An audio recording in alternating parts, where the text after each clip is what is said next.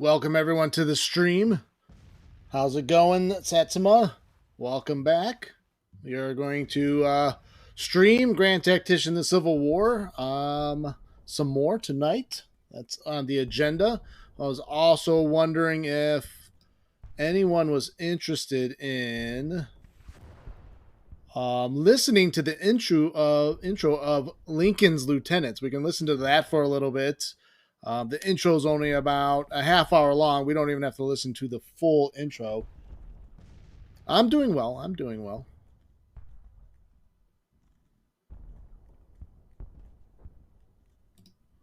All right. Let me double check everything. We're looking pretty good, I think.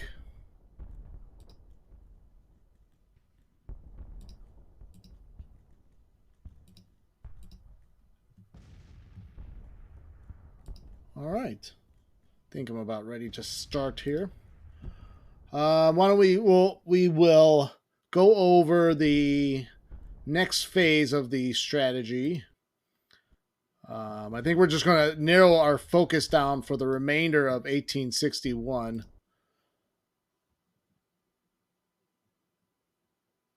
As we have some setbacks, I think.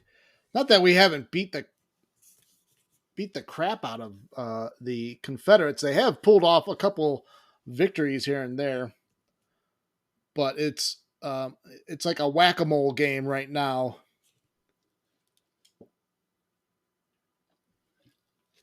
No matter how many times we push back a rebel army out of a area, they keep popping up all over the place like the plague, like a plague of locusts.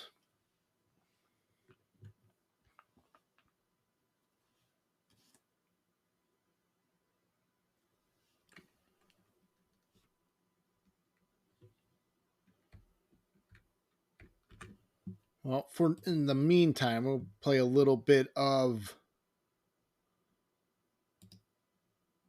period type of music.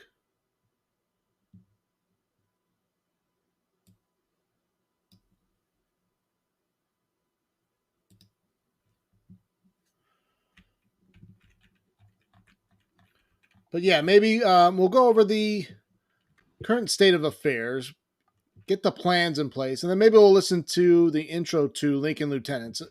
It's a book I am rereading or re-listening to, however you want to put it. Very interesting. It goes over basically the story and history of the Army of the Potomac from the start of the war until the end of the war, until Appomattox. So maybe we'll listen to bits and pieces of the book as we play this campaign. So, in the Eastern Theater, I've pulled McDowell out of the valley. We have secured West Virginia, so that is the good news. And so we've pulled McDowell out of the valley and back across the Potomac. We have been able to fortify along the Potomac, so I don't think an invasion of the North is a concern of ours. So we can probably regroup and rest and maybe shift forces for what I really want to do before winter and possibly reclaim Kentucky for the Union. So I think we can hold the Potomac line pretty easily. We may actually use Hooker as the main reinforcement in Kentucky. Maybe a division here or there. We can probably siphon off the Eastern Theater.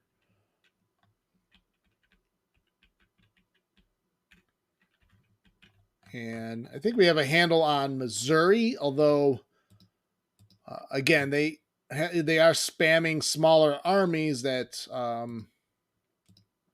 something I don't like to do. Oh, what happened to Grant retreated. Oh, I have him back near St. Louis. So Grant did get defeated in a battle. We are recruiting an army in Indiana also to reinforce Missouri.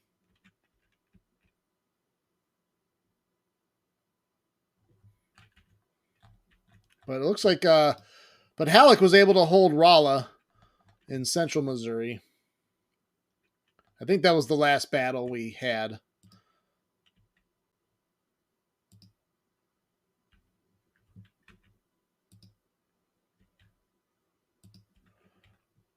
Battle of Fort Munford. Okay, that's right.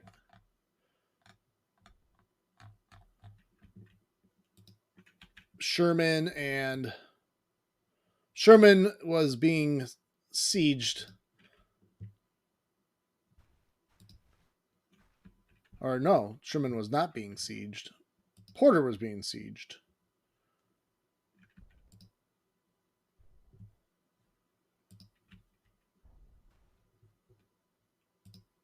I thought it was the other way around.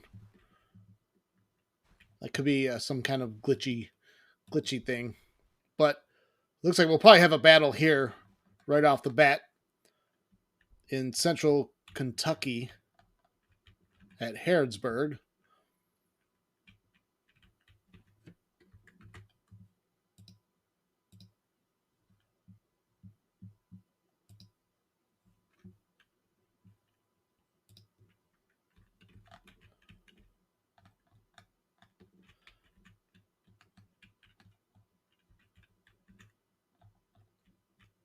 And then welcome anyone else to the stream if you are in there lurking. I hope you enjoy the stream. Grand Tactician, the Civil War.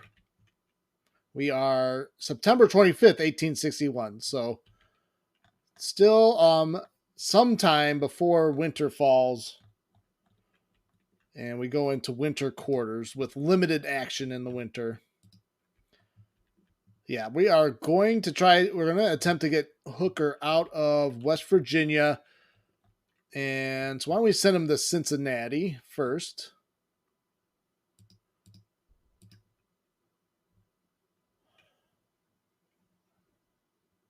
Sup, Mowing? How are you? Welcome to the stream. First time chatter. The funny thing is, we never lost Sumter. So Robert Anderson did not surrender. But we lost Kentucky and Missouri flipped. Now, I may have not been paying close enough attention at the very onset of the war, and the Confederates might have entered Louisville to flip Kentucky, but I don't remember actually seeing that happen. And there was no event firing. Why don't we get started, though? I don't think there was anything else I really wanted to do to start. I know we left off yesterday with this, what appeared to be a battle about to start. So Sherman is now engaged. So we should be able to assault with superior numbers Joseph Wheeler's army of Kentucky. So why don't we get this started?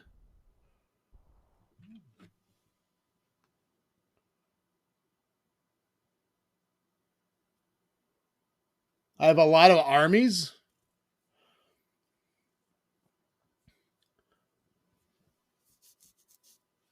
Well, that's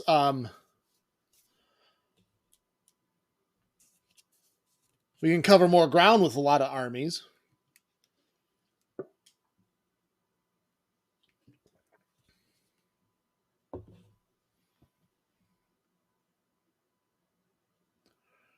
The AI seems to be creating a lot of little armies too, so trying to corral all the little armies that the Confederates are producing. It's like trying to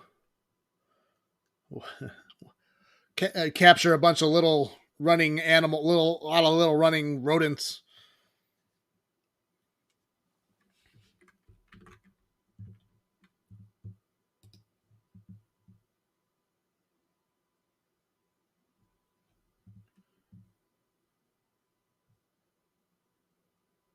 Just through the policies.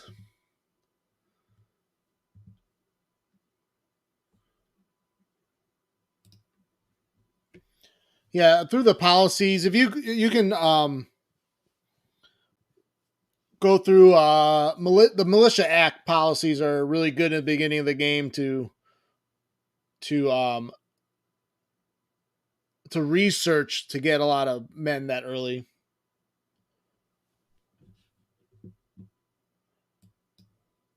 Our scouts report the enemy is near Kentucky, and our army is to prepare for battle. We are facing the Army of Kentucky under the command of Joseph Wheeler. Strength of 14,000 men and 13 guns. The enemy army is green, and the morale is reported confident. Reports indicate their supply situation is outstanding. The supply state of our army is also outstanding.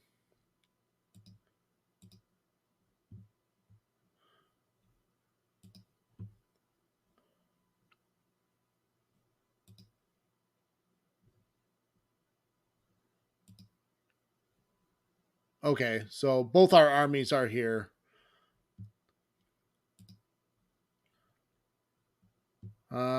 Training is Ohio Army of Ohio and Kentucky. Army training levels are in the 20s now.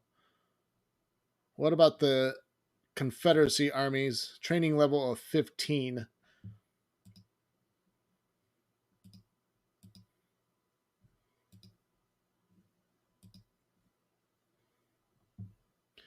Beauregard's division, Taliaferro, Hayes, and Ruggles.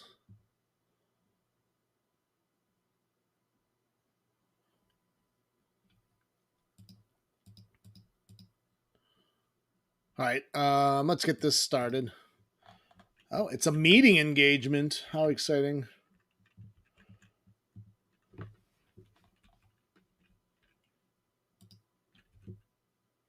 So this is Fitzjohn Porter's first. I think it's his first engagement. I could be wrong. Oh no, it's not. Unless I did transfer these units to Porter, I believe. No, it's not his first.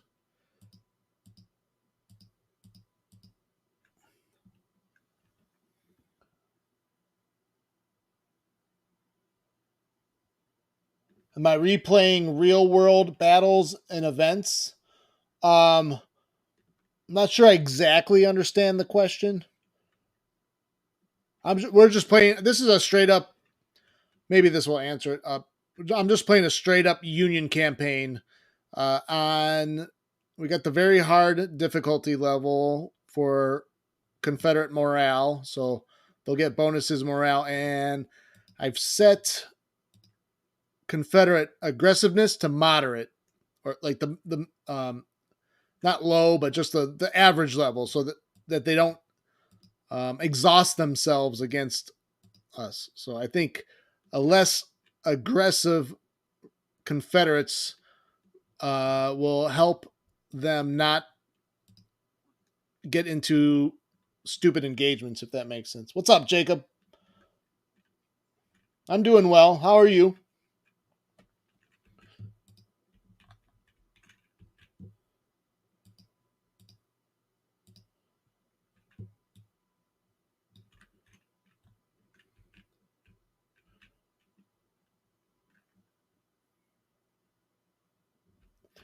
Oh, I'm not playing the historical battles. No. You mean are you talking about the preset battles? I have.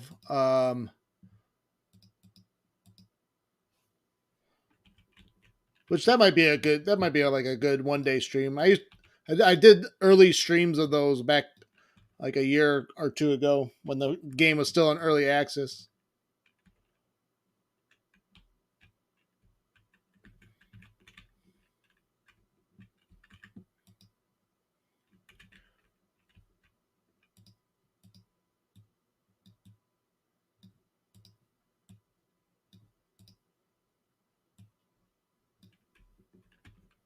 Porter lacks a lot any cavalry.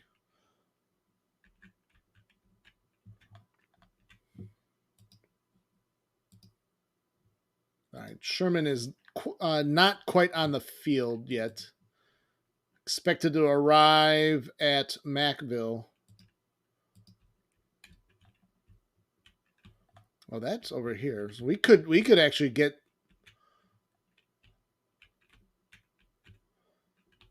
Could try to. We might be in a position to maybe trap the army. Okay, there looks like they'll come here from the corner. They're coming from the southwest. Yes, I am a history enthusiast. Looking at photos of the American War. I think after this battle, we will listen to a little bit to Lincoln's lieutenants while I play, and we can kind of we could discuss that. Let's see what units we have. The light. I think the brigade. Oh no, are they floating? It almost looks like we have a floating brigade situation, but not quite. The Brigade, which is one of the viewers. I forget the name of the viewer that named the brigade. I allow the viewers and followers to name brigades if you so choose. So if anyone is interested in naming a brigade, feel free to do so. If subs of the channel can also name their own division.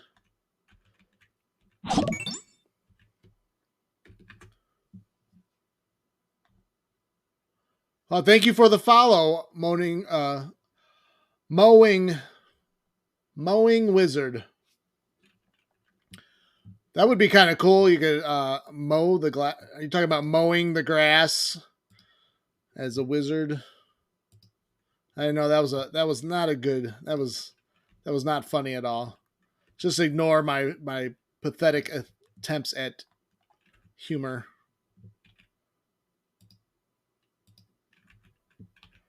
All right. Let's focus on the task at hand, because comedy is not going well tonight.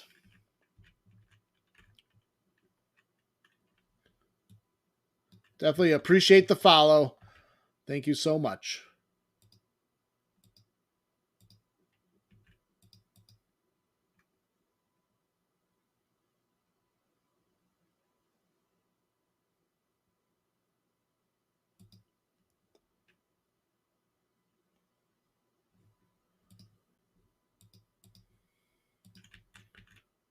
We'll try to get the victory objective, and then that way it will turn into a defensive battle.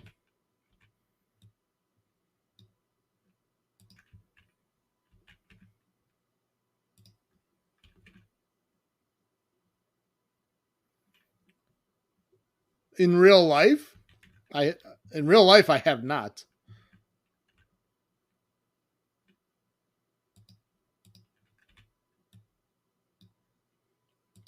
I don't think I've ever fired a firearm, to be honest.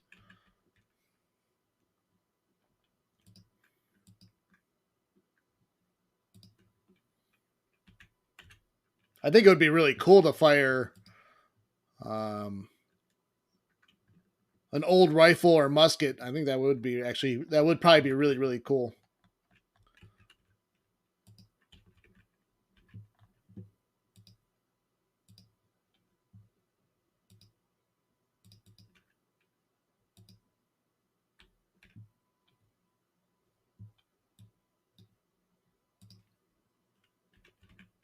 You fired an Enfield? That's cool.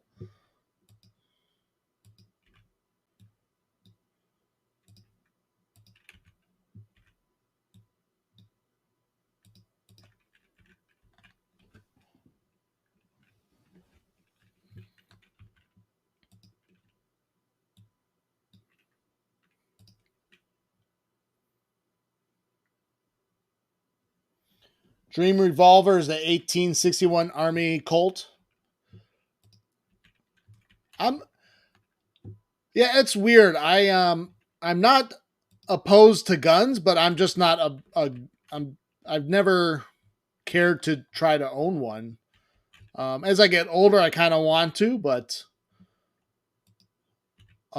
as of right now, I'd rather spend my money on other things. Maybe one day I'll get around to it, but yeah, I just that um, drive to own a firearm hasn't really consumed me, but I'm closer to that day than I probably ever have been. Used to buy Civil War weapons at auctions. Yeah, again, another thing I would actually kind of be cool to get into is getting antiques and stuff like that. I've always just been more of a studier of history. I've never gotten into the actually owning the things.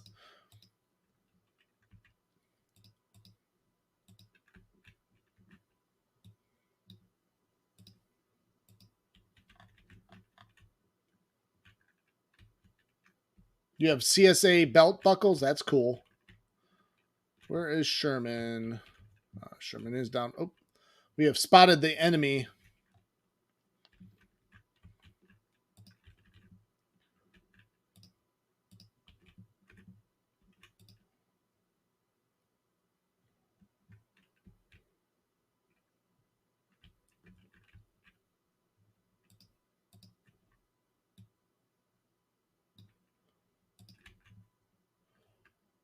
Let's see. My division, the third division under Colonel Cook.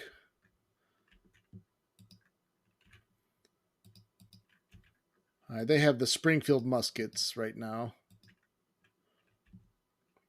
Oh, it looks like the Confederate forces are a little broken and shaken to start the battle off, so that will make things a lot easier for us if several of their brigades are wavering already. It looks like Randolph's brigade is in good order, though. Yeah, Cobb's brigade, Hinman's regiment is also in good order, so Sherman's in the southwest corner. He's just arriving. Wait, where did he go? Oh, he's in the northwest corner. My bad.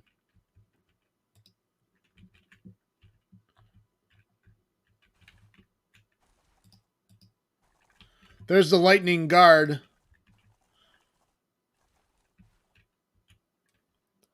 Jacob, is that your unit, the lightning guard?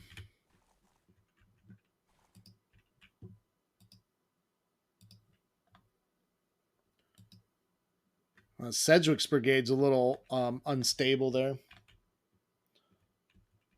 The lightning guard. Just be aware, I mismanage cavalry at times. So don't get too discouraged if I get them into a pickle.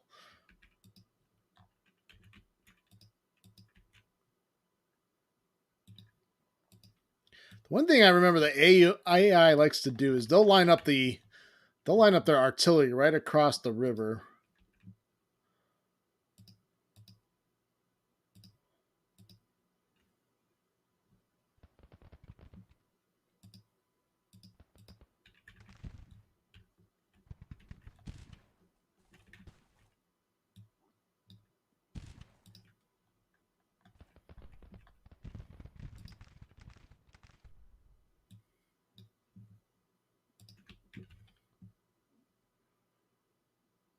So everyone's meeting right at Crawford.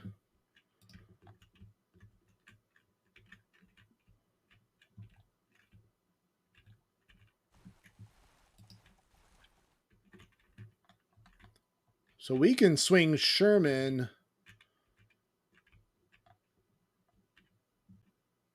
all the way into, we can get right into the flank and rear of the enemy.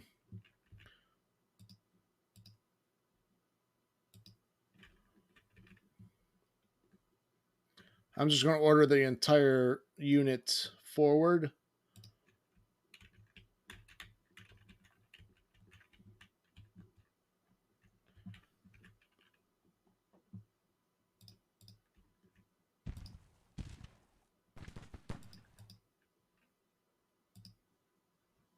Why are they?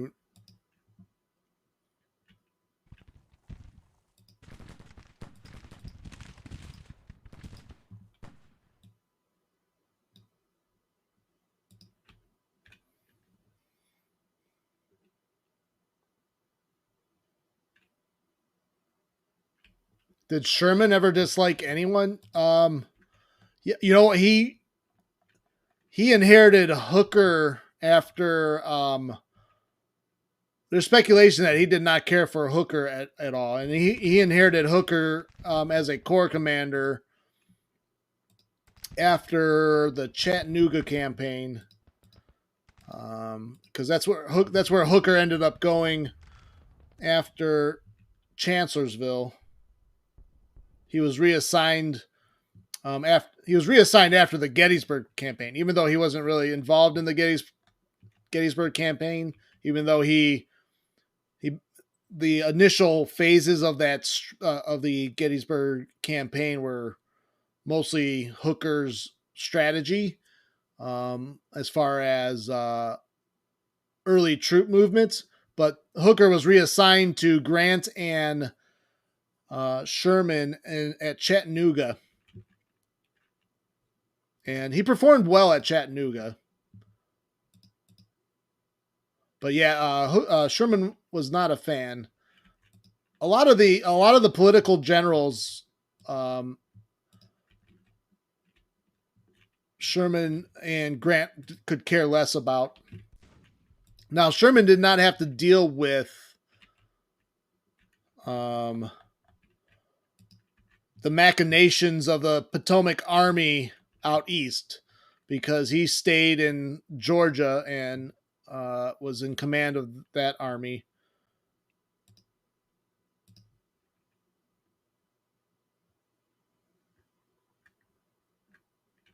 Um, Not everyone. There's people that liked. I think Meade and Hooker got along for the most part.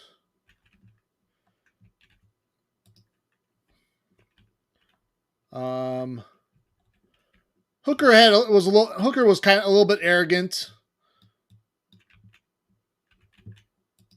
Um, Again, the name Hooker is given to uh, you know uh, the type of woman that the woman of the night types. So that tells you a lot about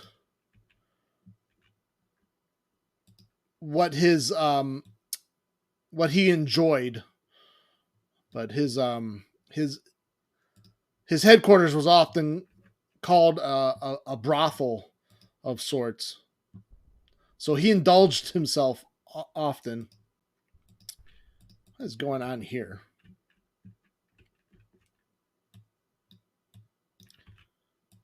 So right now I'm trying to turn Casey, but he won't. He's not. He's unresponsive. I have a brigade that is trying to charge across the river.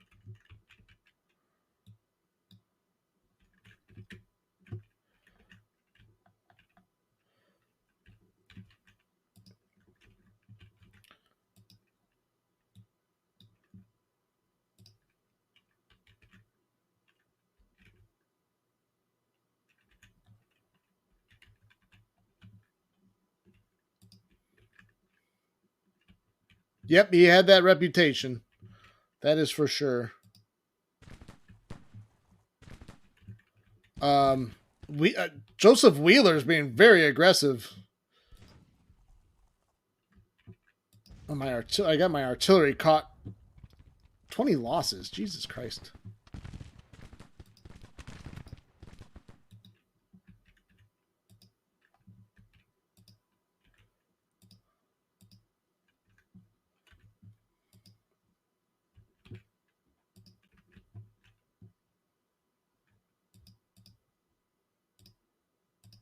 Let's pull the skirmishers back.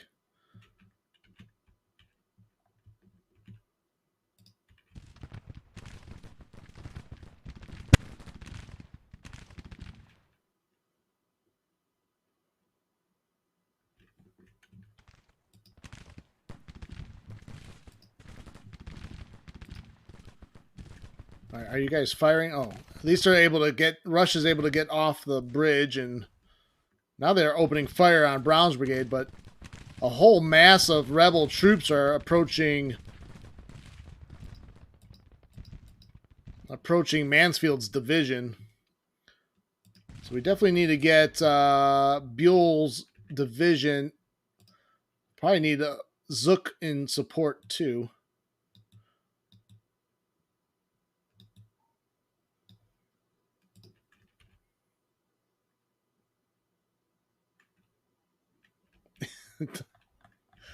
Your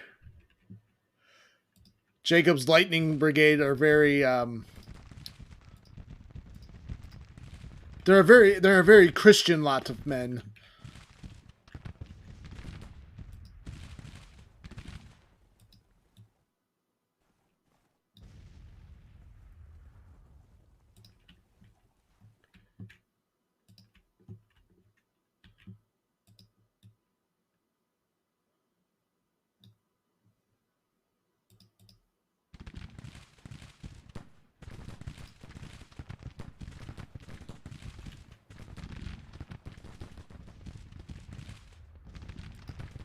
I wonder if we can charge those guns with skirmishers. I have a feeling that might not work out too well. Nope, they stop. They refuse to do it.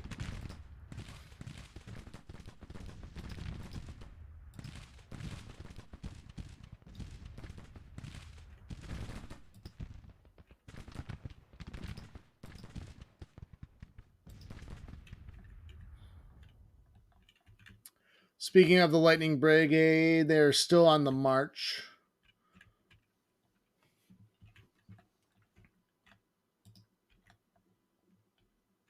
Oh, I still have units with mixed muskets. No. Must remember to upgrade weapons.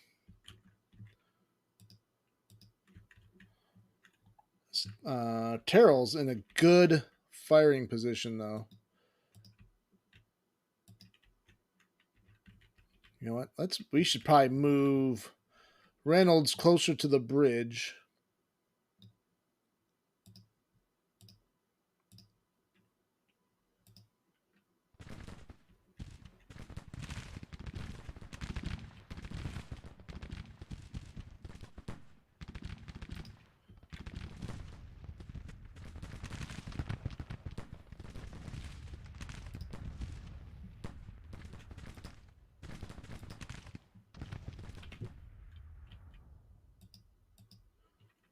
All right, I guess we will move Buell's division to the left of Mansfield.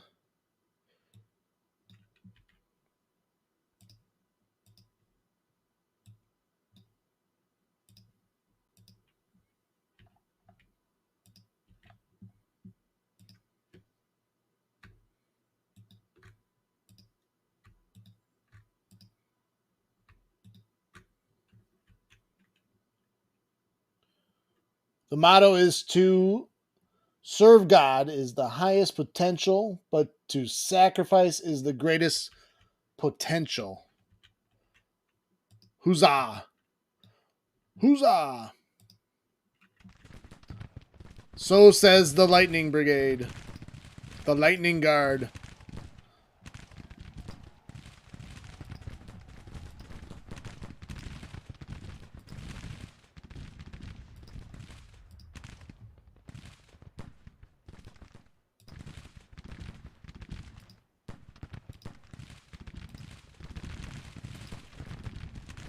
Wow, they're coming in with everything.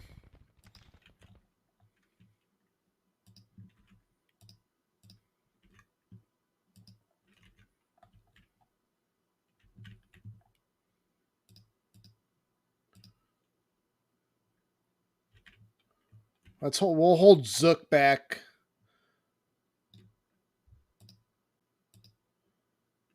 Is French firing? Maybe he can do counter battery fire. Oh, those guns are wavering. That's good. Anything to get their artillery off of us. Let's see if French can range in on maybe their battery right here.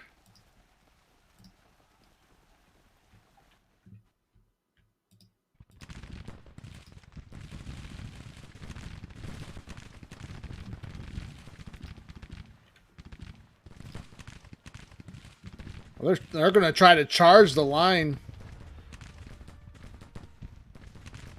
Casey's men are trying to hold back.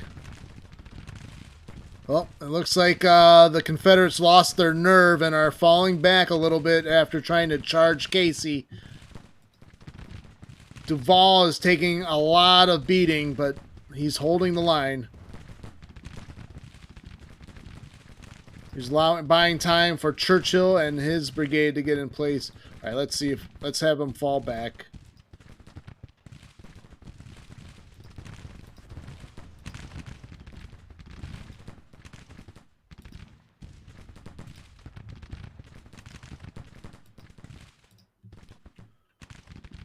All right, they're doing a decent job of falling back without breaking yet. Casey's also starting to waver.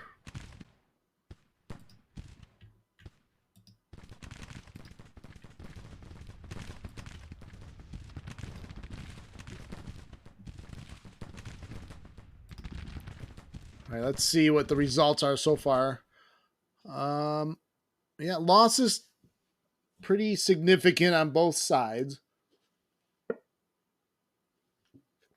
But the Confederates seem content on trying to charge us with inferior force, trying to catch us off guard.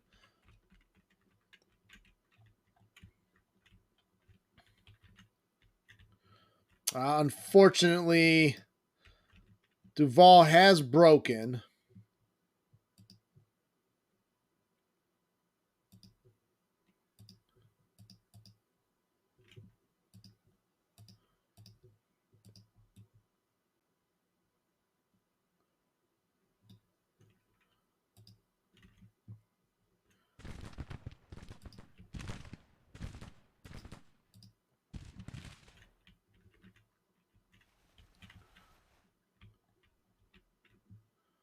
Should probably have Casey fall back too.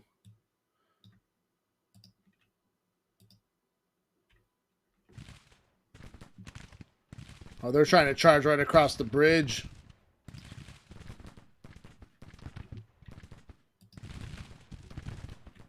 Let's see how the brigade does.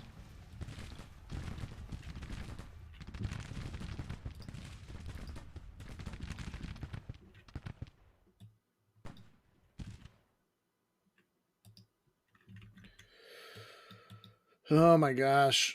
Some of the commands here. All right, there we go. Why are they...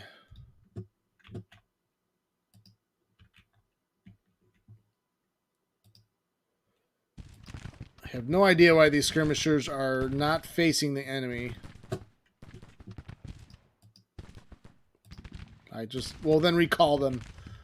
Recall them if they're not going to do their job properly. So yeah, the brigade's having all kinds of command issues.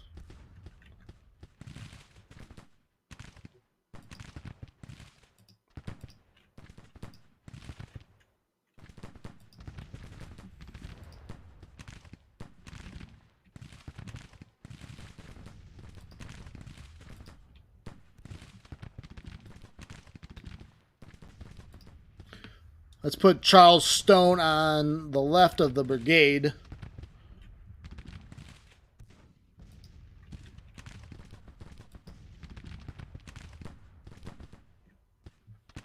Hold until relieved by the Lightning Guard. Unfortunately, I hate to break it to you, the Lightning Guard has been kind of slow. They've been a little bit slow getting to where they need to be. We can probably pull Crittenden over also to the left.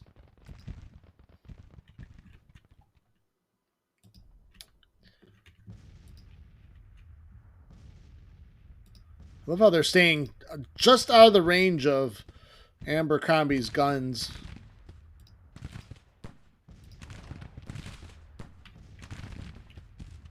We're going to try the laydown order. It looks like they're actually focusing in on the brigade. If I can get Stone's brigade to maybe get some flanking fire. He can't deploy skirmishers?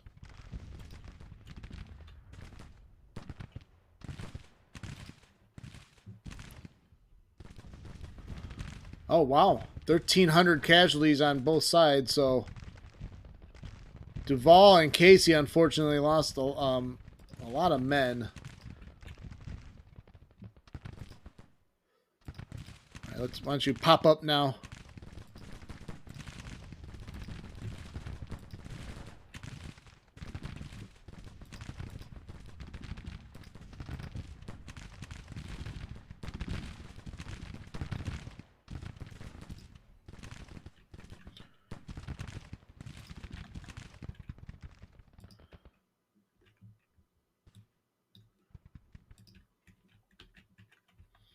All right, how's Sherman doing? Come on, Sherman.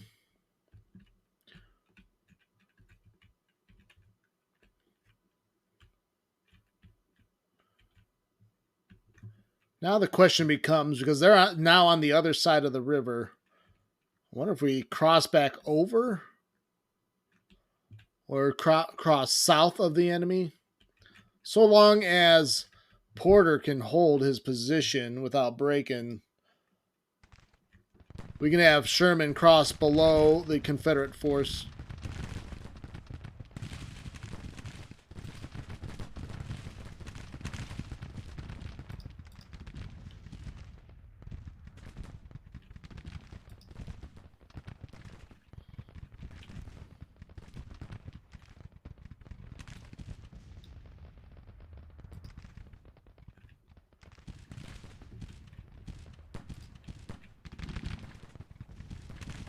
Oh, Churchill's taking a lot of losses. Although it looks like Featherston's brigade is also fragmented. But Stone has yet to engage. We're going to have to bring in... Crittenden's going to have to relieve Churchill and his brigade. Yeah, I say we surround them. Yes. We are of the same opinion.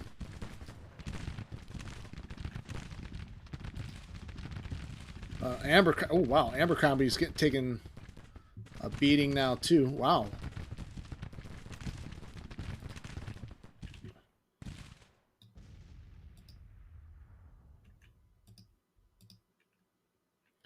If he can come back here and then...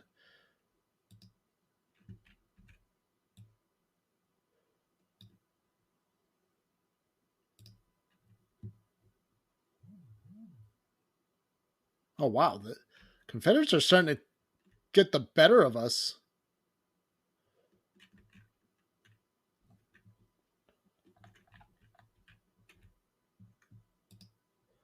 We do have a second line, though.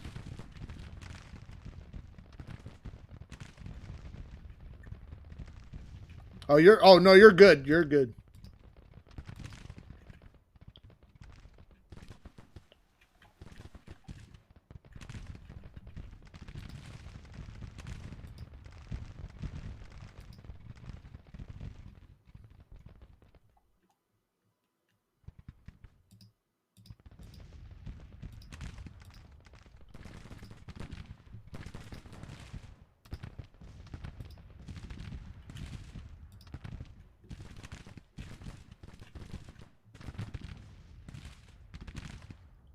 Battle's kind of seesawing now.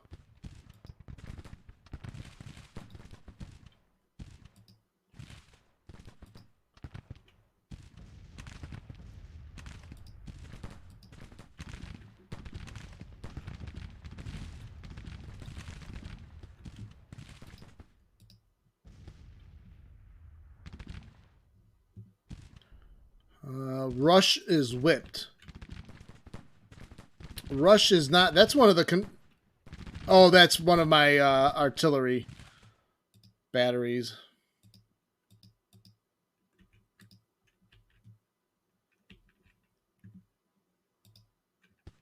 I should have been pulling him back. Mansfield's going to be demoralized.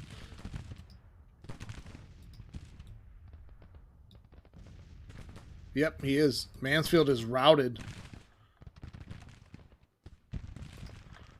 All right.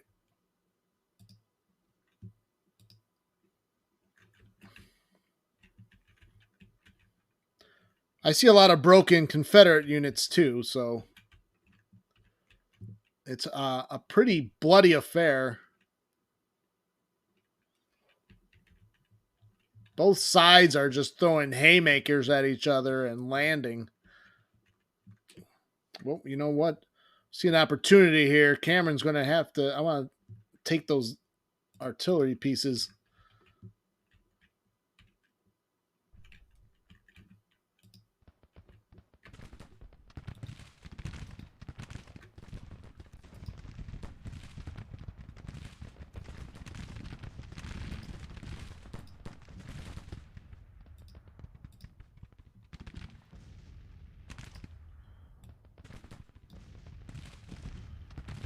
Who else is demoralized? Oh, Porter is demoralized? Come on, hold it together. Got reinforcements on the way.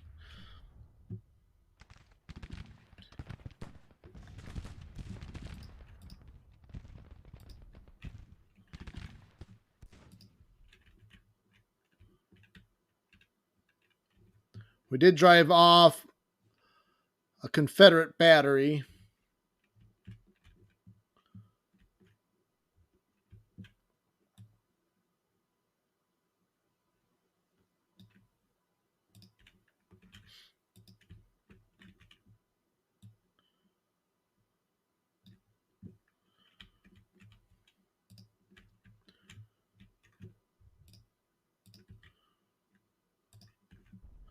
Just keep throwing out skirmishers.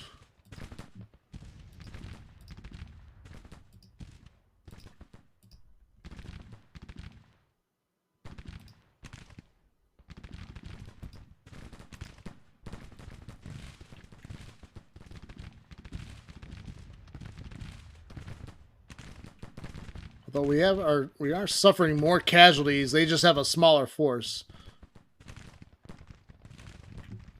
Duval has actually regrouped, but he's pretty shaken.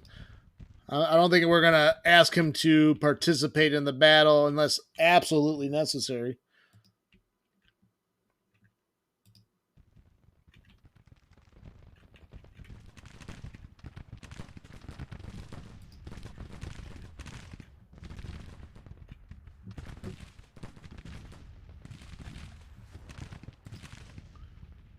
Oh, they're training their artillery on Cameron. What guns are? Is it this piece right here?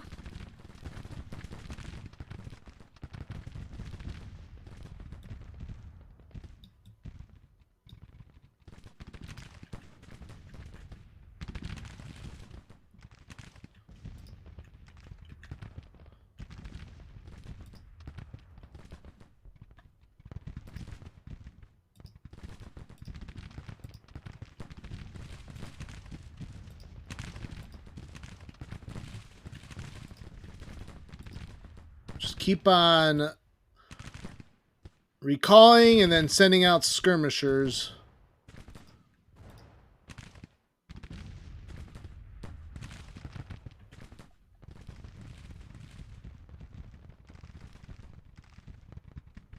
I'm surprised they haven't actually taken the victory position. You'd think they'd have it under control.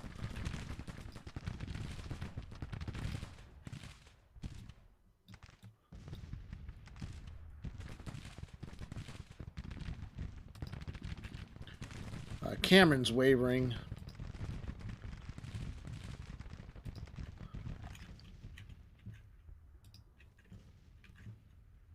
All right, let's send. We're going to detach Stoneman with the Lightning Guard.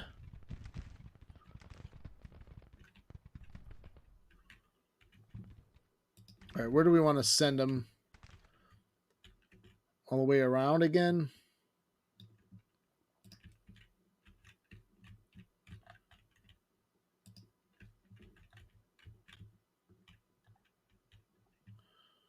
All right, we still have the minor victory. We've inflicted 2,700 casualties to their 31, or to our 31.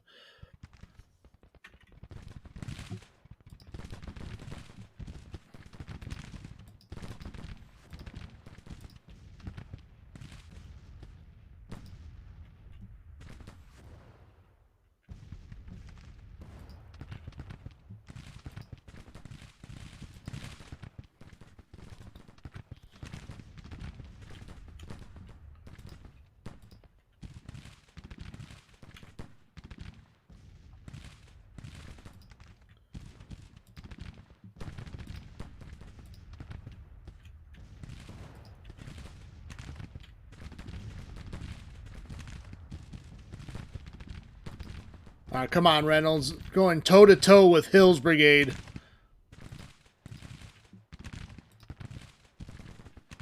Zook can't send any more skirmishers out.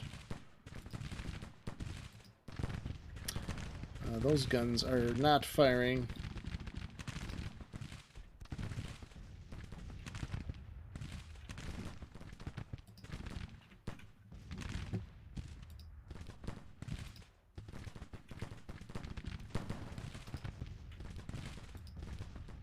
Looks like he drove off Sibley, and Hill is falling back.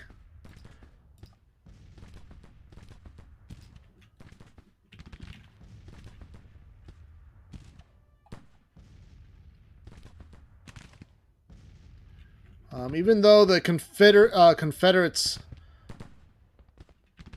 dealt us a pretty significant blow, it looks like they're starting to lose their nerve.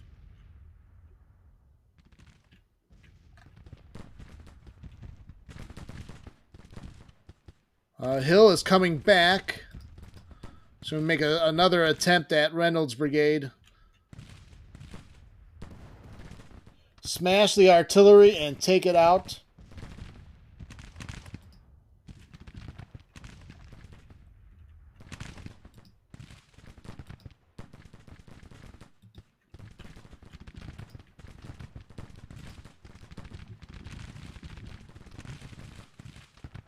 If I could reach them, I would.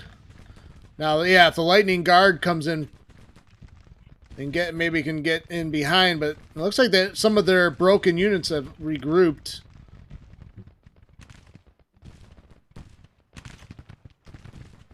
Hill's brigade is starting to waver.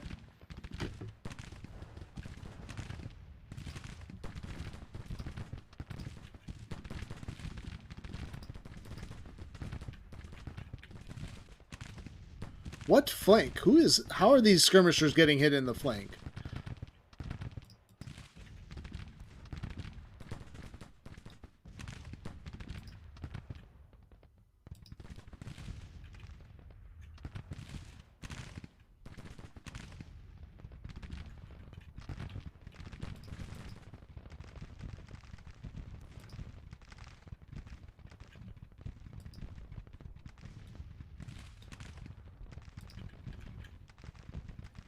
The lightning guard is on the field of battle. They have arrived. You can see that's caused some ruckus in the Confederate lines as they see cavalry is in their rear. And with an entire infantry division behind that.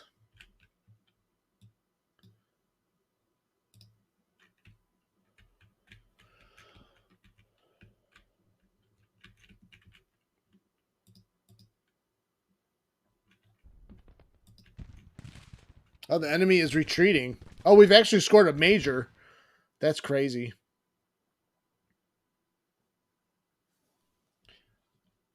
That was a slugfest. For reals.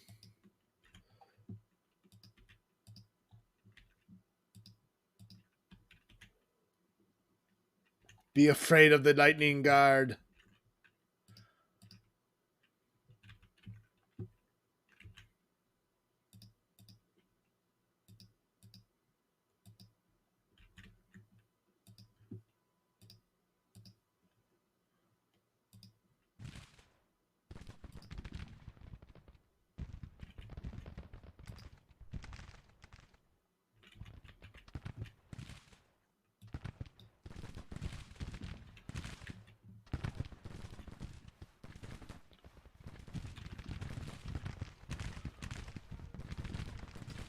Oh, but they ran right into some infantry. Oh, I should probably pull them out.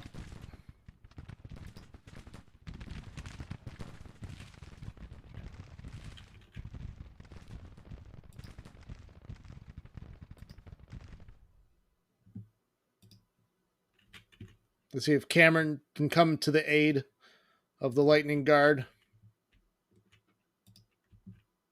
Oh, they lost 95 men.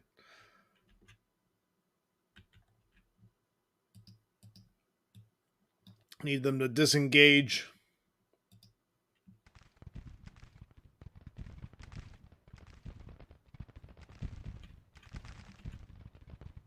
Hey, Dragos. What's going on, man? Welcome back.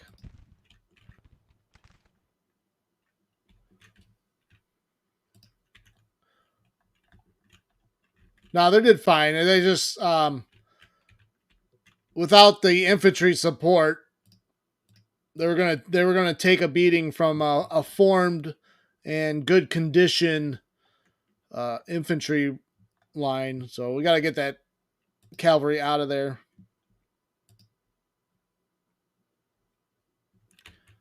We could grab. It looks like we have a couple. We have artillery here that we should probably. Oh,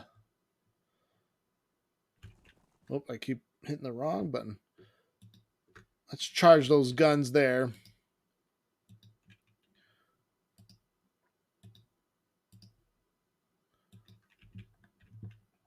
We'll let these guys go unless Sherman can get there in time.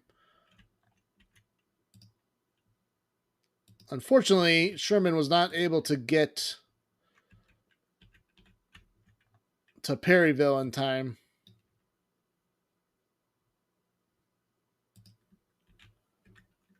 How goes the war?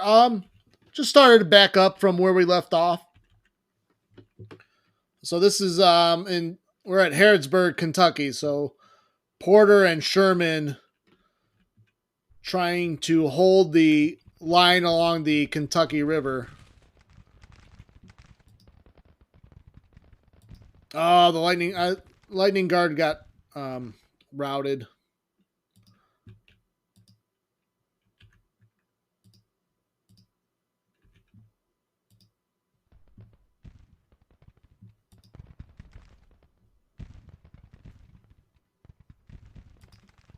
I don't know why Stoneman is going all the way there, though.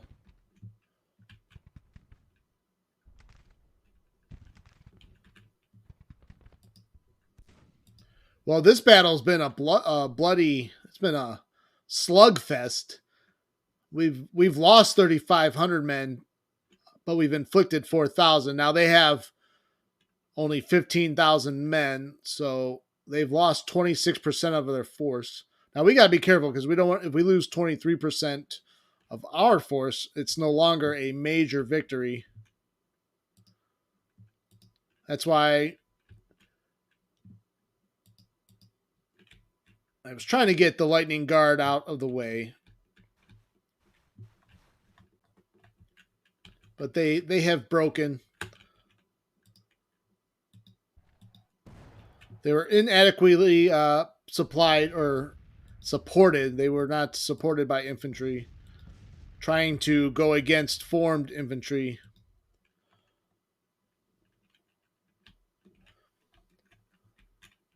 They were improperly led. But they're retreating back through Perryville, which is not a good idea. They haven't lost any more men since that initial 95.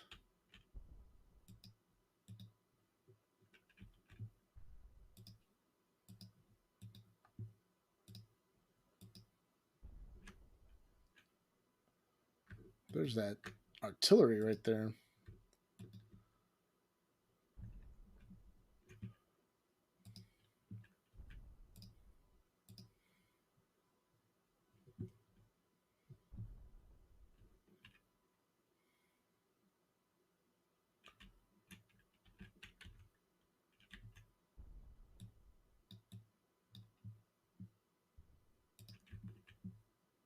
All right, that should probably do it for this battle. So yeah, really real hard fought battle by both sides, but Wheeler is significantly beaten back. So the campaign to reclaim Kentucky is off to a good start. So the main focus for the rest of 61 will be we're going to reinforce Kentucky and try to take Kentucky before winter. We will play. We will be on more of a defensive footing in the Eastern Theater and in Missouri. Although, if there's opportunity in Missouri to advance, we will. Yuko G, what's up?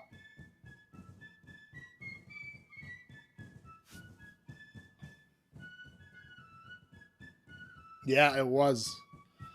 Yeah, Sherman didn't even get himself involved.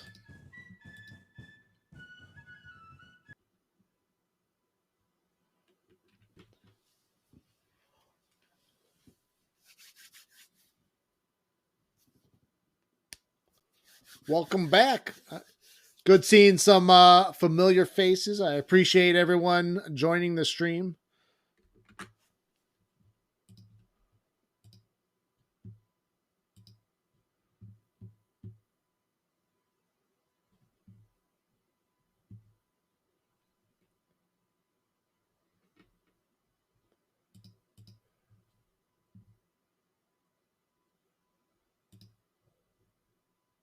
I think we'll let's listen to the intro here of Lincoln's lieutenants.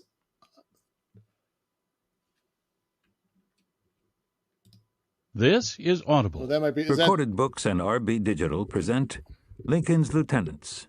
Is that way too The loud? High Command of the Army of the Potomac by Stephen W. Sears. Narrated by... Was that way too loud? It was way too loud on my end.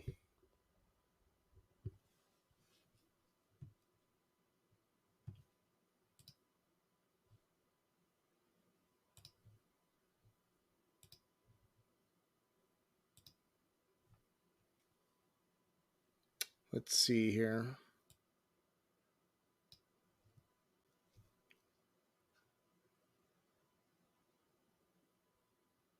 Were you able to hear any of the book?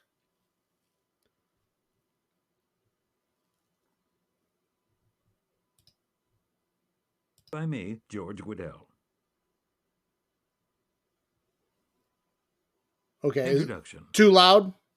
In his memoir, General Régis de Trobriand cast a look back at his 4 years in the Army of the Potomac and remarked on that army's unique wartime role.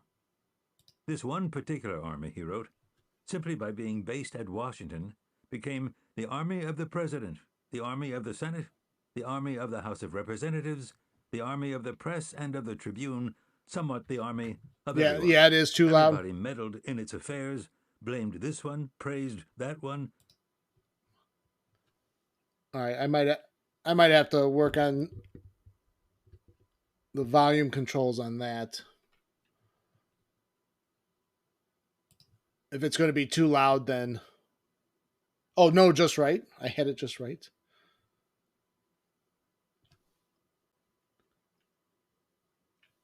All right, let's check this out one more time. Exalted such a one, abused such a one. This meddling, pervasive and never-ending, led the Army of the Potomac's officer corps all too often to worry about the enemy in the rear as well as the enemy in front. On that account, these particular lieutenants of Mr. Lincoln's were challenged as no other generals, nor... All right, I'll pause it there for a second. Glorious victory at Fort Munford, Army of Kentucky fleeing in panic. Colonel Abercrombie loses face. That's not good. Colonel Stewart loses face. Capture 2,400 rifles and 5 guns. All right, so we are, just to recap very quickly, we are reinforcing with Hooker in Kentucky. We might even pull some more forces out from the east. You need to train the Lightning Guard yourself.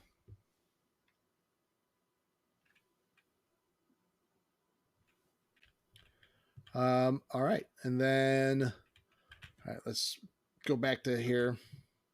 North or South in the Civil War. That challenge came atop the already stark perception that in this contest, between armies of the same nation and blood, as Major Henry L. Abbott put the matter, it was command that made the difference. In spring 1861, General-in-Chief Winfield Scott collected those at-hand regular Army officers who had not joined the secessionists and put them under Irvin McDowell in defense of the capital. Soon enough, routed at first Bull Run, McDowell's Army of Northeastern Virginia gave way to a name change and a new commander, George Brinton McClellan. McClellan played a major role picking generals for his newly christened Army of the Potomac, and many of his choices were in their turn McClellanized, a contagious disease diagnosed by critics as bad blood and paralysis. The era of McClellan, lasting until November 1862, witnessed the largest campaign of the war. On the Virginia Peninsula, the bloodiest single day in the nation's history, at Antietam, and in between the brief reign of General John Pope, who blundered his way to the Potomac Army's second defeat at Bull Run. It was an era when generals, from Army headquarters down through corps, division, and brigade, indulged themselves in the politics of war. Historian Bruce Catton called it the era of suspicion. The press was cosseted and leaked to. The radical Republican Congressional Committee on the Conduct of the War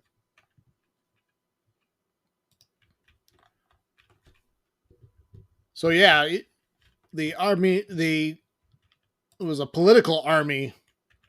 They were all suspicious of each other. Now, I did notice something with the projects. It looks like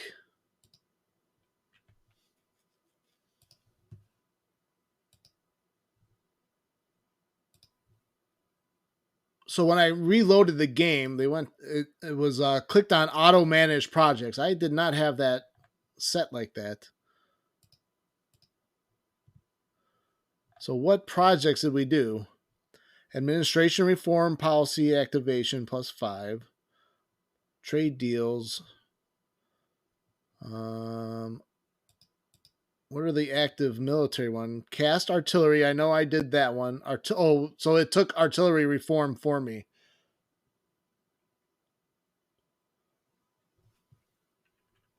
Yeah, political army, suspicious of each other. All right, let's click auto manage projects off again. I was trying to save up, but I wanted to take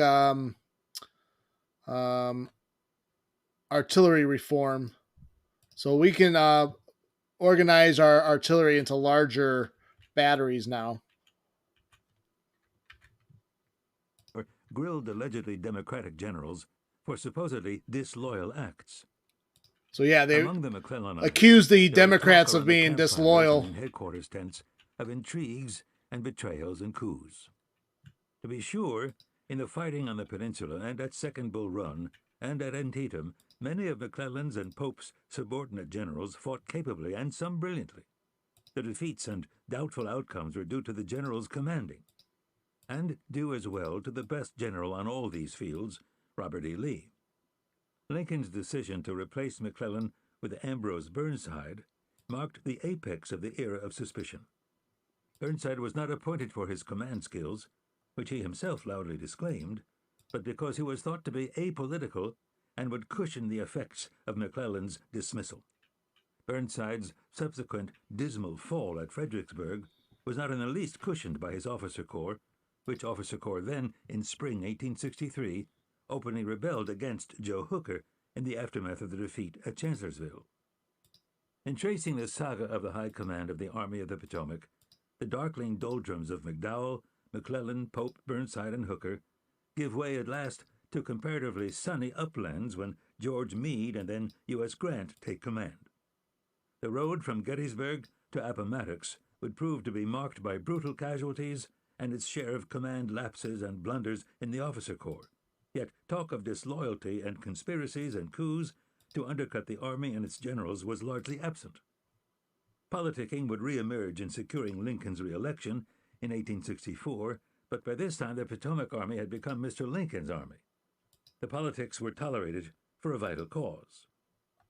The High Command that closed the war in April 1865 was a world apart from the High Command that opened the war. This had become a largely self-taught army led by volunteer officers from civilian life. 4 years of fighting cost 21 of its generals their lives, but somehow, through trial and tribulation unimagined, the Army of the Potomac kept its identity and its purpose, and its resolution steadfast until final victory.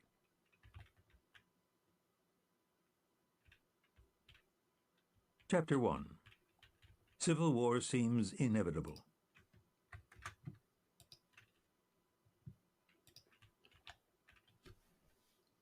So the summary in chapter 1 is it's all about Winfield Scott and his ideas about what to do if the southern states secede.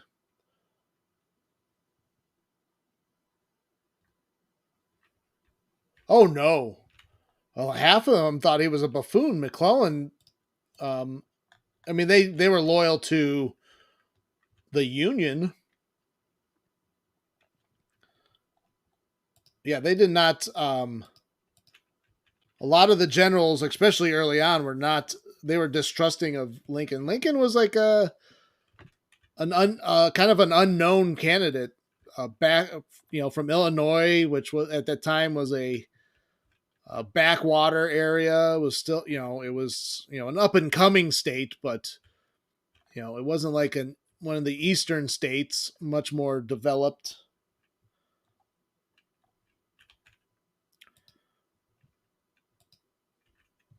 Let's upgrade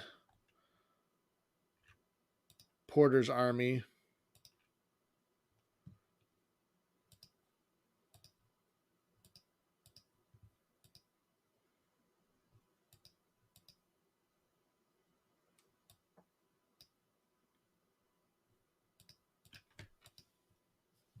Actually, let's put French in charge again of...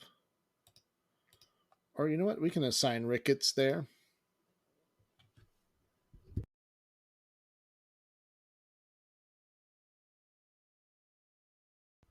Yes, but he moved to Illinois, and that's where that's what his career started, in Illinois, as a lawyer and a politician.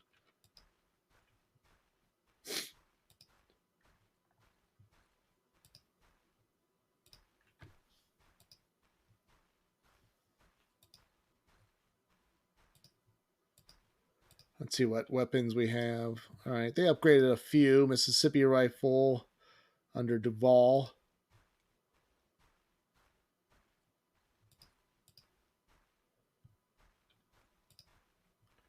Oh, they should have better. Okay, good. They do not have. They have the Plains rifle. So a little bit better than mixed muskets. Model 1817 rifle for Reynolds. What's we got 400 yards and 2.5 rounds a minute.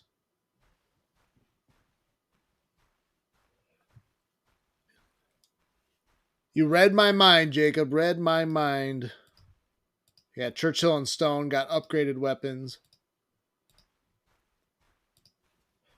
All right, let's we'll listen a little bit more.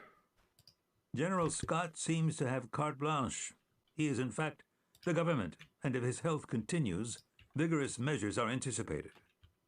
So wrote Edwin M. Stanton, late Attorney General in James Buchanan's cabinet, and future Secretary of War in Abraham Lincoln's cabinet, in a letter to the former president dated May 16, 1861.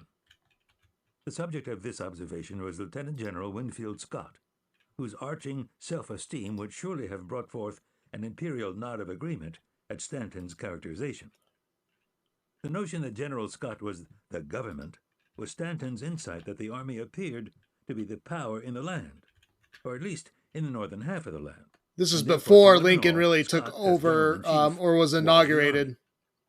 In fact, Scott's role during the secession crisis and now the war crisis had traced an erratic course. But then Winfield Scott was by nature erratic. His heroics in uniform went back to the battles of Chippewa and Lundy's Lane in the War of 1812, and the regular army he afterward nourished showed its mettle under his brilliant command in the war with Mexico. He was appointed Army General-in-Chief in 1841 and breveted Lieutenant General in 1855. In the meanwhile, old Fuss and Feathers squabbled publicly with one fellow general or another, ventured disastrously into presidential politics as the Whig Party's candidate in 1852, and in a fit of pique moved Army headquarters from Washington to New York so he would not have to associate with President Franklin Pierce, who had defeated him so handily. Scott remained implanted in New York during the tenure of Secretary of War Jefferson Davis, with whom he carried on a vitriolic feud. As the election of 1860 approached,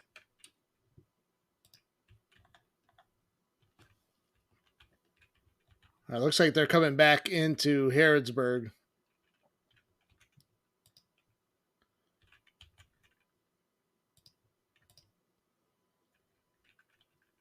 How's the book, everyone? Keep going with it, or too much of a distraction?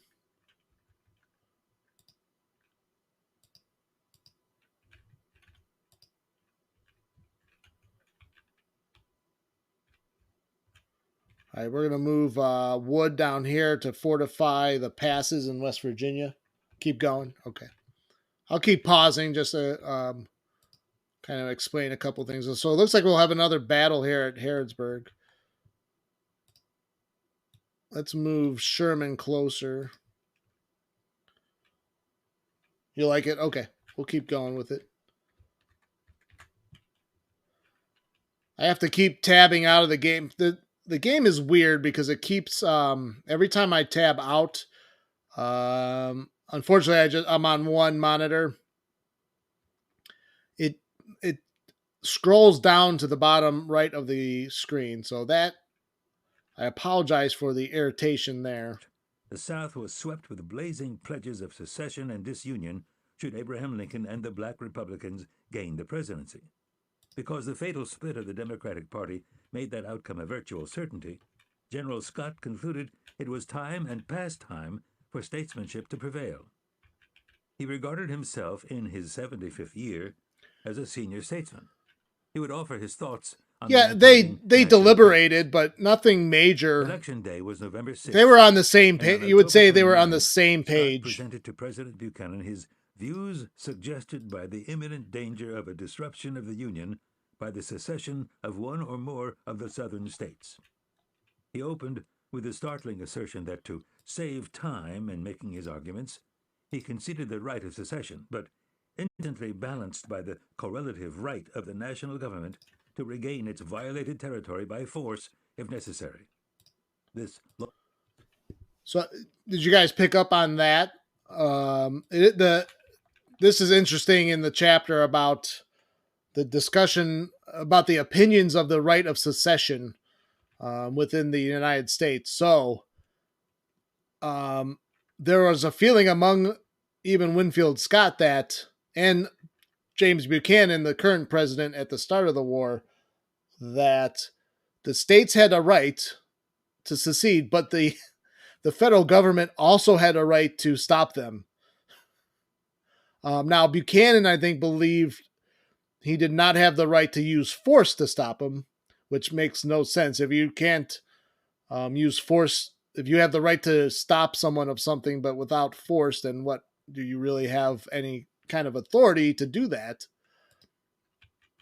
But it is very interesting to hear. And then similar with Winfield Scott, they felt that there's they had every right to stop the secession movement, but um, at but stopping short of all out war. He was just extremely indecisive. Yeah, which didn't help things at all. Lame duck president in the fullest sense of the word. Lawyerly stipulation, Scott had briefly been an attorney in the early years of the century, would delight Southern secessionists and dismay Northern Unionists. He warned, should the Union be broken up by whatever political madness may contrive, its fragments could never be reunited except by the laceration and despotism of the sword. Scott's acceptance of the legality of secession revealed political naivete, but his warning of secession's poisonous fruit reflected the reality of war as experienced by the nation's premier warrior. After an excursion into a fantastical alternative to civil war, the peaceful partition of the nation into 4 confederacies, each dictated by natural boundaries and commercial affinities, Scott returned to Earth with specific military advice to forestall the danger Yeah, of an early oversimplified's act of good. rashness preliminary to secession. By an act of rashness, he meant the seizure of one or more of the forts guarding ports and harbors on the southern Atlantic and Gulf coasts. Most had skeleton garrisons or no garrisons at all. He named them Fort Jackson and St. Philip on the Mississippi below New Orleans, Fort Morgan at Mobile Bay, Forts Pickens and McRae at Pensacola in Florida, Fort Pulaski at Savannah, Forts Moultrie and Sumter in Charleston Harbor, Fort Monroe guarding Hampton Roads in Virginia. In my opinion, all these works should be immediately so garrisoned as to make Charleston. any attempt to take any one of them by surprise or coup de main ridiculous. There's Fort Pickens. In addition to Buchanan, Scott directed a copy of his views to the secession-minded Secretary of War John B. Floyd of Virginia, who saw to its private circulation in the South. Wider circulation came with its publication in Washington's National Intelligencer on January 18, 1861. Buchanan would remark that the general's paper was sufficient to set the South on fire.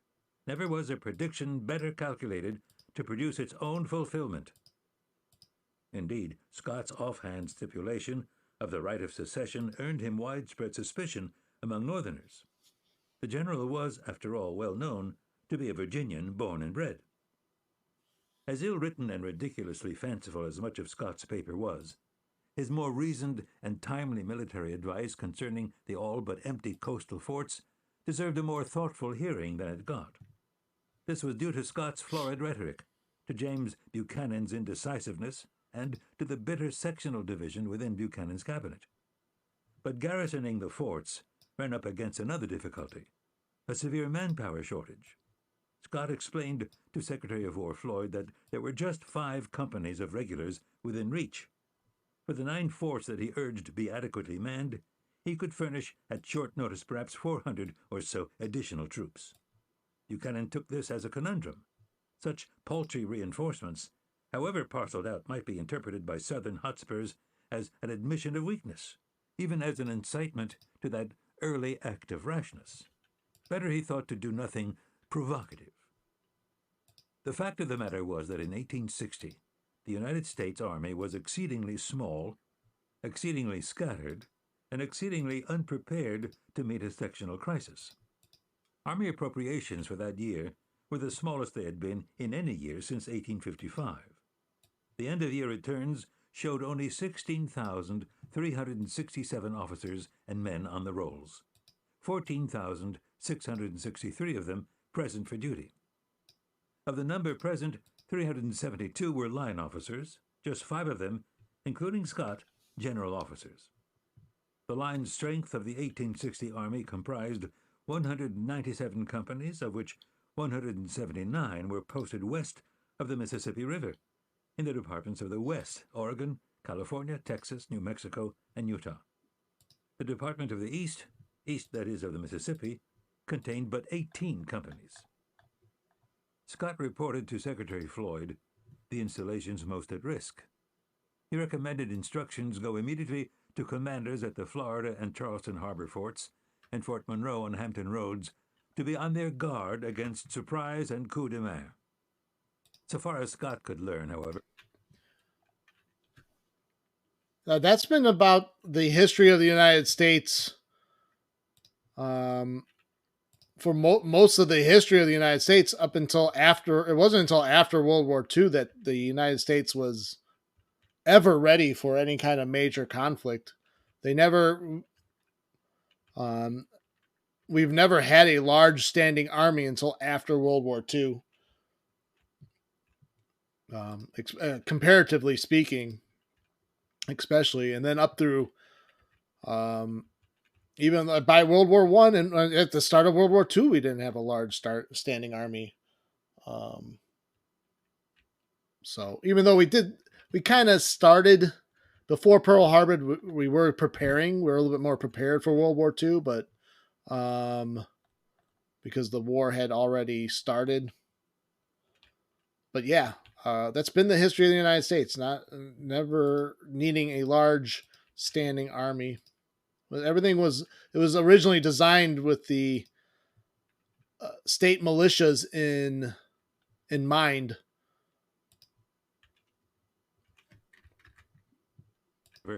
his advice was falling on deaf ears. He wrote Kentucky Senator John J. Crittenden on November 12th, "My suggestions seem to have no good effect at Washington. In other words, I have had no acknowledgment from either President or Secretary, nor has a single step been taken." In fact, one small step had been taken. On the day of the presidential election, Secretary Floyd called for an inspection of the forts at Charleston Harbor, where the potential for trouble seemed greatest. He chose Major Fitz John Porter, Assistant Adjutant General, for the task. Major Porter was marked as one of the Army's bright young men. West Point class of 1845, he had won 2 brevets for gallantry and suffered a wound in the war with Mexico. He returned to West Point as an artillery instructor and had been in the Adjutant That's General's Porter office right since here. 1856. Porter reported on November 11th, 5 days after Lincoln's election, that he found an inflammable and impulsive state of the public mind in Charleston, to a great extent characteristic of the feeling manifested throughout the state. Very, very masterful The defensive principal post, general. Fort Moultrie, was manned by 2 companies of the 1st Artillery, 10 officers and 64 enlisted men, only 36 of whom were present for duty. Moultrie was in a dilapidated condition, and its unguarded state invites attack if such design exists. Fort Sumter, in splendid isolation out in the harbor entrance, was more defensible. But at the moment it was unmanned and unfinished, with just a portion of its ordnance mounted. Major Porter recommended reinforcing the Moultrie garrison and a general upgrading, but due to the higher temper of the times, much delicacy must be practiced. There's Fort Moultrie. Was an old-timer named John So L. the 3 Gardner, forts of Charleston a Harbor. Massachusetts Yankee, not thought to be the sort to practice much delicacy. Colonel Gardner wanted drilled recruits to fill out his 2 companies, and a reinforcement of 2 companies to occupy Fort Sumter out in the harbor, the only proper precaution. Gardner's proposals appeared to Washington more provocative than delicate, and he was relieved. His replacement was Major Robert Anderson, 1st Artillery. The major was a gentlemanly Kentuckian whose wife hailed from Georgia. It was hoped he might be more agreeable to those inflammable and impulsive Charlestonians. On November 13th, Anderson reported to General Scott at Army headquarters in New York for instructions. He was informed by the testy General-in-Chief that there were no instructions to give. Scott explained that Robert all Anderson matters relating to the Charleston forts were closely held by Secretary of War Floyd.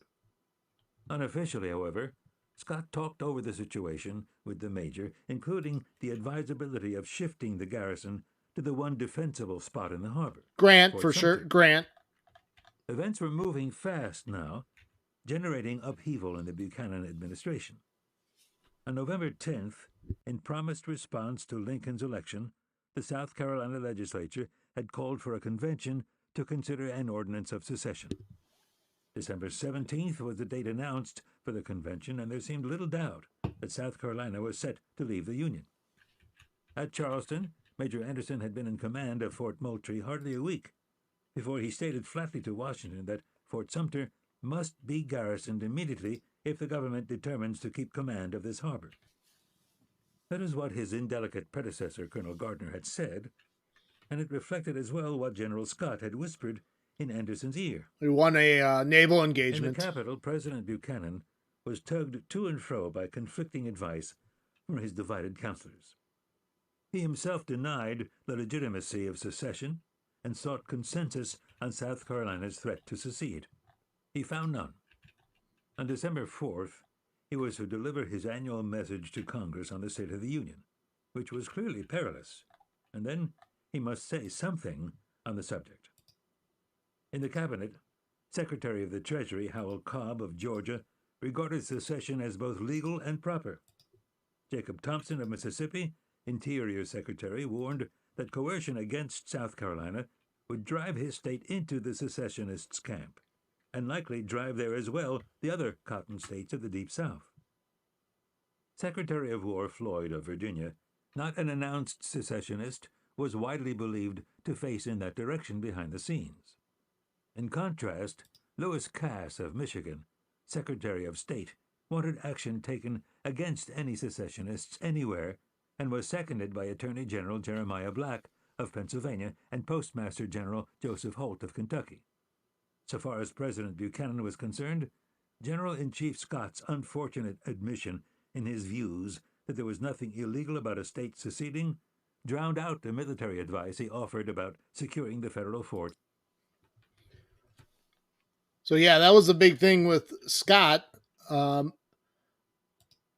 He thought it was legal for the states to secede, but also advised to reinforce the forts at Charleston, Moultrie, and Sumter, and reinforce Fort Pickens at Pensacola, which contradicted his views about secession.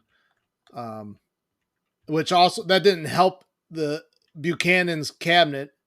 You already had a president who was indecisive and stubborn, so there was no like definite. Scott was a little bit more wishy-washy. He was he thought he had a good plan to reinforce the forts, but he didn't want to execute them. All right, so we have a battle here. We will play the battle. We'll take a break from the book for a minute, and it looks like the other army in the Army of Tennessee is trying to attack Porter, John Porter.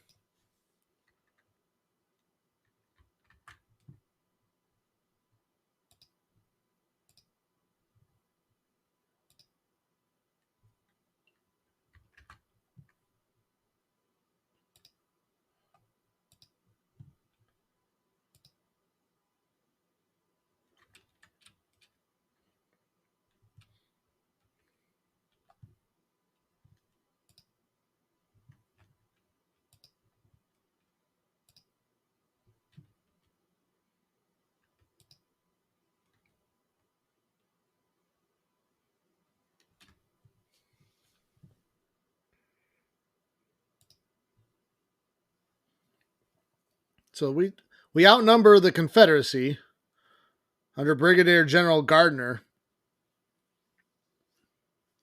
So, Second Battle of Harrodsburg.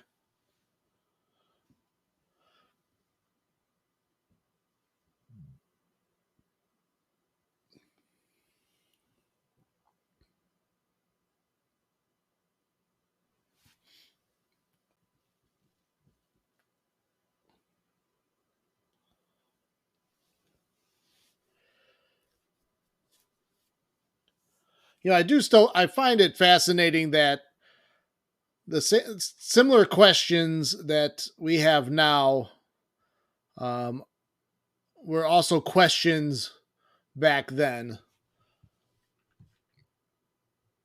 I mean, there's still talks about the legality of secession, but I mean, never mind, we fought a major war to decide that.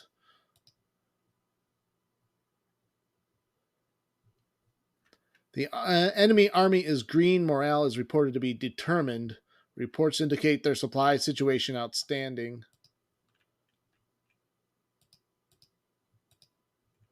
We are on the attack, though. How's that? That doesn't make sense to me. We should be on the defensive.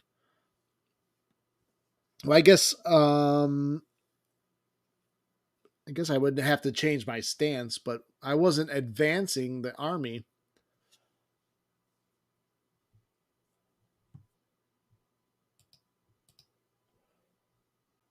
Oh, this Confederate army is a lot greener than the other Confederate army. Hopefully that works out to our advantage.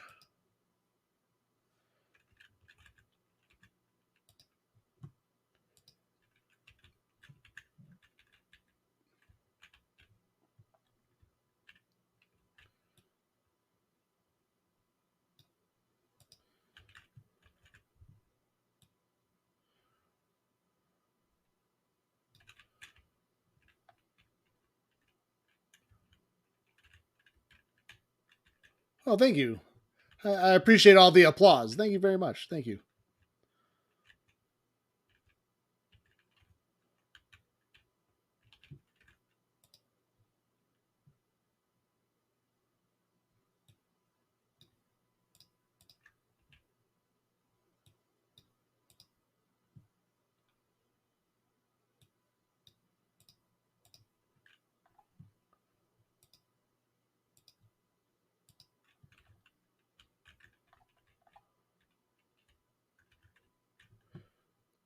Sherman should be in the battle too. He is 4 hours away.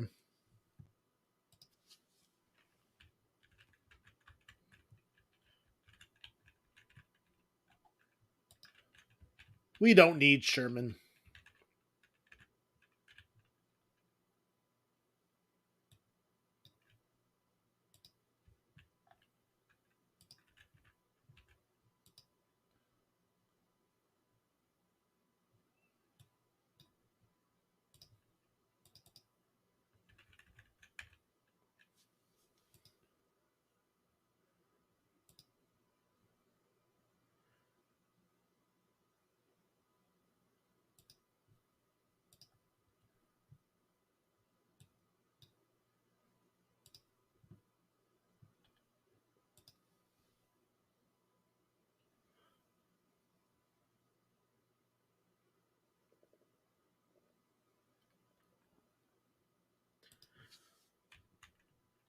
So we'll probably just we'll see if they are. I wonder if they are engaged or entrenched along Peters Hill. If they are, we might try to cross at Doctor's Creek at Sinkhole Valley and maybe flank it. They probably could be even lined up along the stream here, which is actually probably more defensible.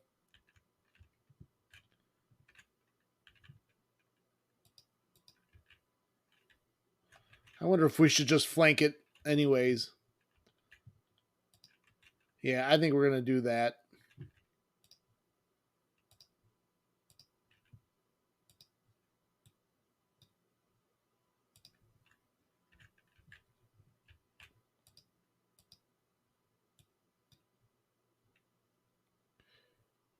Stop.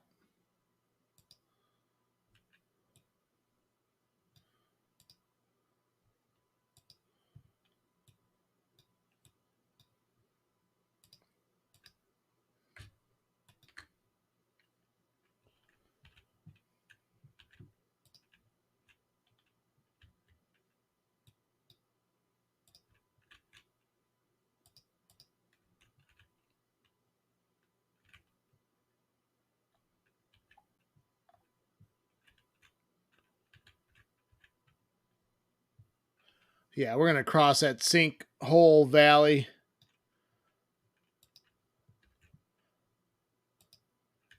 Are you sure that's safe? Crossing at Sinkhole Valley? Doesn't sound very good.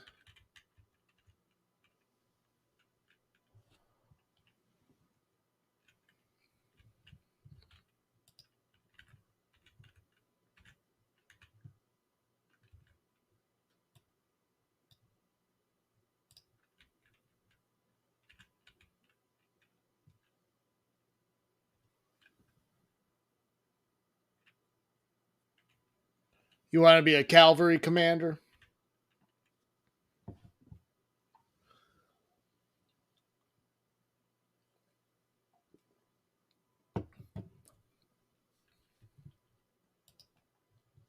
There were certain perks to being in the cavalry because you operated behind enemy lines and on their flanks and would often raid their supply wagons or you would raid towns and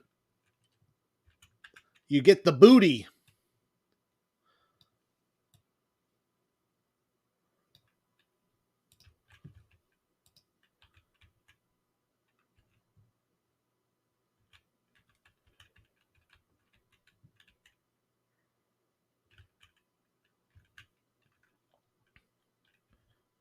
It is 7:40 in the evening, so we'll probably hit nighttime. Where is Sherman? Oh yeah, they were dug in across the creek.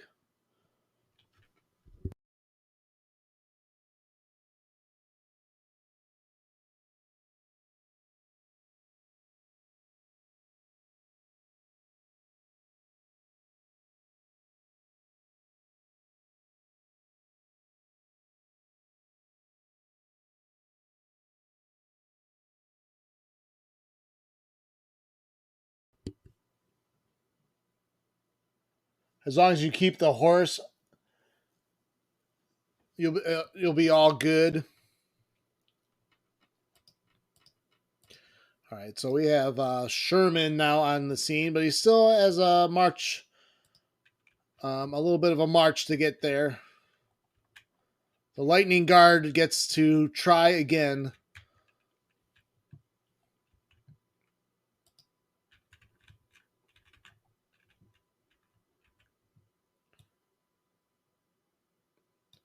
So since the patch is done to the game, the AI does do a better job repositioning after nightfall.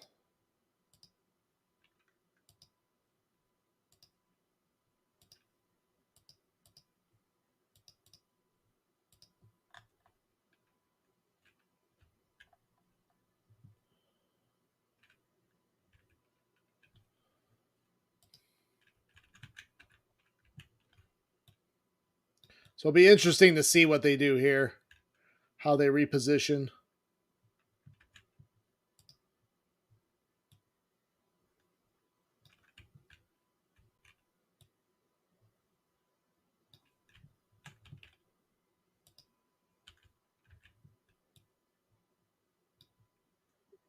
Why is Ricketts unstable already?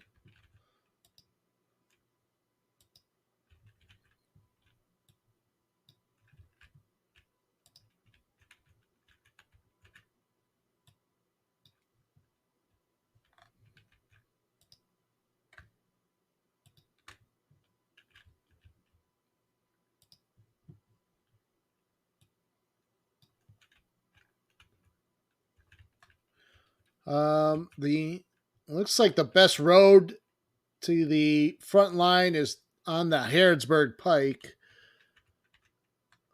Yeah, there's no east west, no good east west road. So I guess we'll go down Harrodsburg. I guess we'll have to go through. I guess we could take the trail across Chaplin River. As long as we don't, yeah, let's not get distracted at the brothel on the eve of battle.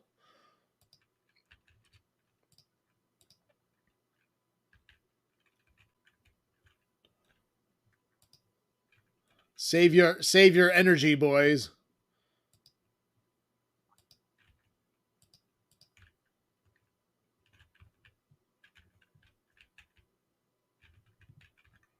All right, let's get started. It doesn't look like they repositioned.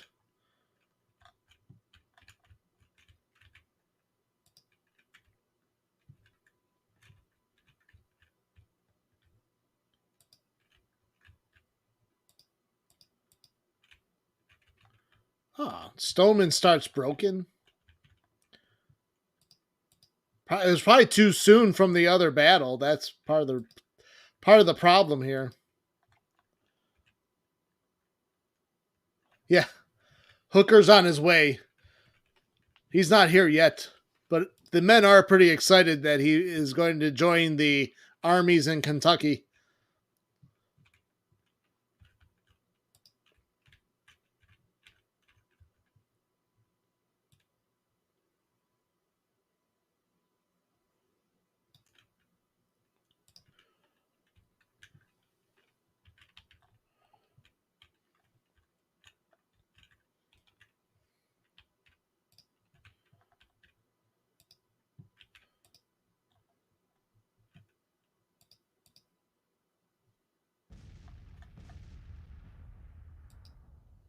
So that doesn't make any sense that Abercrombie has turned his brigade around.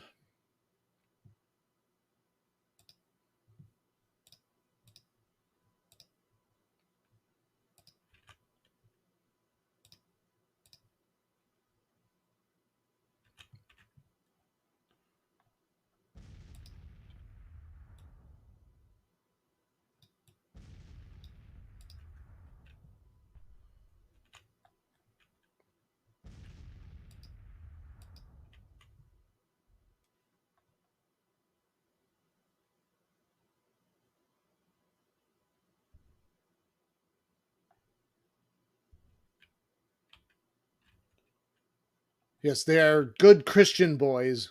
They do not visit brothels. They have taken an oath.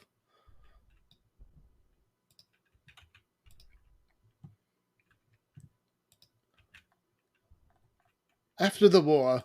We are saving ourselves for after the war.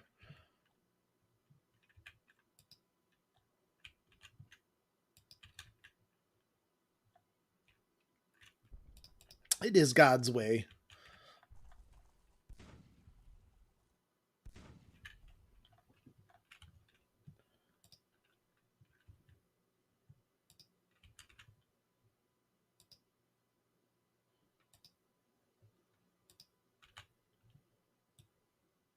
I guess that would be the one advantage this army has over us is they did not fight in that other battle, so they are fresh. The Confederates are fresher than we are. Now Sherman did not fight other than the Lightning Guard.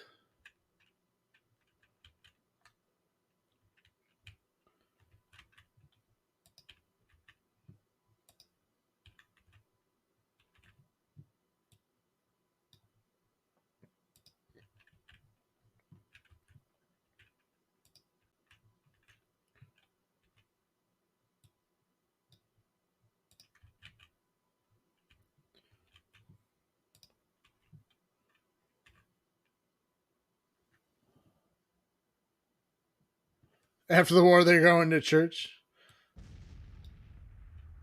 They will be pillars of their community.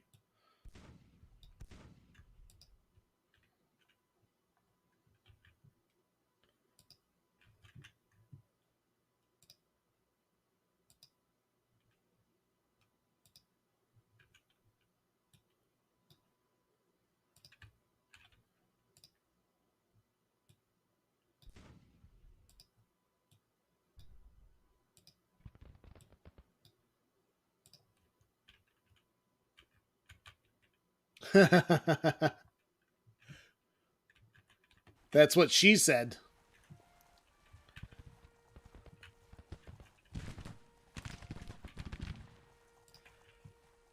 I'm a pillar of my community. You don't say.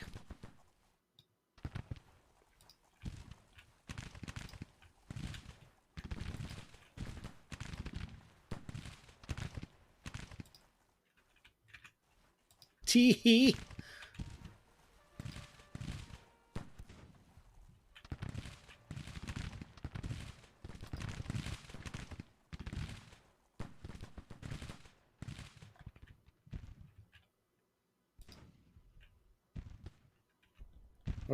We've got their one brigade on their flank kind of isolated here.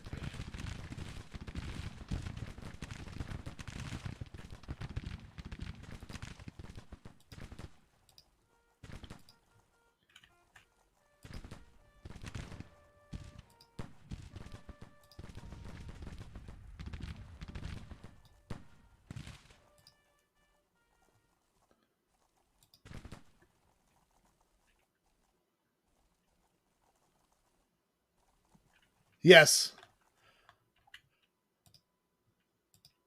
Get out of the way of the ultimate, or get out of the way of the Ultima ratio.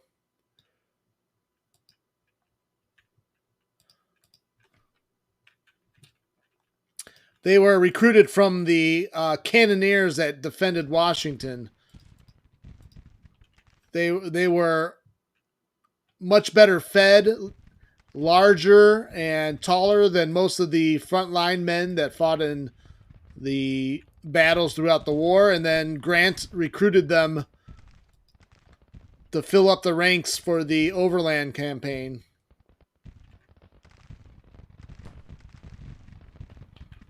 The Lightning Guard are born-again Christians.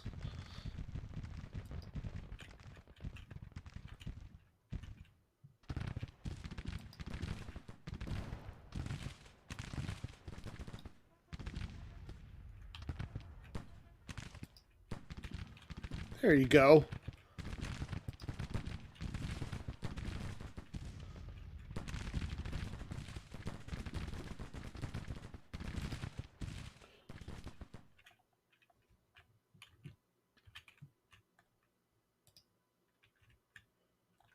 Where's their artillery?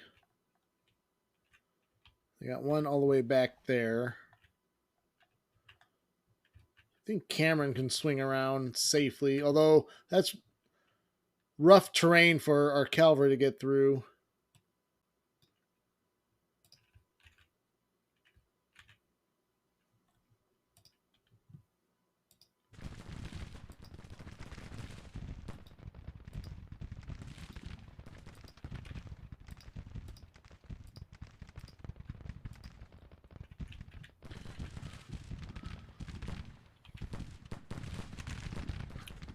Duval is equipped with the Mississippi rifle. I think it has a little bit better range than most of the rifles we have.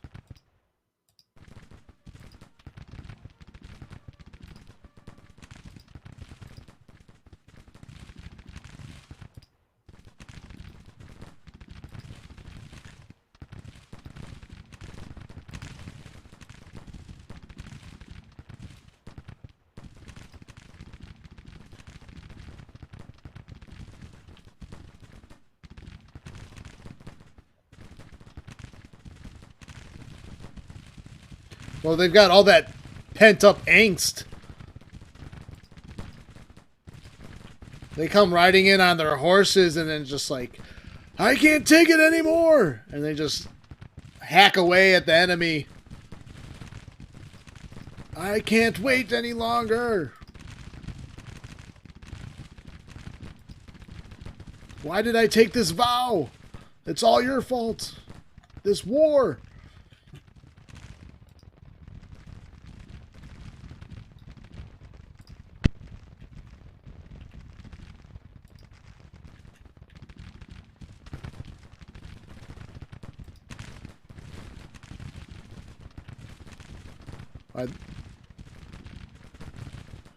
All right, off to a good start. Like the last battle, I thought we were off to a good start, and then they were a little bit more aggressive in their attack.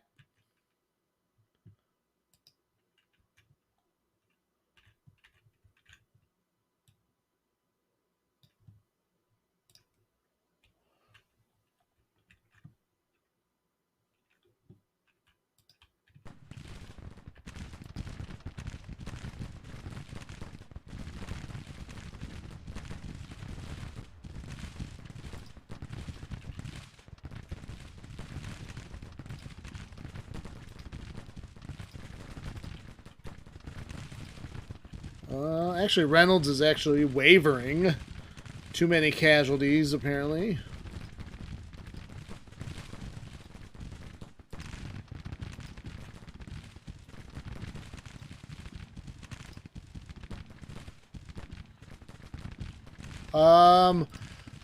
At first Manassas he was.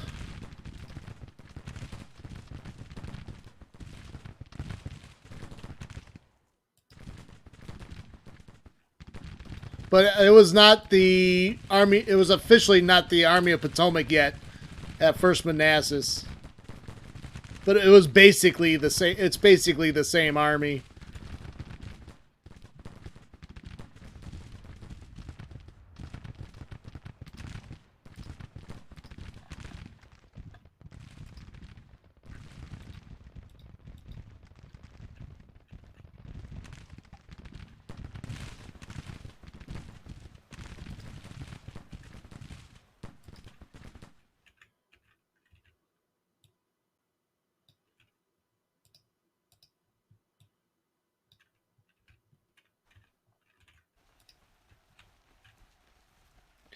So I moved up artillery to get a little closer range fire.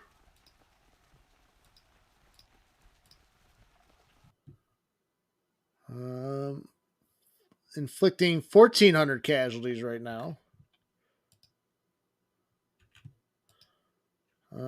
Since we got Sherman reinforcing and on their way, I think we're going to extend our line even further to our right with Buell's men.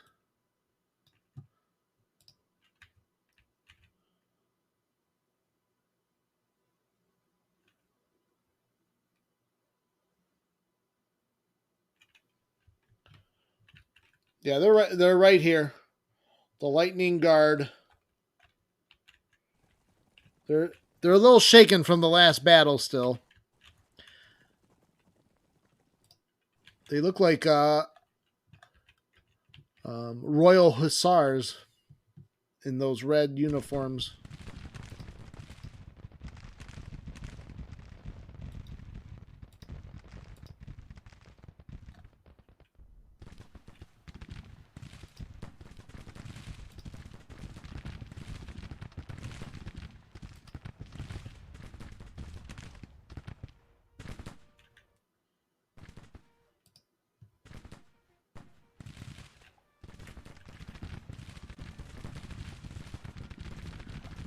We've got him in a hornet's nest.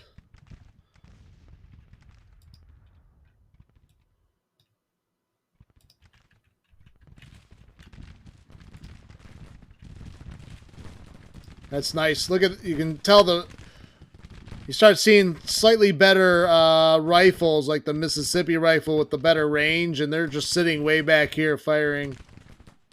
Although they're probably, oh, that's medium range too. I thought they were set at long.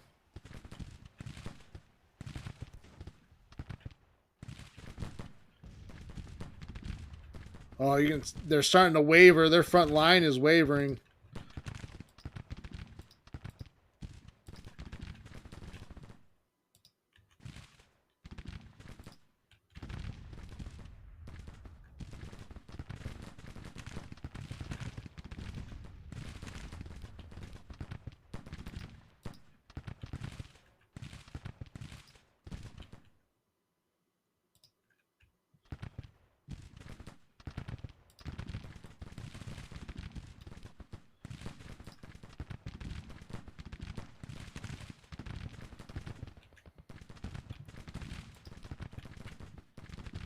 Upgrading the weapons was a big move for this battle. And that wasn't even huge upgrades either.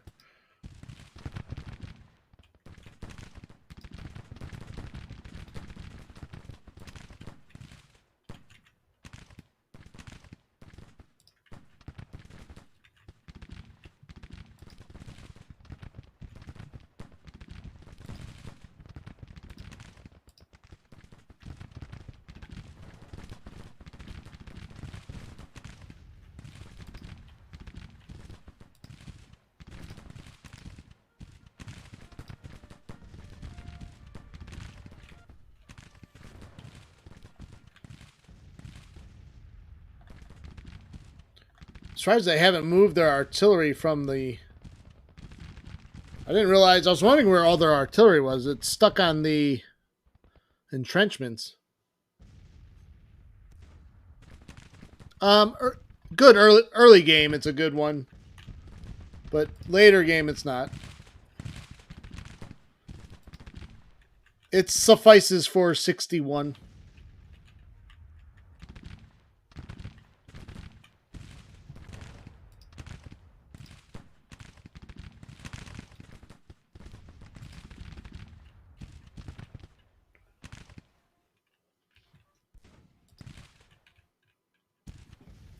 thanks again, everyone, for joining the stream tonight. I appreciate it.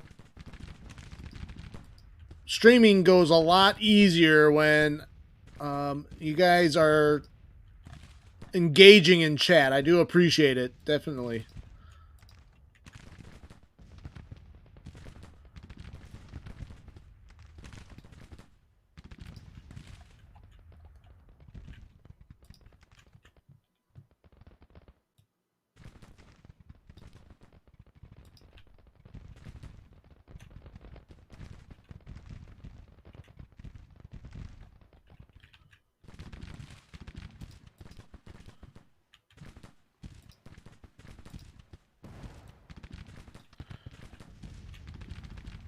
Let's see the twitching bodies on the battlefield. That is that is pretty. That's something. Oh boy.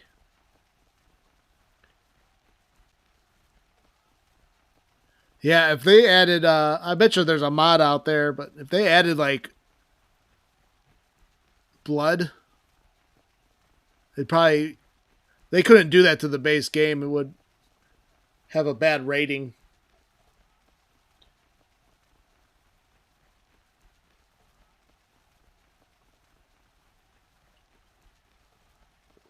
We can look at some of the specs on the weapons.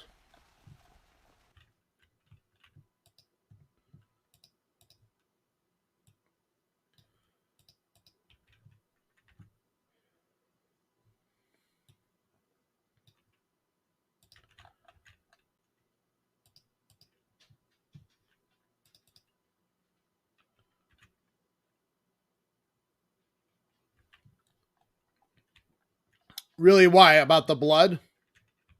Don't games have ratings?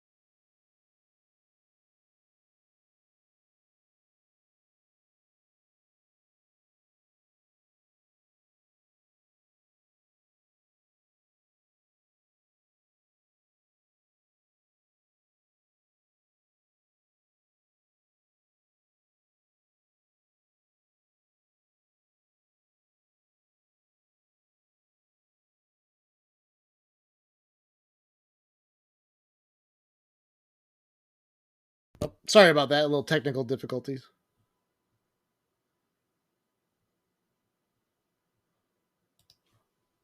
Yes, bloodiest American war.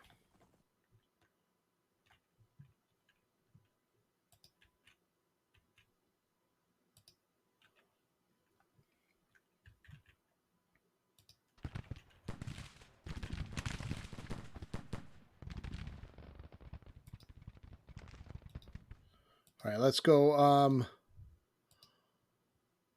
Let's pursue the enemy.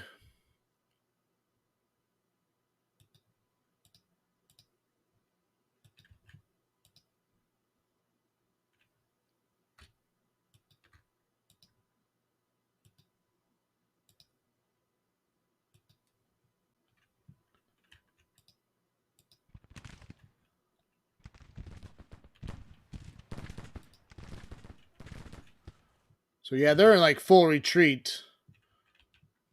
We need to take those artillery pieces.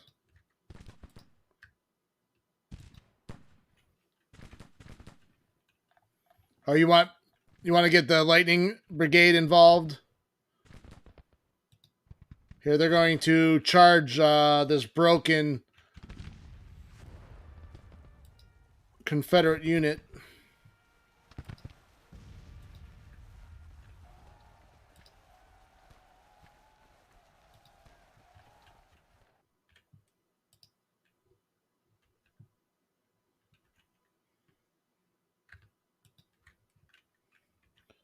They're trying to get there. They're running away faster than we can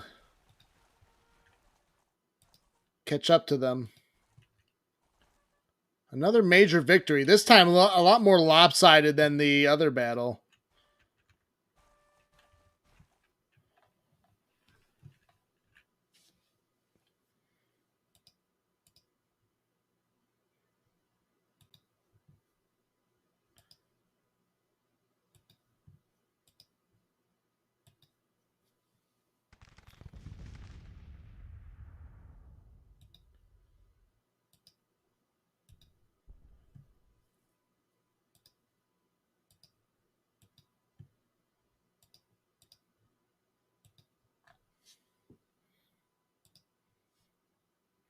Let's order the lightning guard to charge those guns.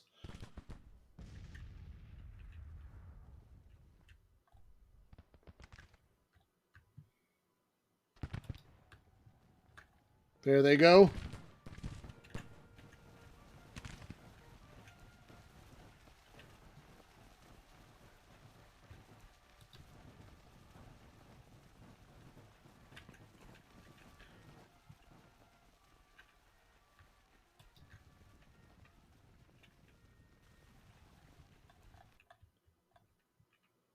All right, that should do it.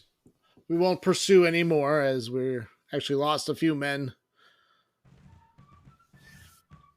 But much cleaner battle than the last one. Hopefully the Confederates get the point and start retreating back out of Kentucky. I doubt it, though.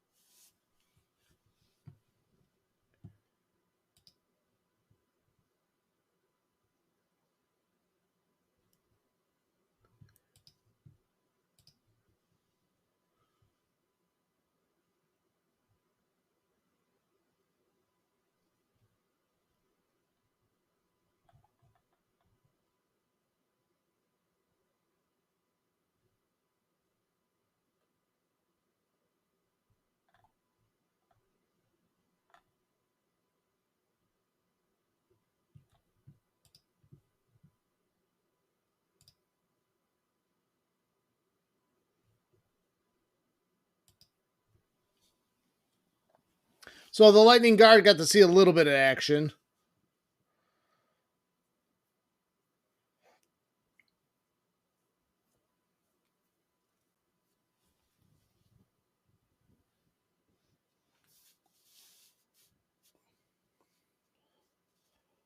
Colonel Benning loses face.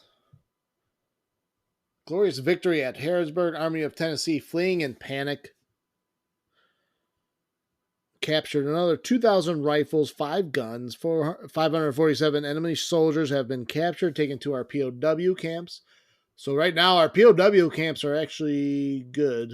They're not overflowing. Let's take a look at the strategic situation. Confederate morale down to 54 early on. They have lost 81,000 casualties already. They keep just trying to hammer us back.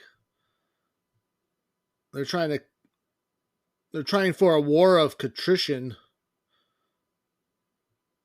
Although they're doing well with the trade warfare.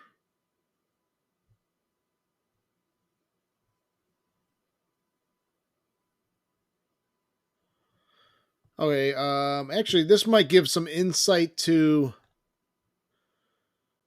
Yeah, I don't think the Confederates actually occupied Kentucky to gain Kentucky because it was through event.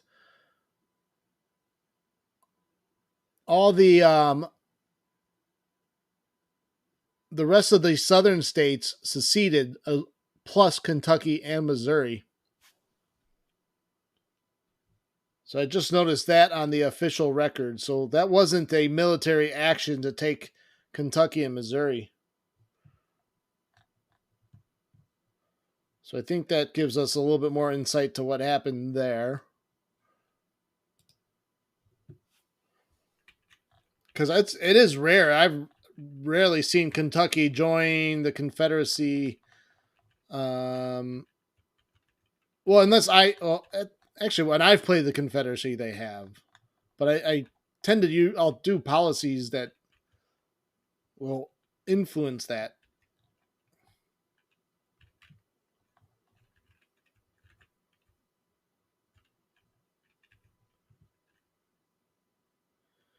All right, current rating B plus still.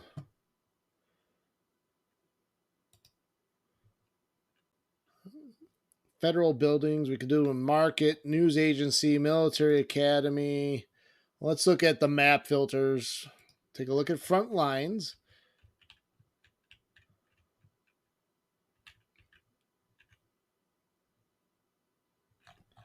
The other Army of Kentucky reorganized.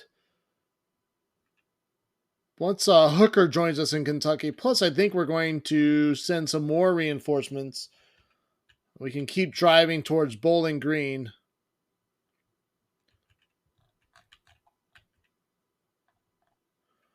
Kentucky's support is 60% for the Union. Missouri actually has higher support.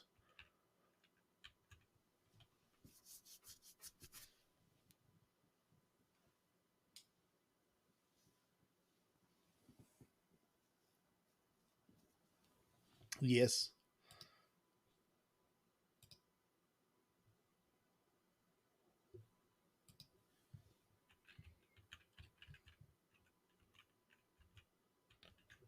What about trade?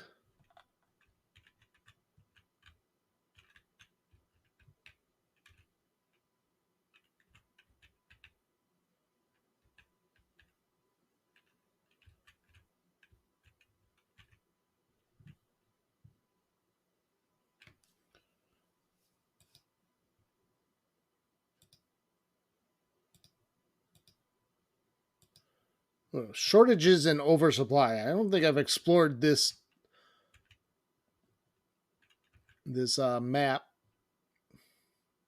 Lots of wood in the in West Virginia. That was huge. Grabbing that.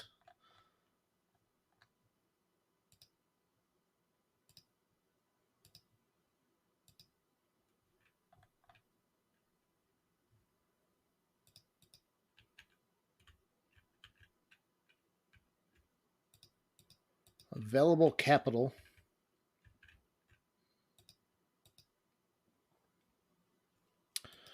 Medical treatment. Oh, we got plenty of medical treatment in Maryland. Shortages and oversupply.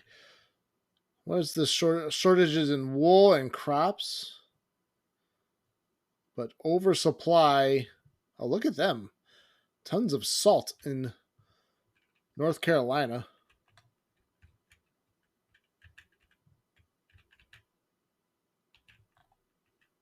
Oh, we should capture that. All the lead in southeast Missouri. Production and demand. Production and demand that shows the highest regional production, green, and demand, red. Towns demand consumer goods while companies produce goods and consume pre-goods. So the green is production.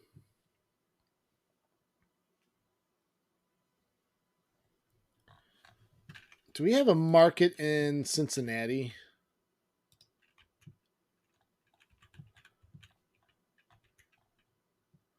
Yeah, we do. We can upgrade the market.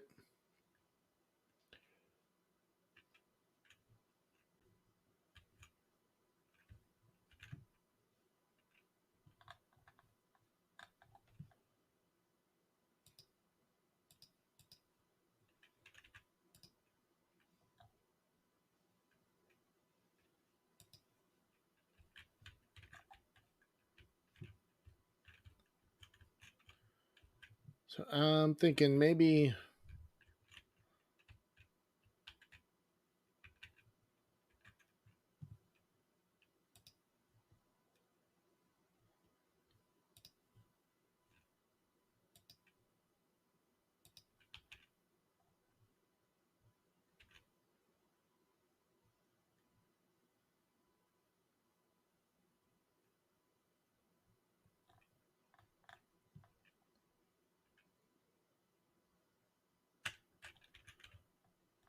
If we put a market at Charleston, would that help push all that oversupply of wood there?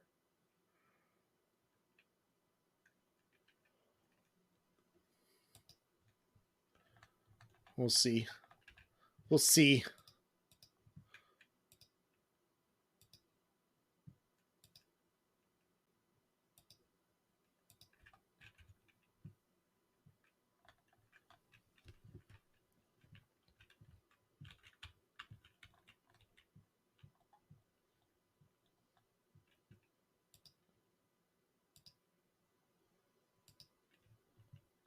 All right, we are reinforcing Heintzelman.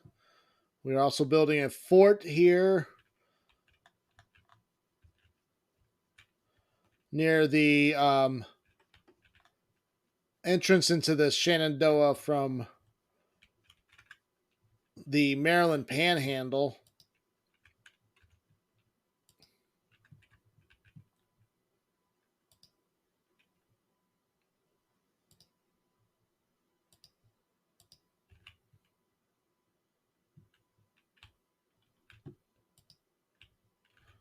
All right, Hooker's on his way. McClellan's actually training more men at Cincinnati. So we could transfer them to... We can probably transfer them to Sherman.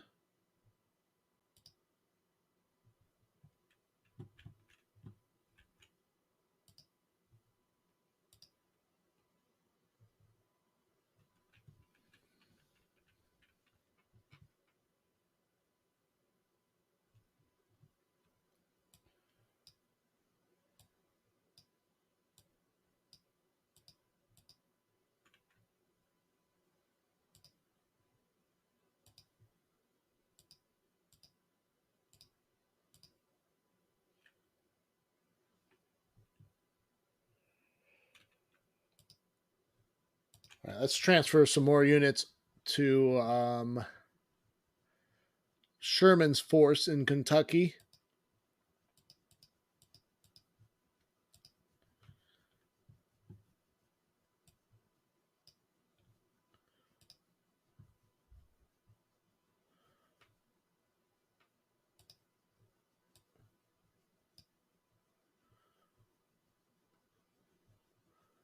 We can probably create a new division. Send Porter, Runyon.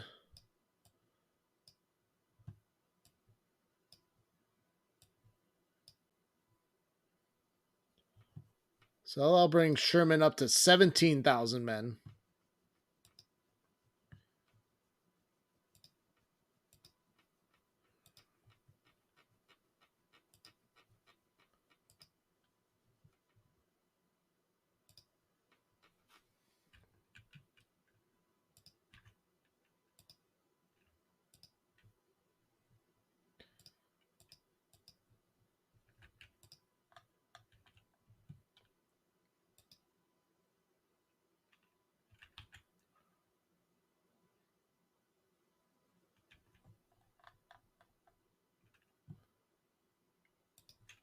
All right, so the Confederate armies are retreating.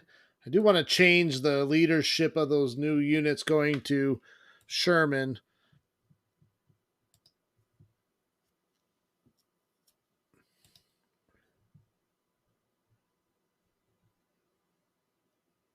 Let's see what else. Let's see who else is available.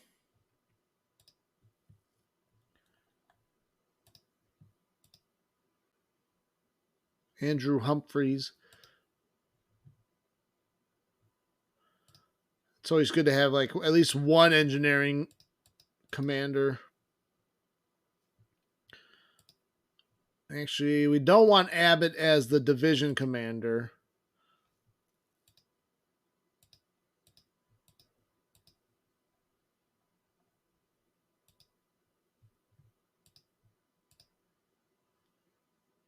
Samuel H. Starr.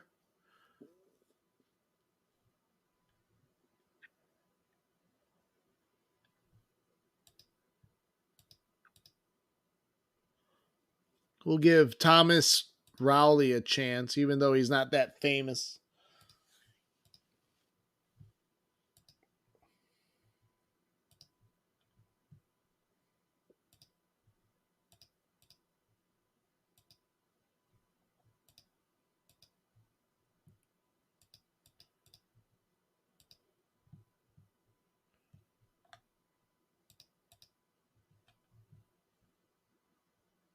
Charles Hamilton. He's got some good stars, good stats there.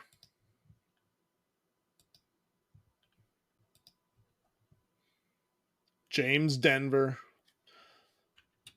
Where's James Denver from? Denver.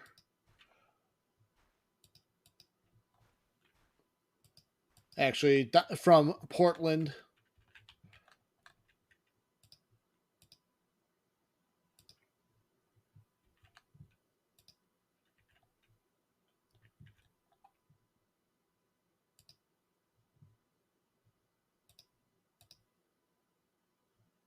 Let's build a depot at Harrodsburg, too.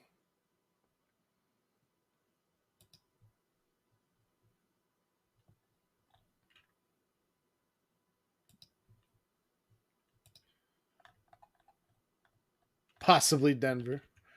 No, from Indiana. Indianapolis. Got Tex. He was from Detroit.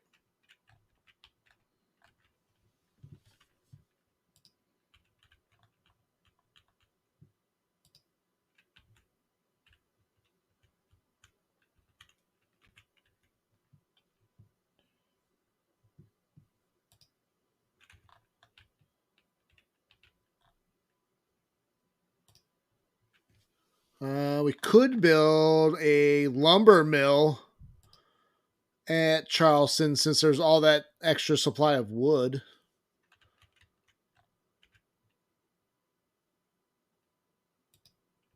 I wonder if that'll make a difference.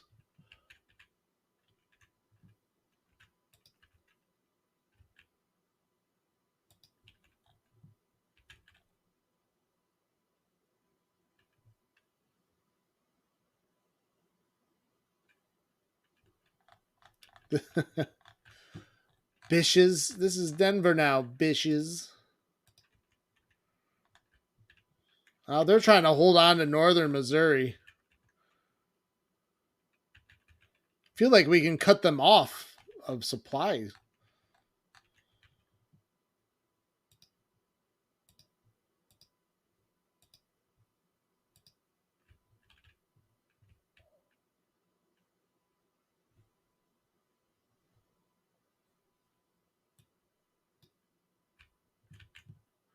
Grant is still not quite ready enough to move out.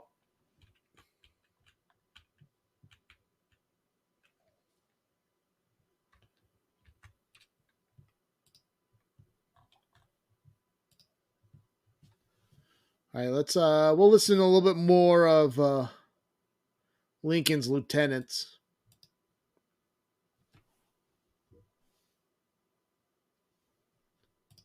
In disaffected states. James Buchanan was lacking in strong convictions, and his annual message to Congress on December 4th, 1860, reflected the cacophony of advice he had received over the past weeks. He pleased no one and irritated nearly everyone. His one initiative was a suggestion that Congress compose an explanatory amendment to the Constitution to clarify key issues relating to slavery. Buchanan denied the right of secession, but implied that when all was said and done, the government was powerless. Our Union rests upon public opinion and can never be cemented by the blood of its citizens shed in a civil war. If it cannot live in the affections of its people, it must one day perish. William H. Seward, the senator from New York, who had opposed Lincoln for the Republican nomination and was now preparing to enter the president-elect's cabinet, rendered a sardonic verdict on Buchanan's address. I think the president has conclusively proved two things. First, that no state has the right to secede unless it wishes to, and second, that it is the president's duty to enforce the laws unless somebody opposes him. During December, however, the temper of the cabinet underwent major change. Howell Cobb resigned to return to Georgia to foster secession there, and Unionist Lewis Cass resigned in disgust at Buchanan's lack of backbone. Secretary Floyd, caught up in a War Department corruption scandal, was forced to resign at year's end. As reconstituted, and with the addition of Edwin Stanton as Attorney General, the Buchanan cabinet took on a definite Unionist cast. At the same time, As South Carolina's march toward disunion gathered speed, attention focused more sharply than ever on the Charleston forts. In this matter, even Buchanan had to admit that military expertise was required. And so early in December, General-in-Chief Winfield Scott was finally called to Washington for consultation. The general soon recognized this was to be no mere visit, so he re-established Army headquarters in the capital on 17th Street across from the War Department. For himself, he took up quarters at Wormley's, a celebrated free mulatto restaurateur and caterer on I Street. The choice of Wormley's was perfectly characteristic of Winfield Scott. Yeah, Scott was a big eater. And in the dozen years since his last major active service in Mexico, he had not aged gracefully. This was due in part to his old war wounds, but in greater measure to his gormandizing. Always an imposing figure at 6 feet 4 1/4 inches, he never neglected to mention that last quarter inch. Scott now weighed 300 pounds and was afflicted with gout and serious edema. Even so, dining extravagantly remained his singular pleasure. His military secretary, Lieutenant Colonel Erasmus Keyes. So isn't that funny? Like, you ever know a person that like does that where they're, so how tall are you? 6'4" and a quarter. Like we would, like, if I had a friend that did that all the time, we would make fun of him. And yet here's an example of this famous general who did the same exact thing. You're like, yeah, I know people like that. That's annoying. Anyways, I don't know. I found that interesting. Recorded Scott's invariable response when served his favorite dish, Maryland terrapin. He would, while leaning his left elbow on the table, having some of the terrapin on his fork, held raised about 6 inches above his plate, exclaimed, "This is the best food vouchsafed by Providence to man." Scott's days as field commander were obviously past, for he walked with difficulty and could no longer mount a horse, and only got about by carriage. Anecdotes about his pomposity and his vanity fill the pages of Colonel Keyes' memoir. Keyes quoted Scott, "At my time of life, a man requires compliments." Yet during that secession winter, the old soldier buckled down to business and spent long hours at work at his headquarters. It's about 21,000 men right here. So long associated with Old Fuss and Feathers was set aside in these crisis times. Scott only now became aware of the full record of the administration's vacillation on the matter of the southern forts. He urged Buchanan to reinforce Fort Moultrie at Charleston, but his effort was futile. So the general gave thought to how he himself might influence the man who in some 2.5 months would be in the White House, President-elect Abraham Lincoln of Illinois. On December 17th, a mutual friend of the two men, Illinois Congressman Elihu B. Washburn, called on Scott in Washington to learn what was happening at Forts Moultrie and Sumter. He described Scott to Lincoln as outraged that Buchanan would not act on the forts. Not one of his recommendations had been accepted, said Scott, and he felt powerless and frustrated. Washburn quoted the general, "I wish to God that Mr. Lincoln was in office. I do not know him, but I believe him a true, honest, and conservative man." He wanted to know if the president-elect was a firm man. He was indeed firm, Washburn told him. The old general seemed cheered at that and said, "All is not lost." Lincoln asked Washburn to present his respects to Scott and to tell him confidentially, "I shall be obliged to him to be as well prepared as he can to either hold or retake the forts as the case may require at and after the inauguration." On December 20th, 1860, in a unanimous vote after no debate, the delegates to the convention meeting in Charleston passed an ordinance of secession. Edmund Ruffin, that most tireless of workers for Southern independence, reported in his diary, "When all the signatures had been affixed and the president, holding up the parchment, proclaimed South Carolina to be a free and independent country, the cheers of the whole assembly continued for some minutes, while every man waved or threw up his hat and every lady waved her handkerchief." The convention's next act was to send 3 commissioners to Washington to negotiate the transfer of the Charleston forts and various other properties from the United States to the sovereign Republic of South Carolina. 6 days later, Major Anderson took matters into his own hands. He'd been told early in December that it was Secretary Floyd's order that he might defend himself if attacked, but only with such troops as he already had. Beyond permitting him to fight back, which he had intended to do anyway, this was of little help to Major Anderson. But more guidance was on the way. On December 9th, Major Don Carlos Buell of the Adjutant General's office arrived at Fort Moultrie to deliver fresh verbal instructions from Floyd. Anderson's predicament was quickly apparent to Buell, and contrary to his orders, he determined to give his fellow officer a written directive and to add to it a twist of his own. Buell explained that if need be, Anderson might defend whichever of the forts was most defensible, whenever you have tangible evidence of a design to proceed to a hostile act. This last was Major Buell's own interpretation, or invention. In handing the memorandum to Anderson, he said, "This is all I am authorized to say to you, but my personal advice is that you do not allow the opportunity to escape you." Major Anderson could discern hostile designs just about anywhere he looked, especially after South Carolina officially seceded. Now he had, in writing, the authority he needed to act. At dark, on the day after Christmas, he gave the Charleston militiamen standing watch on Fort Moultrie the slip, and he and his little garrison, with most of their supplies, rode across to Fort Sumter. That night Anderson wrote to his wife, "Thanks be to God for his having given me the will and shown the way to bring my command to this fort. I can now breathe freely." Effectively, and even with a certain subtlety, the Army had now seized a starring role in the drama being played out at Charleston. To those officers on the scene, Colonel Gardner and Majors Anderson, Porter, and Buell, it had become obvious that the men of the 1st Artillery were going to be gobbled up, and the forts with them, while Washington dithered. "I would rather not be kept here to surrender when a demand is made for the fort," Anderson had written a friend. "I don't like the name of having surrendered." And General Scott, at their meeting in November in New York, had unofficially but unmistakably steered Anderson toward the direction he finally took. The response in Washington was shock and concern.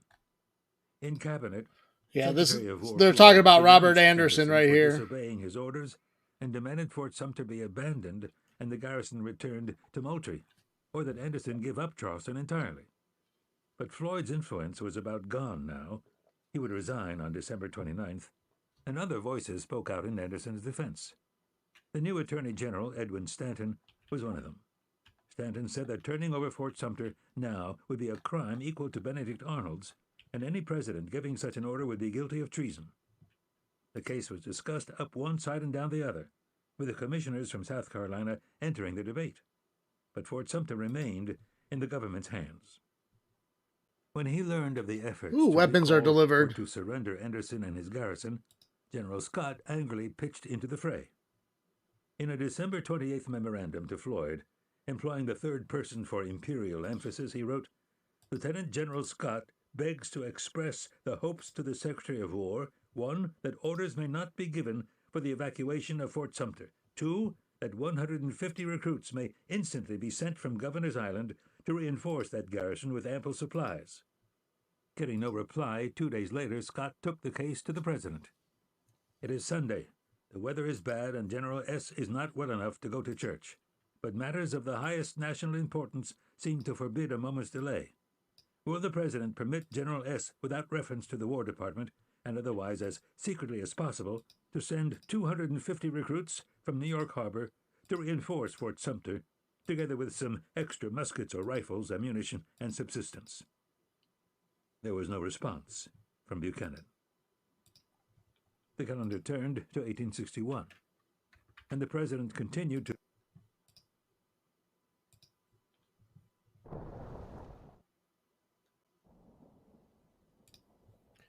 So the just want to look at these cavalry weapons. The Hall carbine, 350 yards, 7 rounds per minute.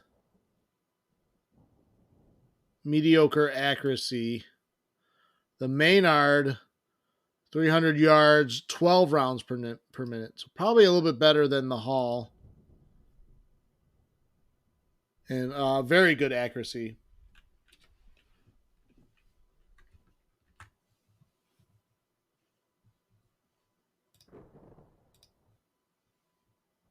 to vacillate between the pleadings of his Unionist cabinet members and the arguments of the South Carolina commissioners.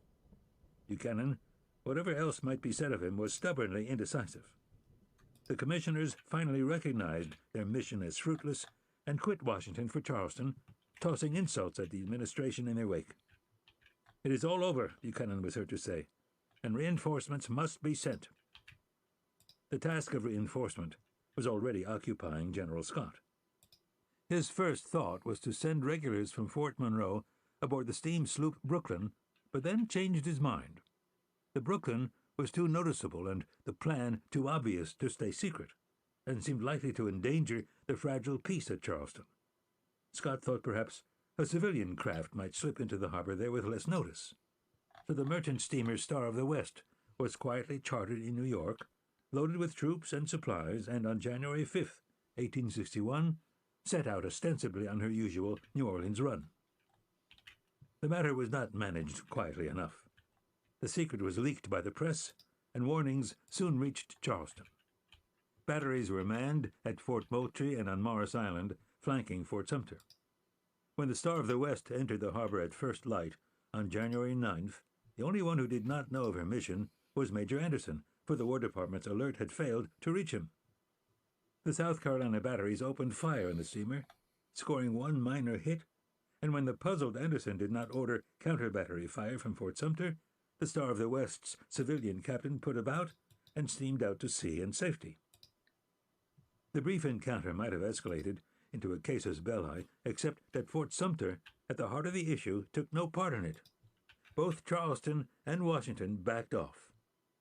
South Carolina might declare itself a sovereign nation, but at the moment that was not much more than talk. It was too soon to start a solo war with the United States. As for the United States, it was presided over by a lame duck president, desperately anxious to avoid any confrontation anywhere over anything during the 7 or so weeks left in his term. An uneasy truce settled over Charleston Harbor. As the uproar over the Star of the West episode wound down, South Carolina found it.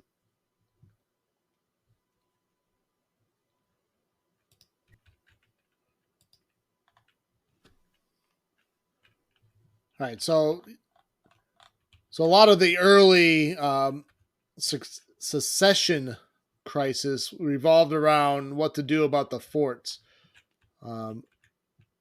Lincoln was really adamant about not being the first to fire the shots, and definitely a change of tone once he gets into office after his inauguration, and actually to the relief of Winfield Scott, who couldn't make the complete decision himself, but when he knew that Lincoln would back him to resupply the forts, and Lincoln even wanted him to order the forts retaken if they were taken.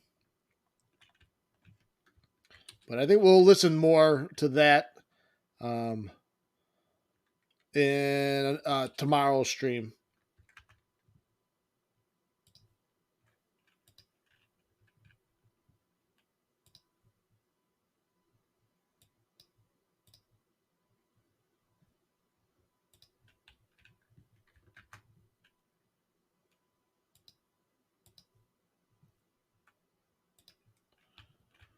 All right, we're going to change up the music and push into the fall, then winter of 1861.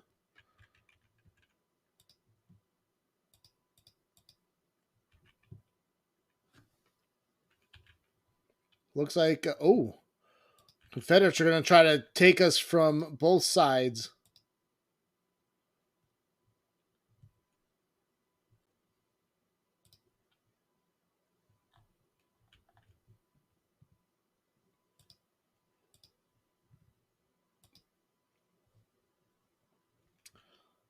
Don't know if we'll be able to transfer Patterson's men to Halleck in time.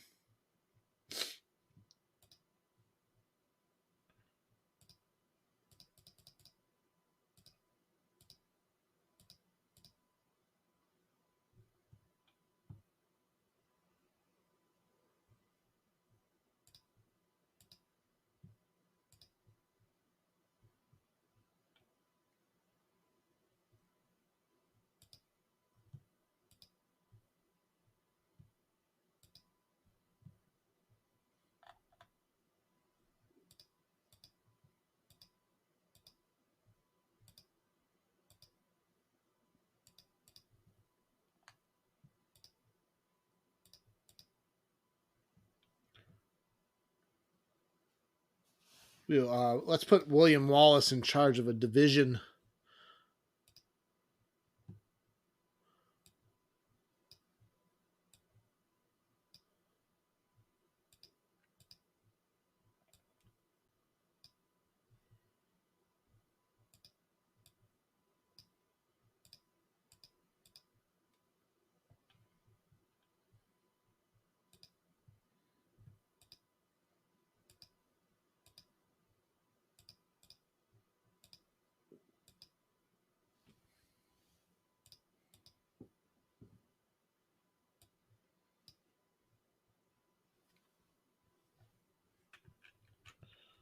All right, how many days? 3 days for reinforcements to arrive to Halleck. That'd bring him up to 11,000 men. That would probably be enough to fight off the two army. Well, it'd be kind of close. We should probably go on the defensive stance.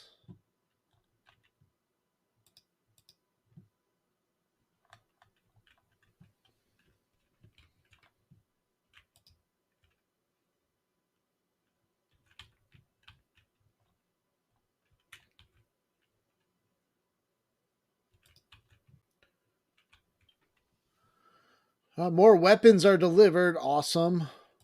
Awesome. 15,000 Springfield rifle muskets. Lexington Depot was completed. Yeah, look at there's all these other. There's 4 other armies in northern Missouri.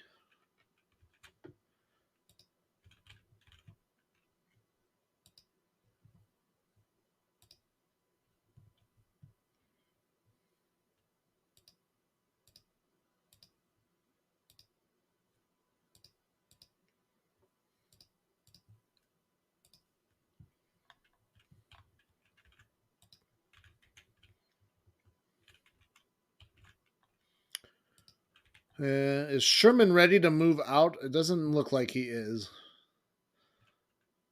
28,000 men wasting away, waiting for orders.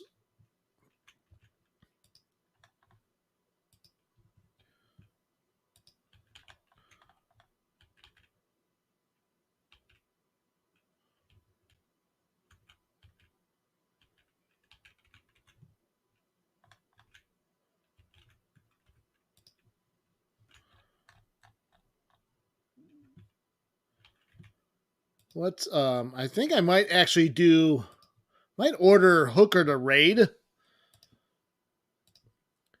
into Knoxville. And then I'll come back out. We'll see if that draws forces towards him.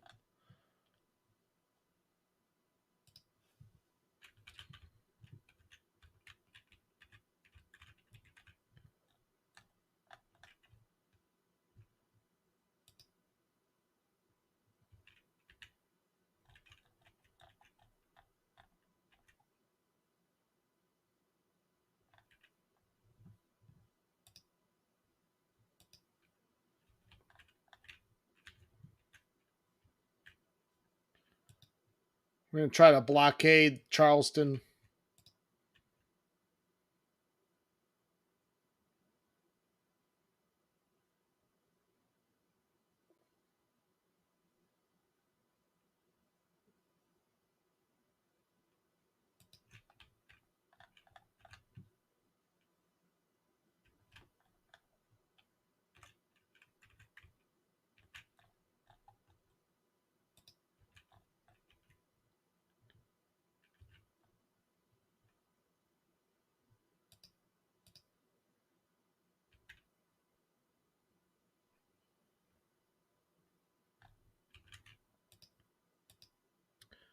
So we are raiding Knoxville.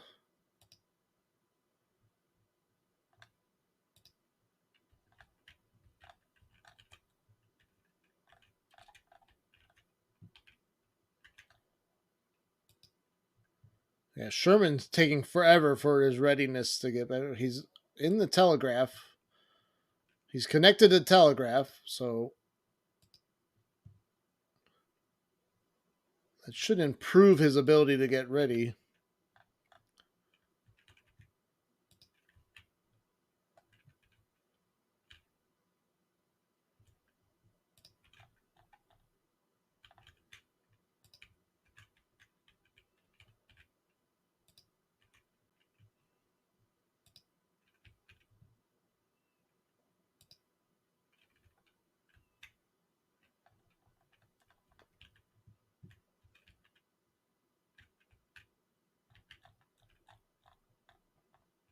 I don't think those reinforcements have arrived to Halleck yet.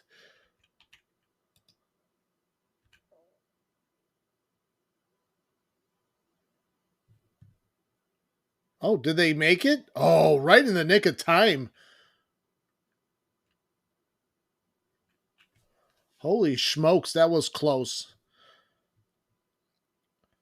Reigns is like, what? They have over 12,000 men? Are you sure? Reports were told we were told only 5,000 men, if that.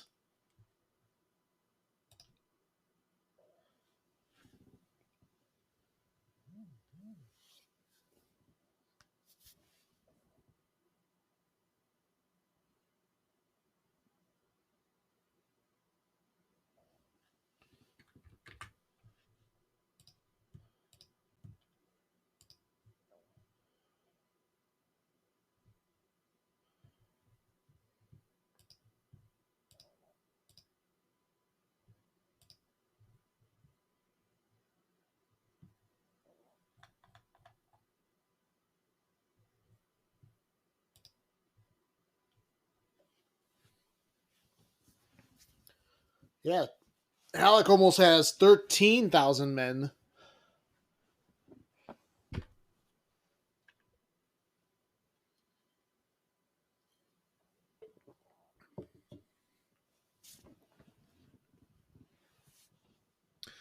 So, yeah, his reinforcements arrived just in the nick of time. They were yet to be there. The Battle of Rolla. They are facing the Army of Missouri under the command of James S. Rains with a strength of some 8,000 men, 14 guns. The enemy army is green, but they are confident.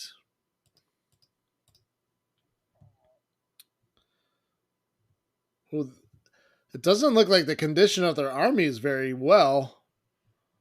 Halleck is well supplied at Rolla. Commands 39 guns. Much more trained than the Confederacy.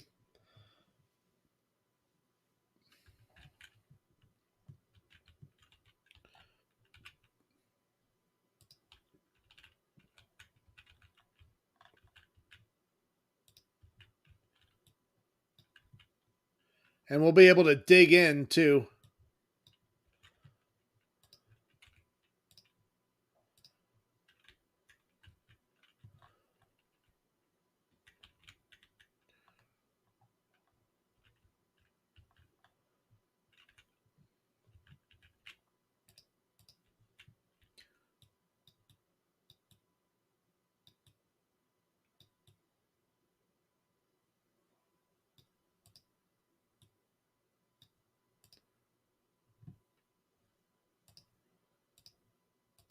Let's do a single line.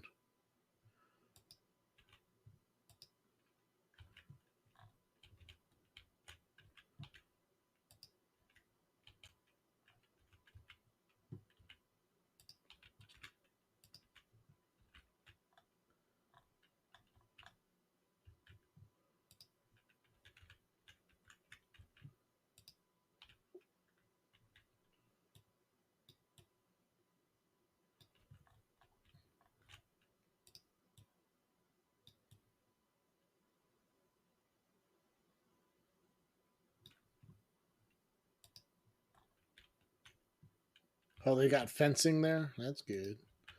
That's nice.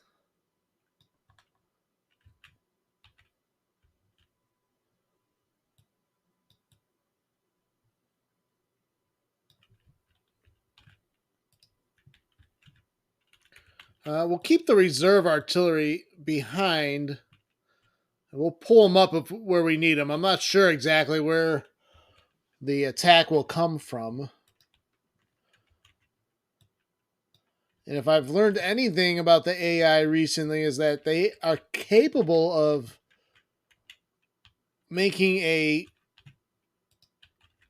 decent flanking attack.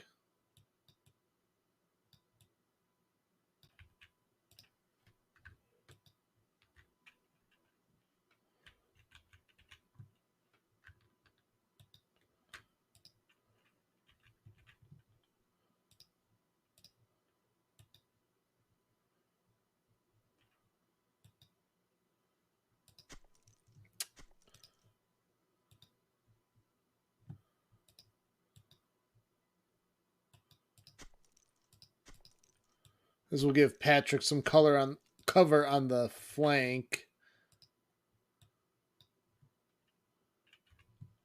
Let's see kind of weapons we have. They have Springfield muskets. Mixed muskets. Oh no. Kevin, what did you do? Did you forget to upgrade weapons?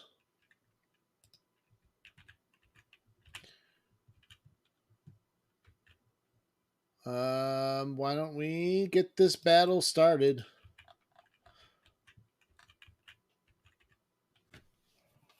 October 12th, 1861, Battle of Rolla, Missouri. It is partly cloudy, 46 degrees Fahrenheit. Weather temperatures are starting to get chilly. The weather is good for warfare, though. Visibility may be slightly hampered, but not much.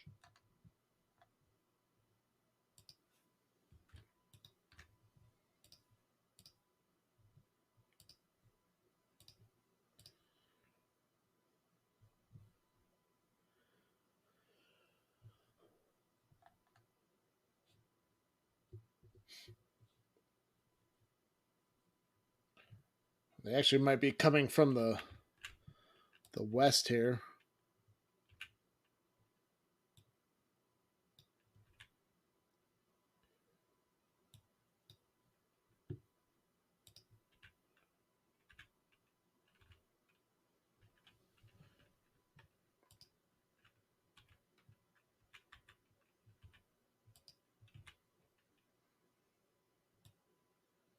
Yep, they're coming from my left flank, which I actually kind of have exposed. I guess we could flip hold up. Could probably flip Wallace over to our left.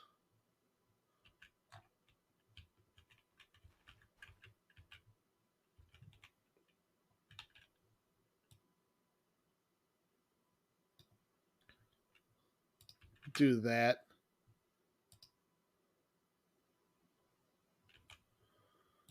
And we do have the artillery reserve.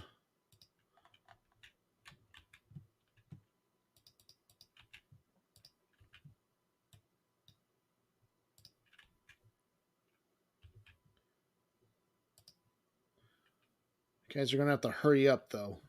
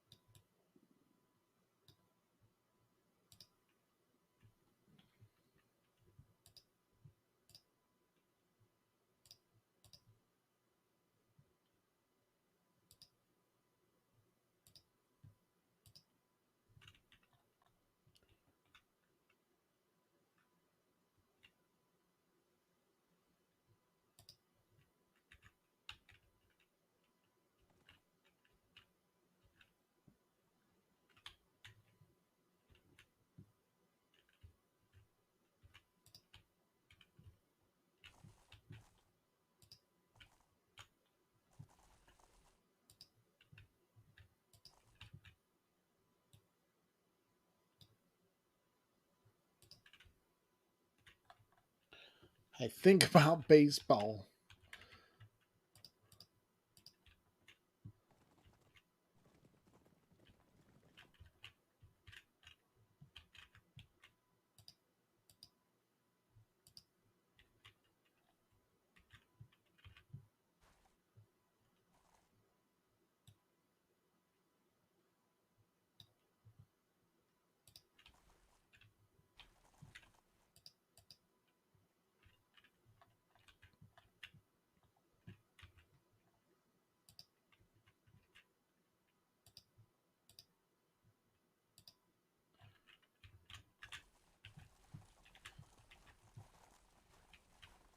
All right, have to shift our forces.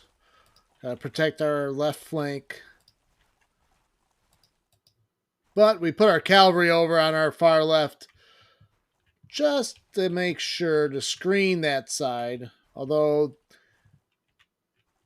the Confederates can advance in covered terrain, so they have actually a good avenue of attack, which I did not consider.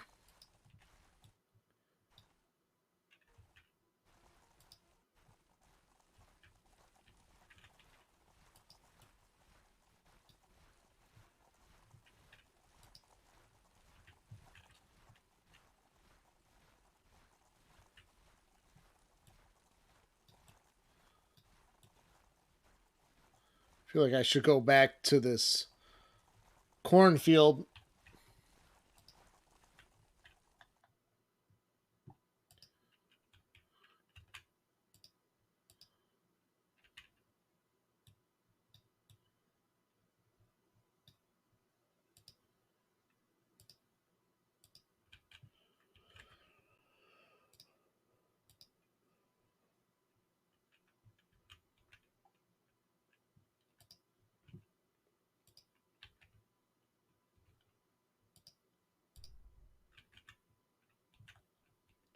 I hear some shots fired.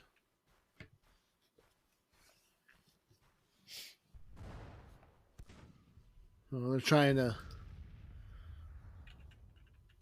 brush aside these skirmishers with some artillery fire.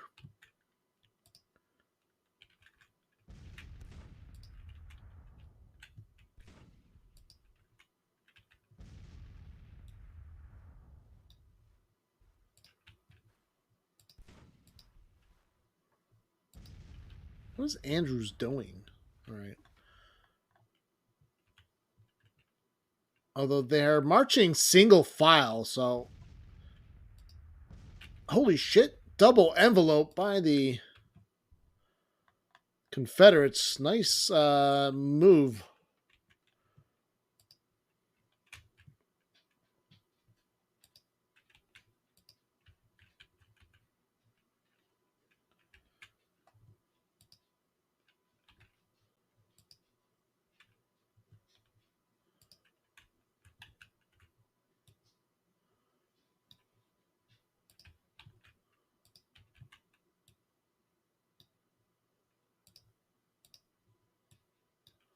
Let's swing back over to our flank.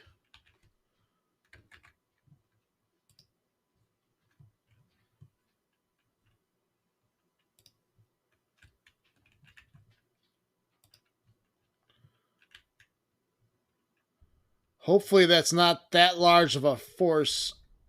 I would imagine it can't be that large of a force on our rear. We're going to send Charles Gilbert over there. Hopefully he can get there quickly.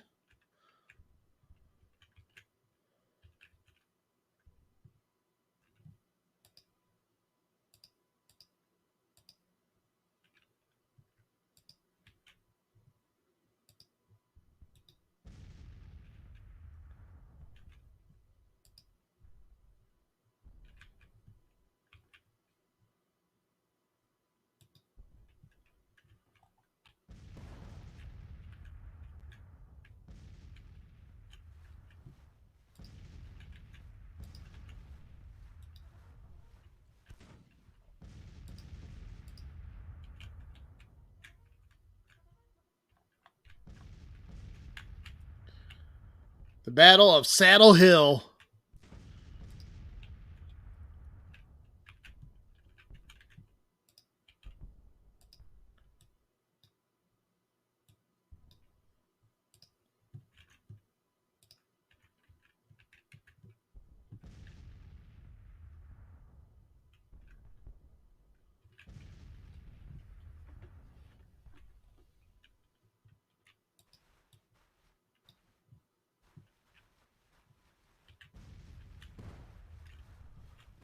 Are they laying down?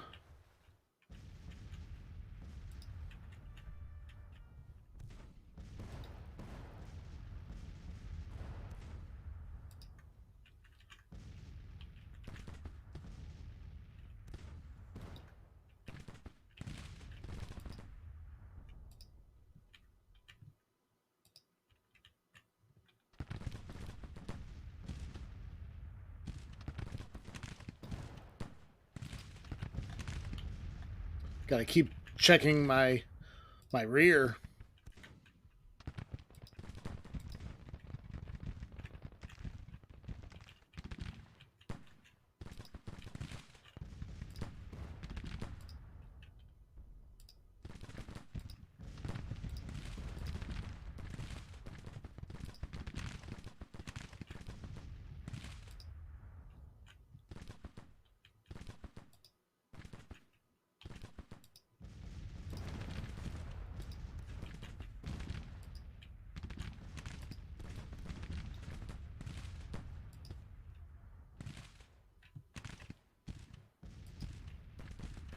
At least our skirmishers are providing some flanking fire that should disrupt their lines. Oh, the cavalry is going to try to brush away the skirmish line that seems to be harassing them. Get them out of the way. The good thing is Morgan, this flank attack by Morgan has to go uphill. I'm feeling confident. He looks like he's struggling.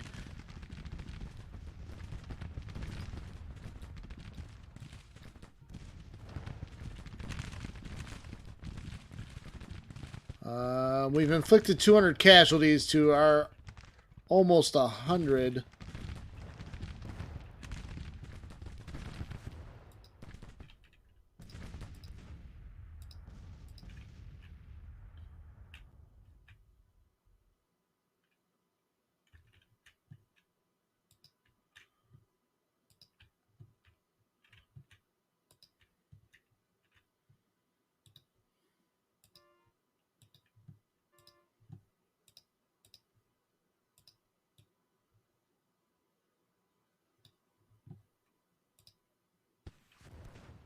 Looks like they're going to try to drive away Andrew's engineers. They feel like they might be the weak link in the line.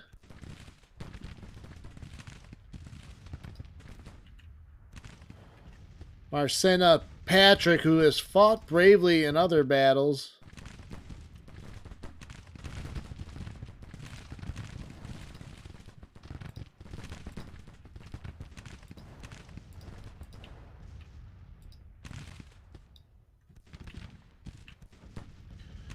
They're really trying to. I guess we do have a gap in the line, but they're paying the price trying to squeeze into that gap.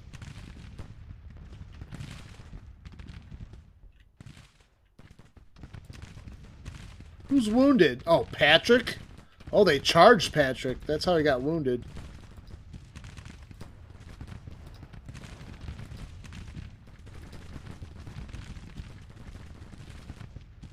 They're driven off Jackson's brigade.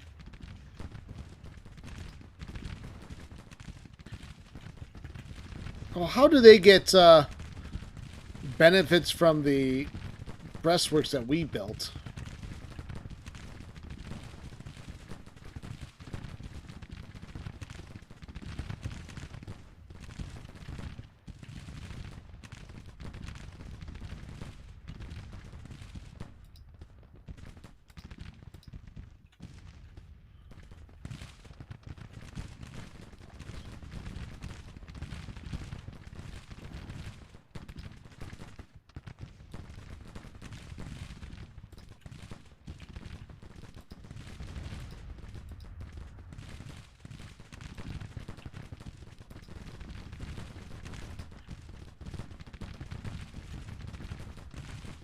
Alright, so Patrick's brigade is fighting off Green.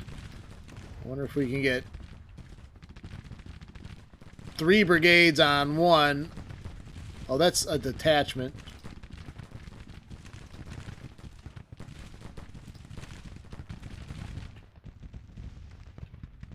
I do have the cavalry over here too.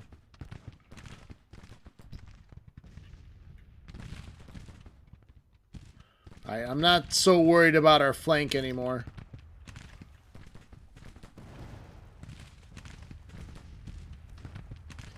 And we've inflicted 750. We have also lost 530.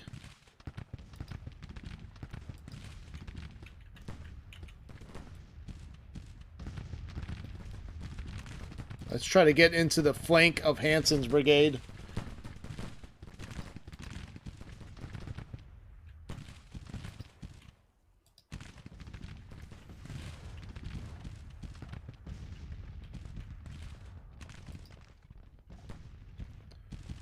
All right. Morgan tried to force Gilbert back, but they have paid the price and are retreating now.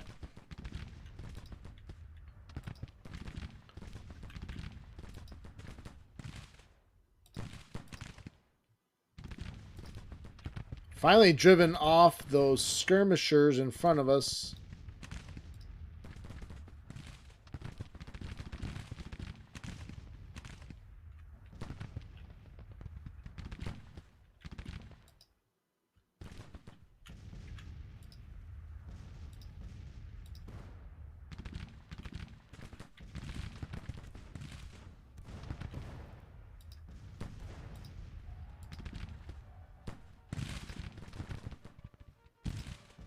We're going to deploy skirmishers on 3 sides of Hansen's brigade.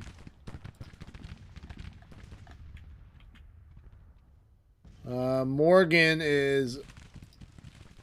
has broken and running away, so our rear and flank are secure. Now we can free up Gilbert to help with the front.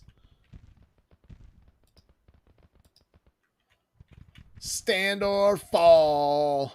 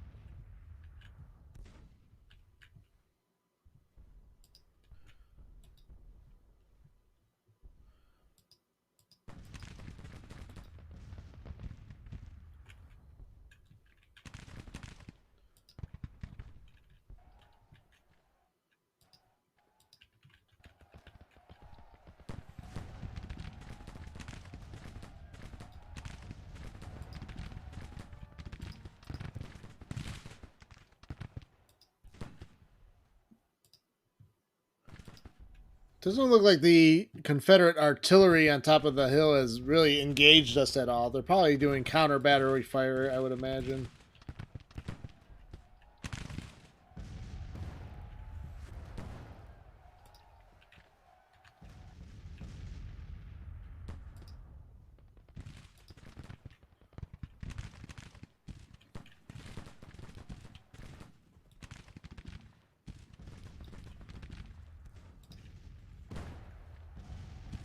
Oh, I see some of their guns firing now.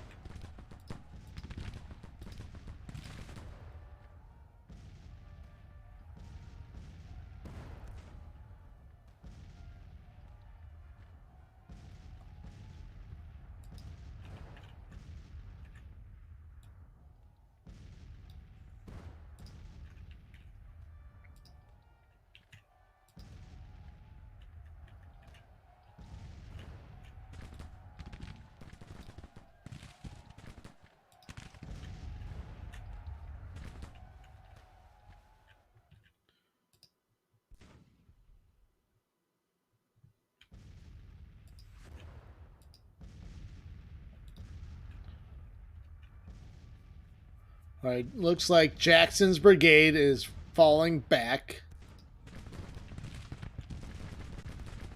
But we've got them in a crossfire. Got you in a little crossfire. Hey there, Wyatt.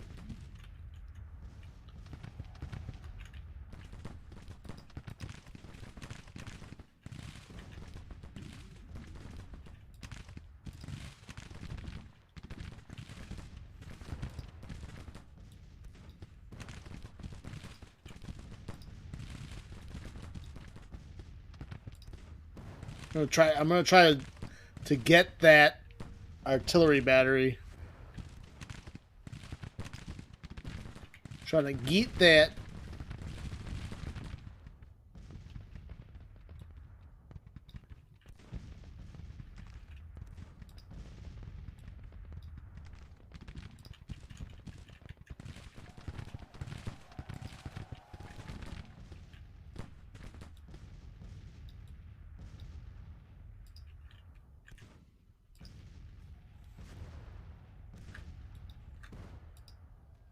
I got supporting infantry.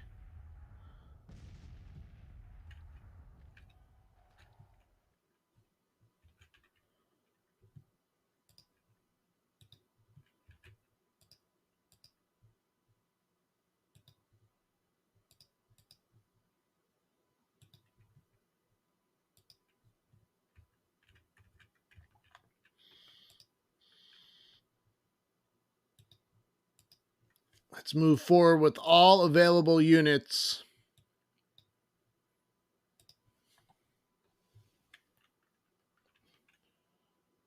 All right, 1,500 casualties inflicted. So there's a chance to maybe score another major here.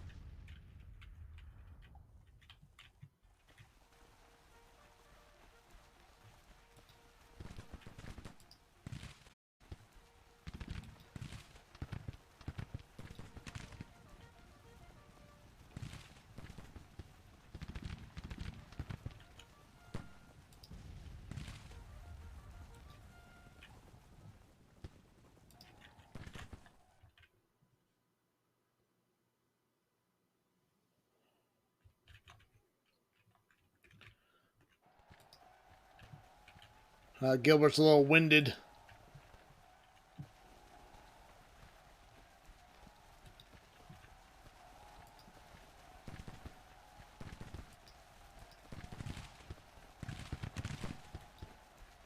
This is the revenge Patrick's wounding. He's only wounded, but the men think he's dead.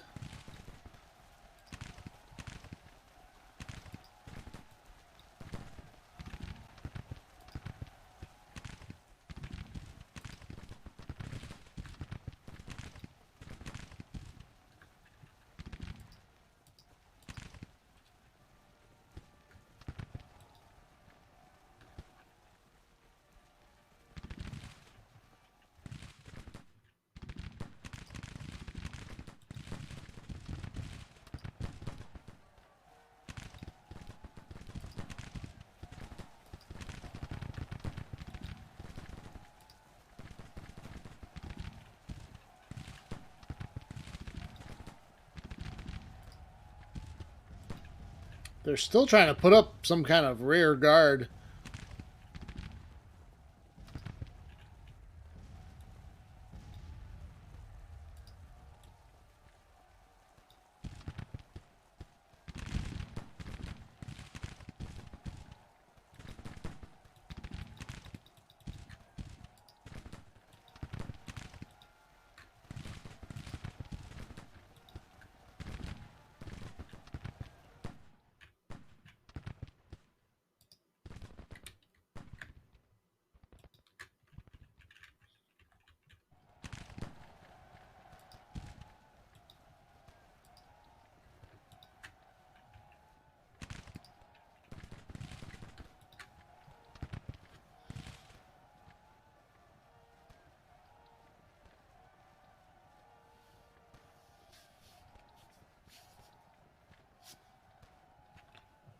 All right, well, it looks like no major, though. Need 24%.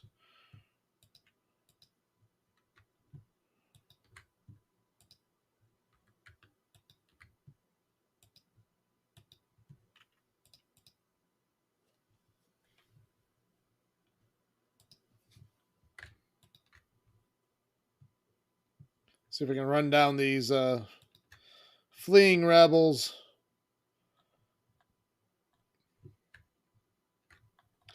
Nope, doesn't look like we will be able to. Let the clock tick down. Got a good victory, though.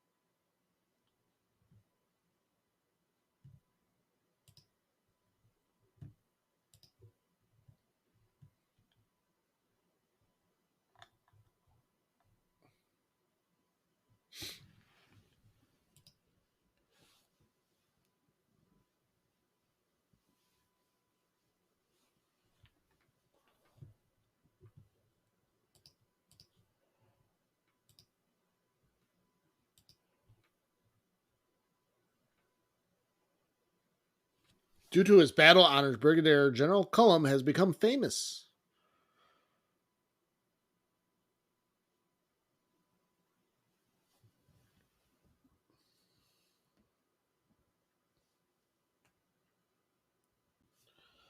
Army of Missouri fleeing in panic. Colonel Jackson loses face. Oh no. Pretty sure that's Stonewall.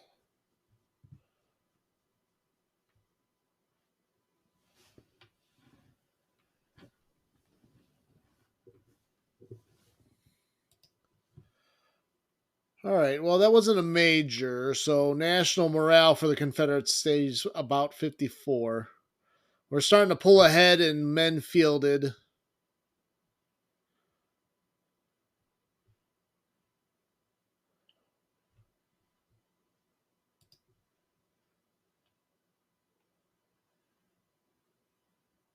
They must have used a chisel for that. Yes.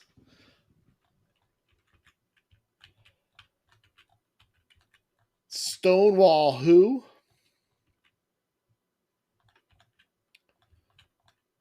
So central Missouri is defended.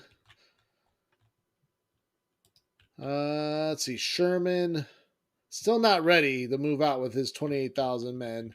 Hooker is raiding into Tennessee.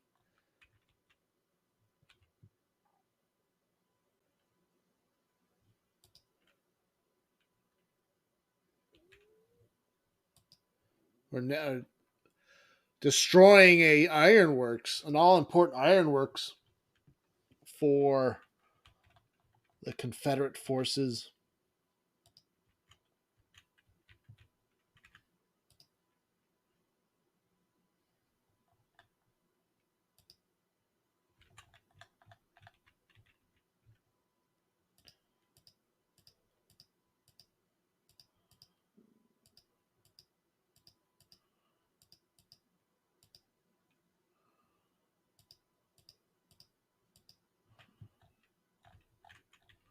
Oh, maybe we can.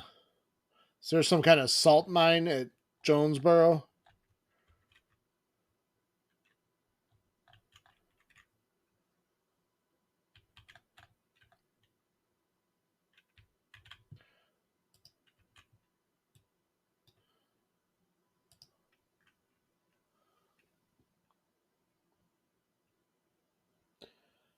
He would right. He would not have been named Stonewall.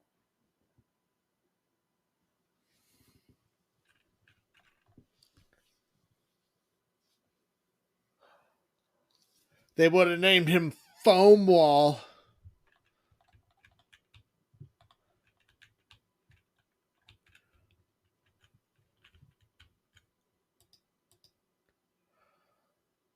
Foam Wall Jackson.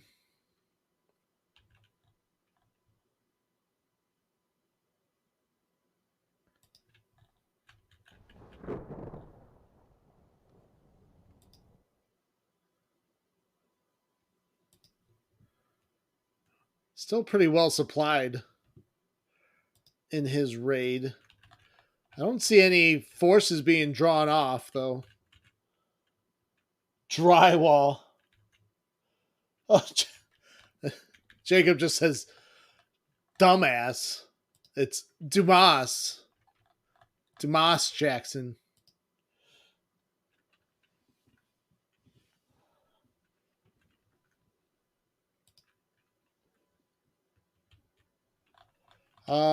Actually, there was a yep, but obviously Jackson wasn't. If Jackson's out west, he probably didn't fight in this Battle of Manassas.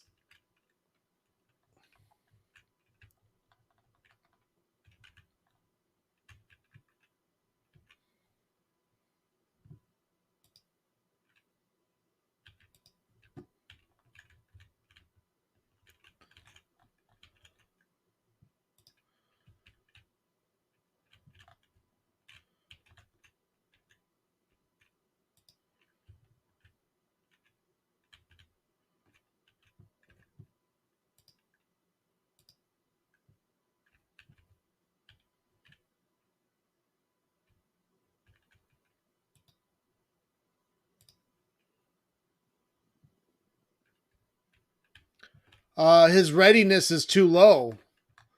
He can't. Yeah, I can't move him, and I can move him out of Kentucky, but I can't move him anymore. I can't take offensive operations.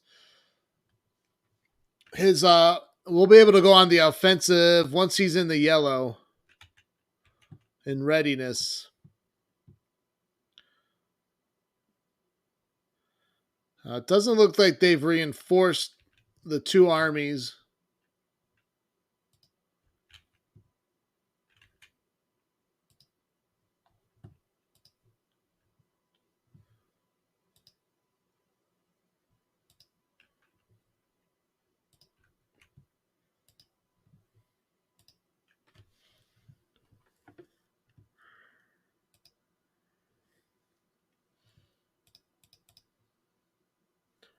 Let's recruit some more. We could only recruit one full-size brigade in Ohio.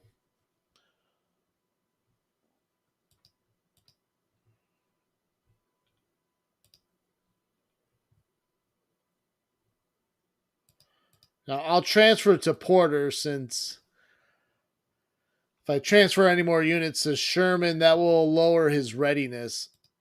So we don't want to do that.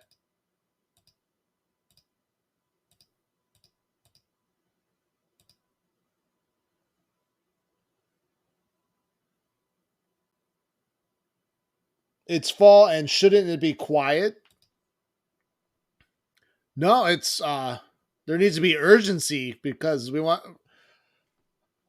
to try to get as much done before winter quarters.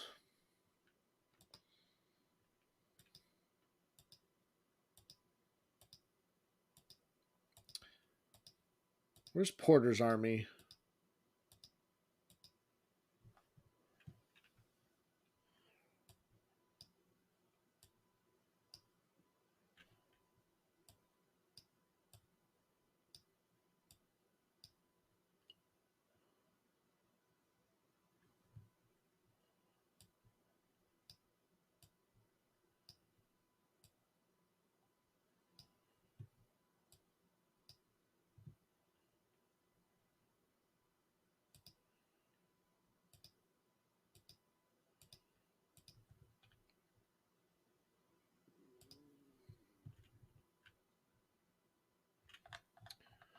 Before I forget again, why don't we upgrade Halleck's weapons?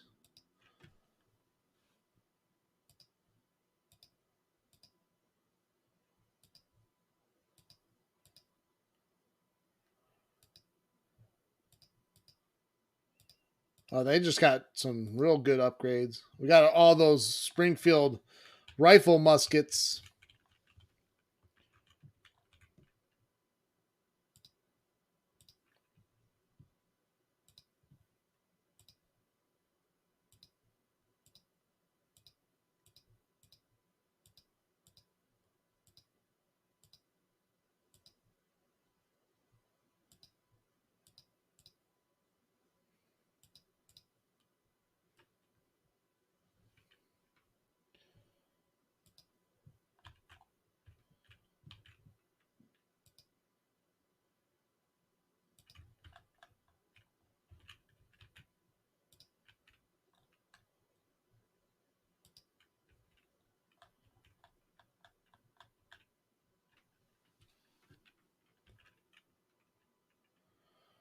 Hookers marched through Knoxville. Actually, realistically, if the Union raided East Tennessee, that would have really been bad. East Tennessee was heavily Union, heavily pro Union in East Tennessee. Not until Hooker started raiding them, though.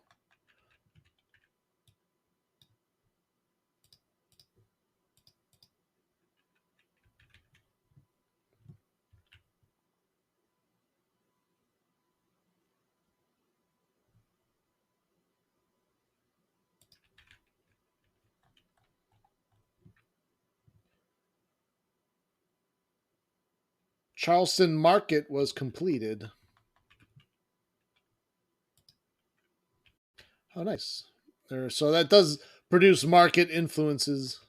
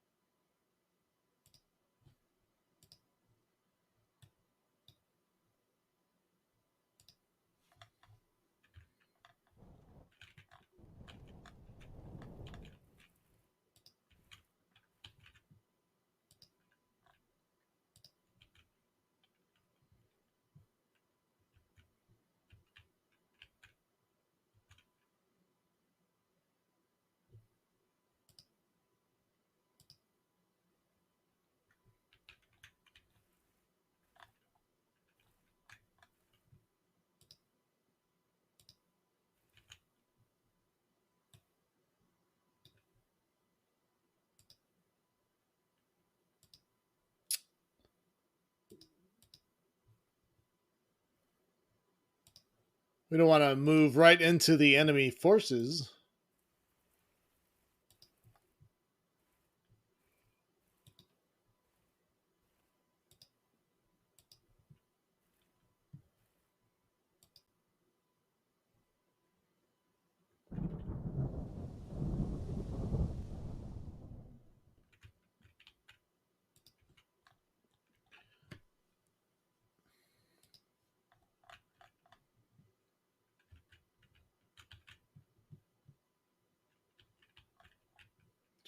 Oh, we have projects available. Oh, they're auto managing policies. I knew. Okay, but we didn't complete any policies yet. So I hope that's not a thing where I save the game and then reload and it automatically check marks auto manage. You never know. Never know with this game.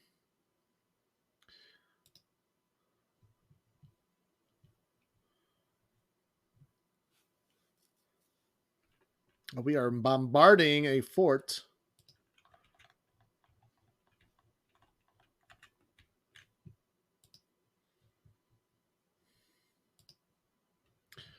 Suppress population. I don't want to do that. I want to save.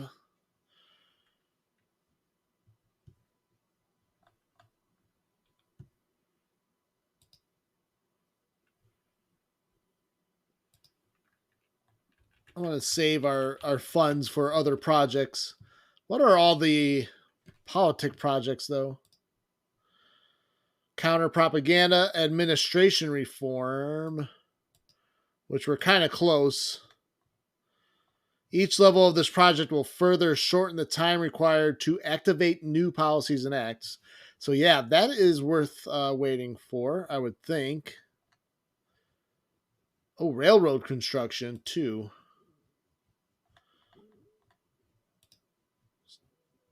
Oh, that's a nice picture. Each level of the project will further reduce enemy support in conquered states and territories.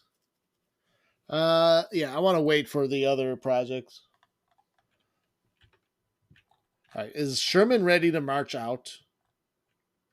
I didn't know you had a case of the slows, Sherman.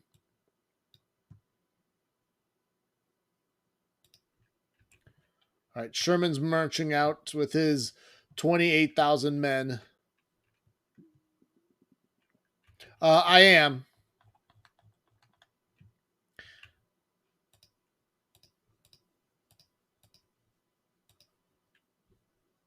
Yeah, we are building railroads.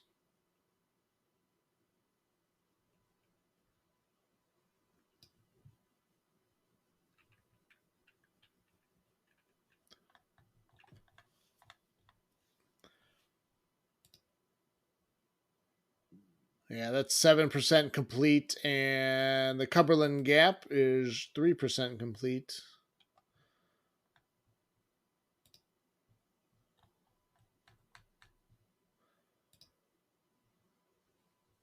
I was reading some of the manual, and I guess if you are building more than one railroad at a time, it actually slows the progress down. Did not know that.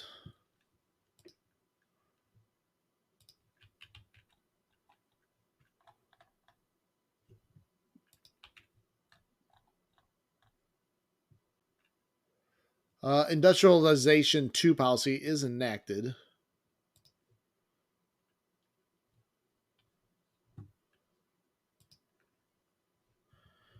I wonder if we should print notes maybe to help with the credit rating.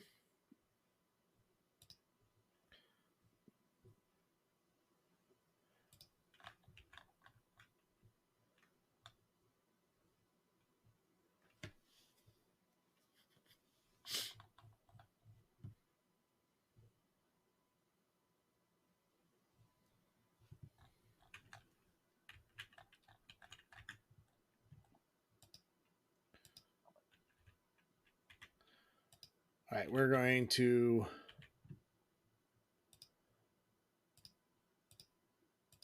stop raiding and we're going to move back to Kentucky.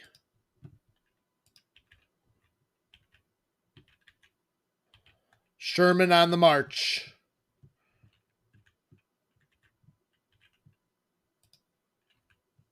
Although that lowers readiness, they might stop marching.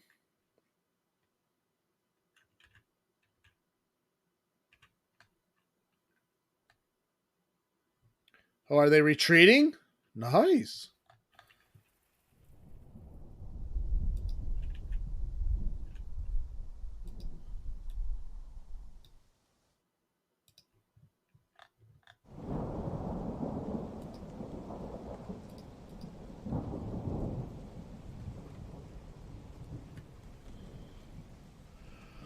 Armored gunboats, or I'm thinking maybe recruitment offices. Are we close to?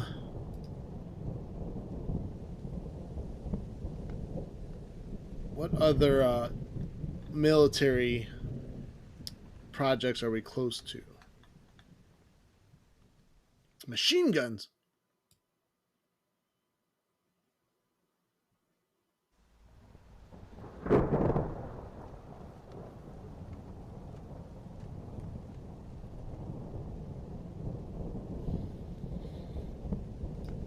Training manuals. What does that do?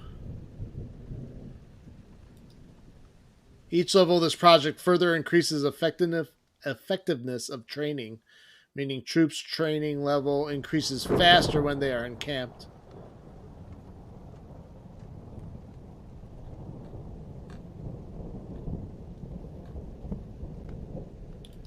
Parent rifles, modern warships, organization reform. Should we save up for that? Armies of multiple corps will allow much improved command and control in the field, as well as offer important corps commander positions to ambitious generals.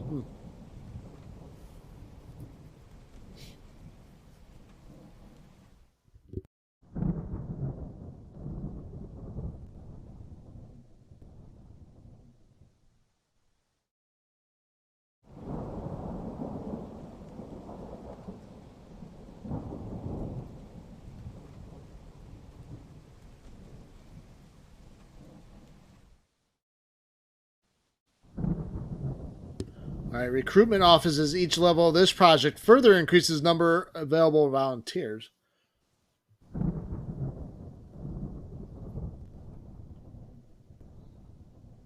Training manuals is good. Considering we're pulling quite ahead in manpower, maybe we'll save our subsidy money for training manuals.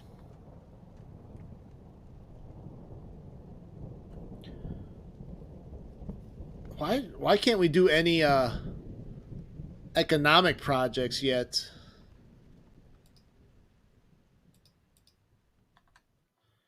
Are they just really expensive? Market reform. We're getting close there. Subsidized banks. There's only 3 of those, huh?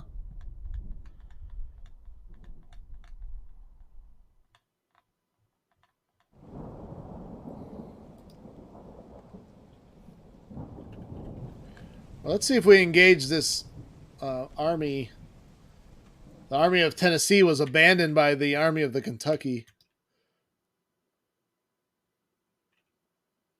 Oh, they retreated too. Nice. Nice job, men.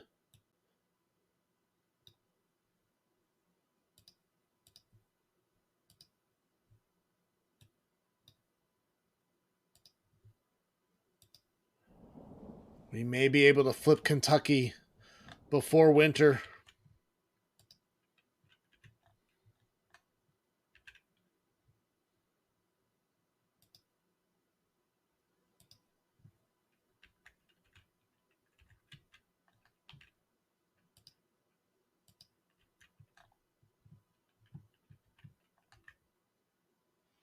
Sup, Black Tiger? How's it going, man? I'm glad you made it. Haven't seen Joe in a bit. I think he's been a little bit sick.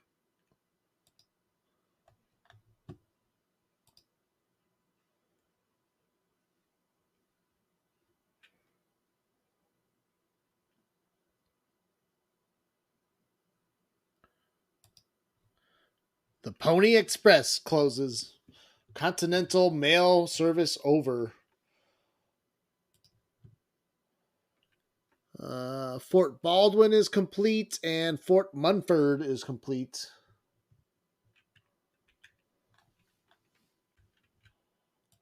You getting home from work, Black Tiger?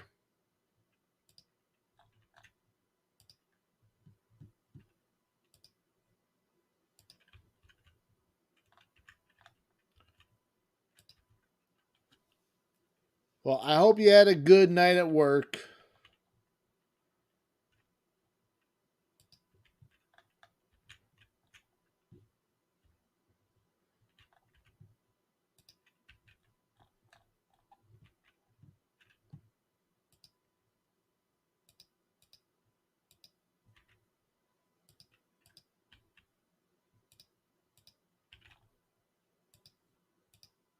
Let's add a little bit to the garrison at the Baldwin garrison. Boring, but yeah. Usually is.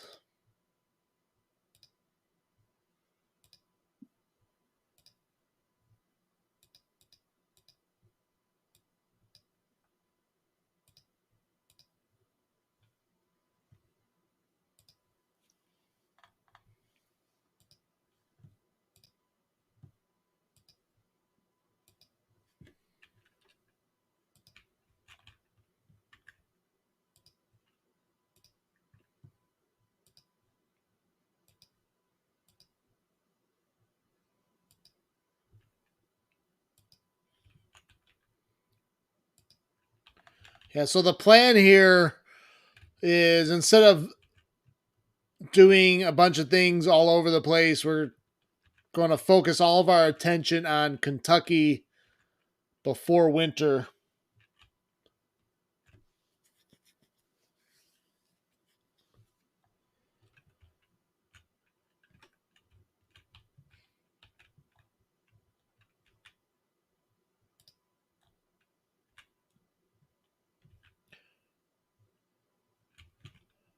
How is Grant? Oh, Grant's ready. He's ready for operations. What do the front lines look like in Missouri? Well, actually, not. This would be it's actually a good opportunity to maybe move Grant to assist in Kentucky at the Ohio Valley Cumberland confluence.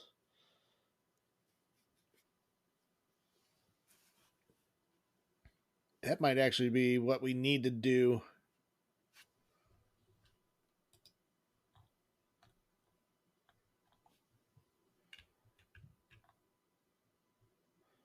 So I think what we're going to do is send Grant to Paducah.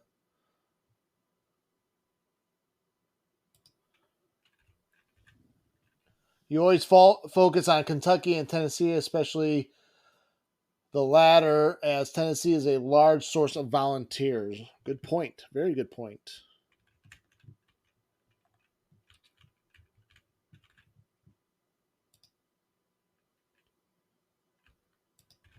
Yeah, Halleck's done a good job defending Rolla. I think that if he's a distraction for all these Confederate forces, then he can be the lightning rod in the West.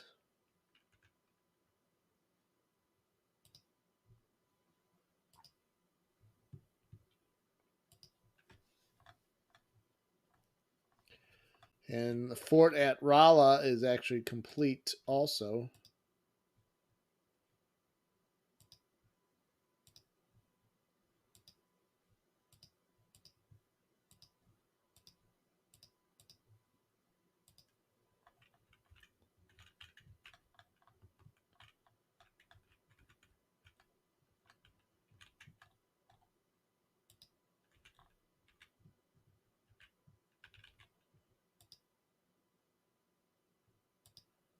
It looks like Sherman needs to rest a little bit.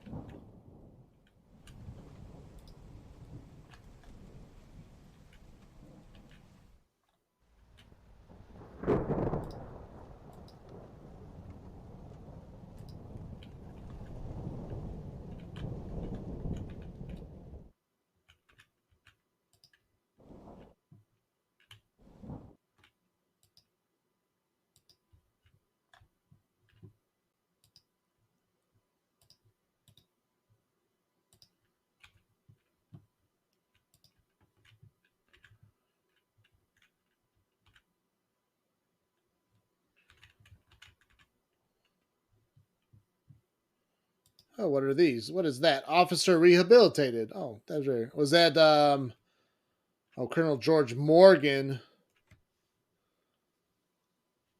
whose previous failures as a commander had tarnished his name among his soldiers and public, has redeemed his reputation. Having him in command will no longer create animosity among his men and the press. Oh, well, good for him. We're very proud of General Morgan. We always had faith that he would rise to the challenge.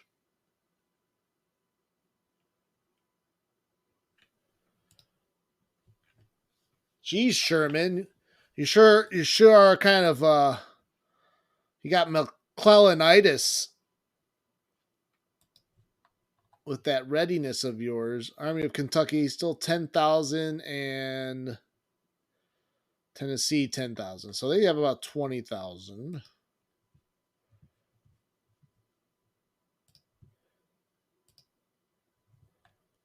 We're actually going to move let's move McClellan to Harrodsburg, and we will use Porter to help reinforce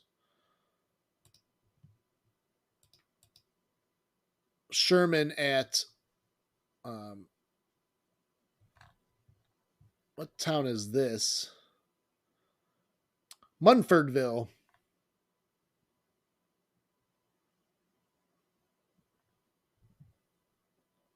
I could probably get rid of some of the depots in the rear lines.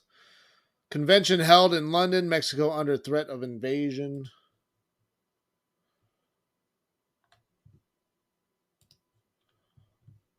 Speaking of depots, we can look at the cost right now. Yeah, look at my depot costs have just skyrocketed.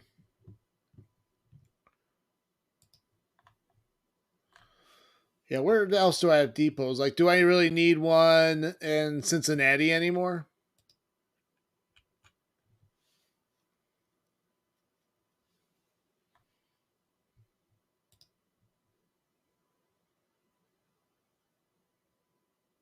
Parts of stored goods are sold or utilized. Why only parts? It should be all.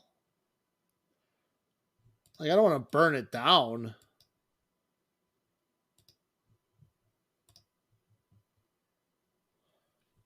Hmm.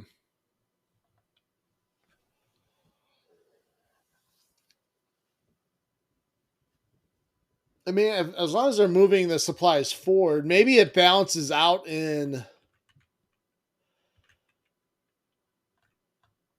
Yeah, the cost, the actual cost might be more, but then maybe you're holding that supply in place, so maybe costs of goods are going down, which I doubt that's actually the case, but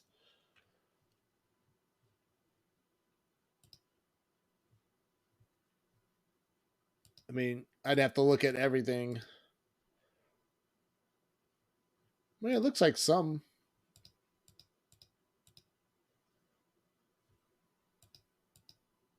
Yeah, crop prices are pretty stable. Flour flour is pretty stable. I don't know. I don't know. You'd think because you have all the if you're paying for all the supply depots that you're building, you would think that would impact you'd have a greater amount of supply if it's all being stored. But then again, if that stuff's all in depots, then it's not in the open market. I don't know. I don't know.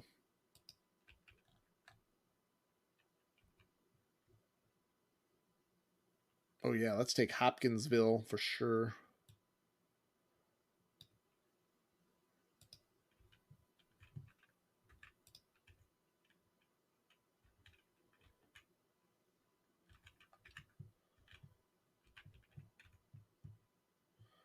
I think Sherman's ready. Oh, they're already trying to get into winter quarters. It's November. Damn. Come on, one last little campaign. You can do it, men.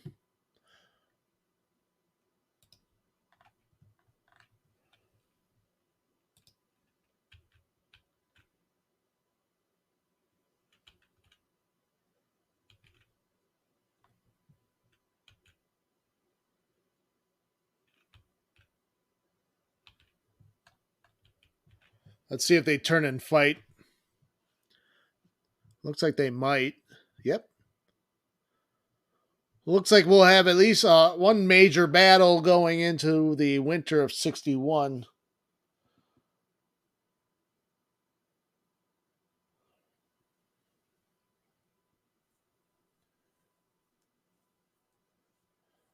So we actually have 29,000 men on the field. So that's still more than enough to deal with the 12,000 men under Wheeler. Now, Wheeler was awfully aggressive in that one battle.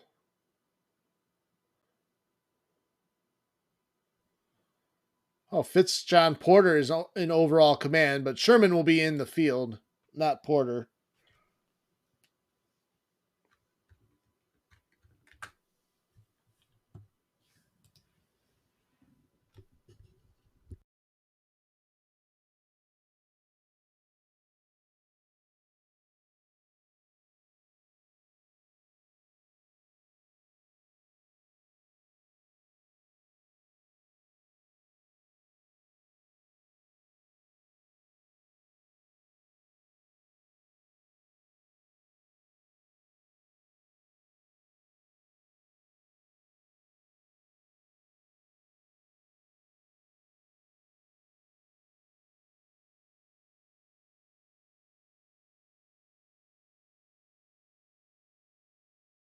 I added some sound alerts in the About page.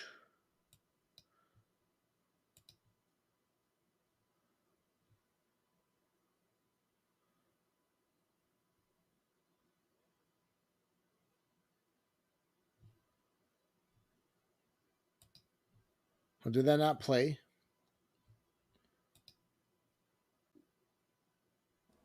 Huzzah!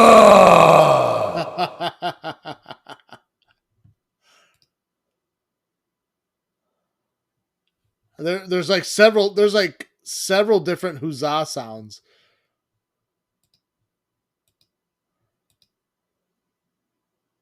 Gee, was that really loud on your end too?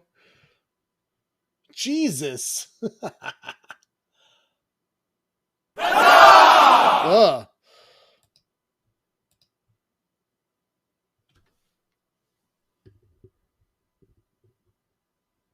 I'm going to have to adjust the sound alerts sound. One more. Get ready. One more. Huzzah! A man of quality. There's like even more that I can choose from.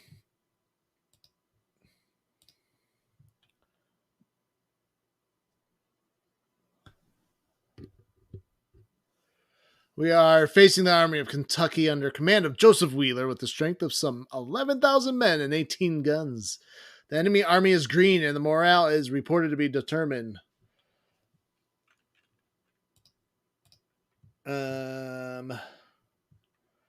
Yeah, they don't. Their condition doesn't look great. Could be better.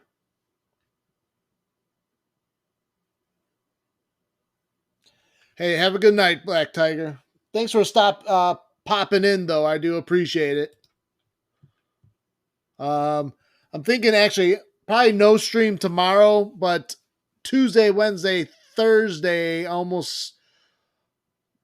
almost 100% positive all 3 days will be stream days. So, and probably Friday as well.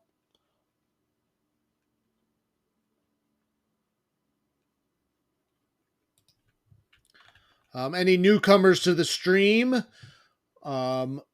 check out the Discord too. Trying to get more people involved there. The few people that are on the Discord are involved. Place to posting YouTube sites, game suggestions. Also, just a place to kind of hang out and chill if you want.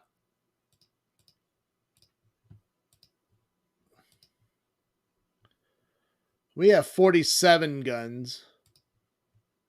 So that's good. We outgun them. Outman them. Outgun them. We should win. This should be a victory.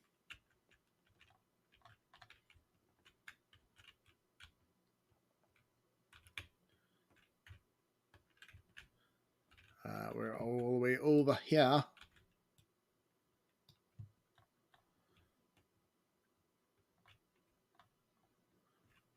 I got a long march to the battle objective.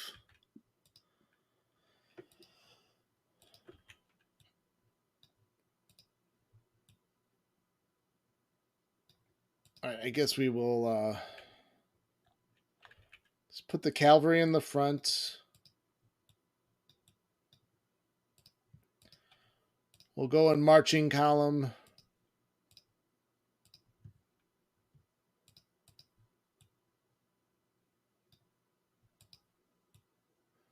Mansfield always leads.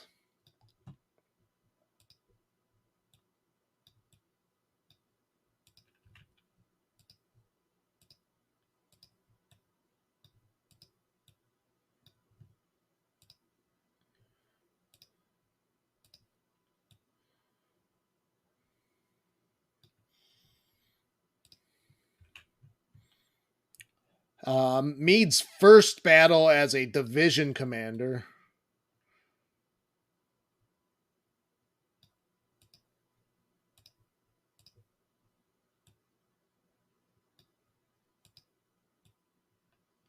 God damn it. Son of a bitch.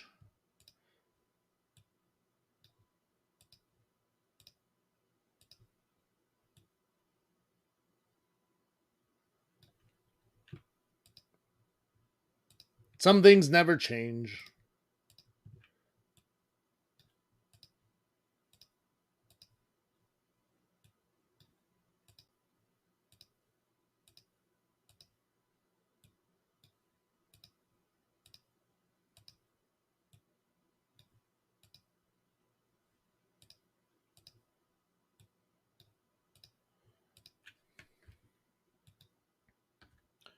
All right, I think we are ready to move out. Come on, men. Let's march. Find the seek and destroy.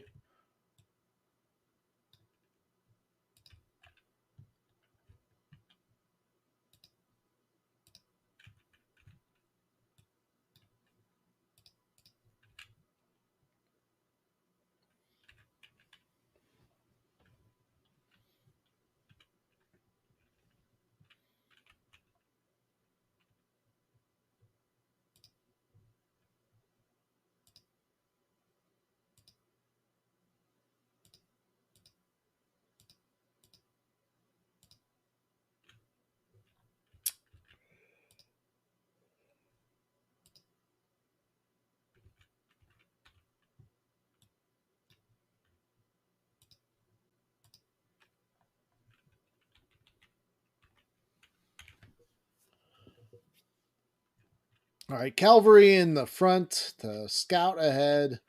We're guessing that the enemy is probably around the Hall farm in the south. It's 11 in the morning, so it's going to take most of the day to march. We do want to scout the river crossing. If they're not at the river crossing, we'll just cross there. But if they are defending that river crossing, we may have to try to flank around. But there are 2 river crossings.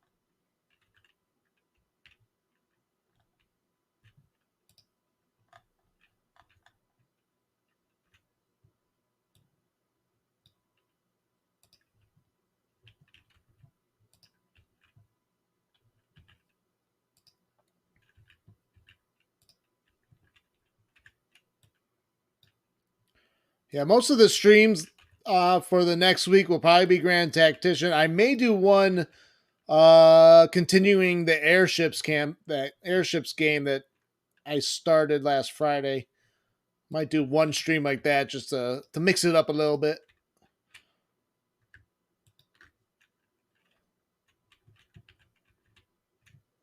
Yeah, they're defending the crossing.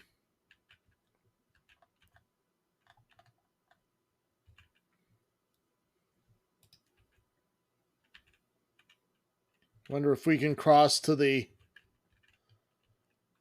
Wonder if we can cross at the Armstrong farm.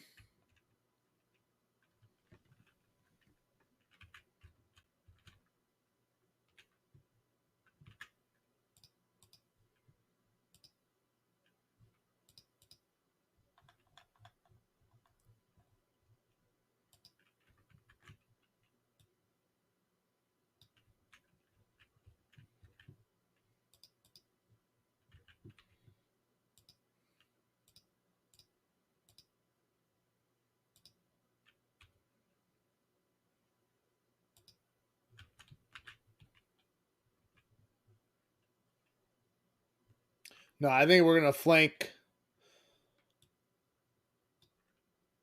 flank the river.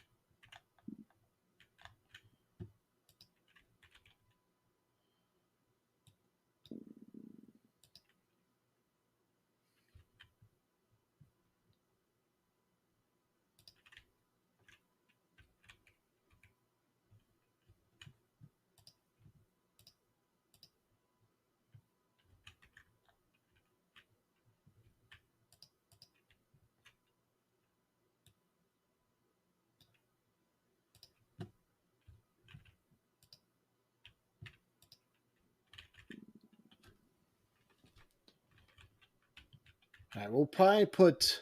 Let's move Mansfield right here.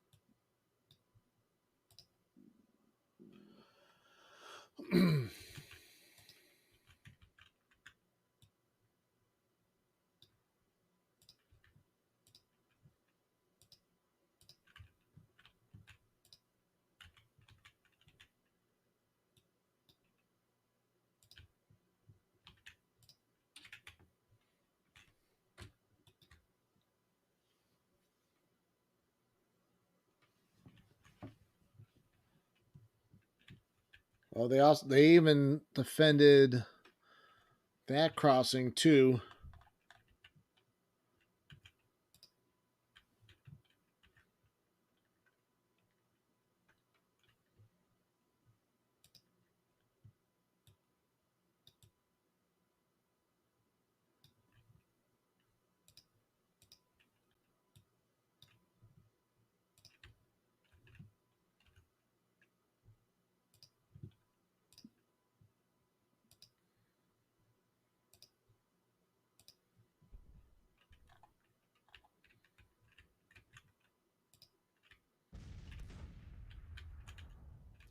We'll unlimber some guns, maybe try to hold them in place if we can.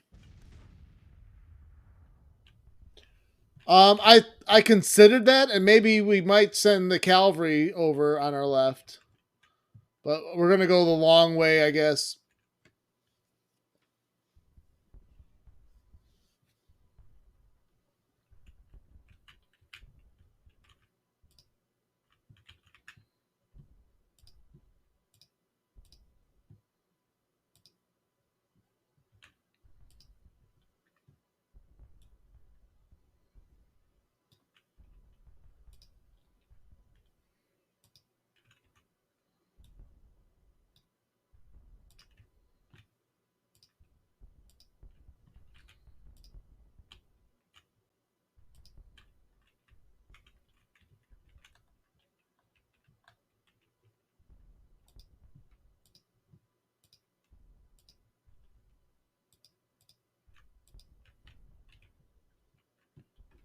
Yeah, it is November too, so there's a lot less daylight. Mead's ready. This might be a piecemeal attack.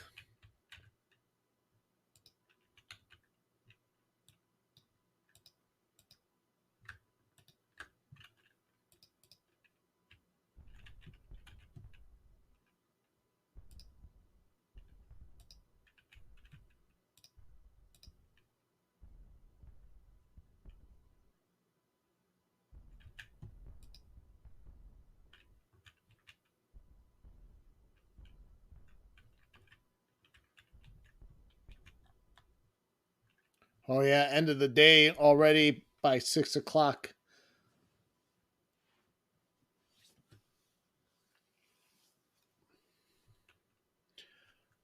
But we have reinforcements.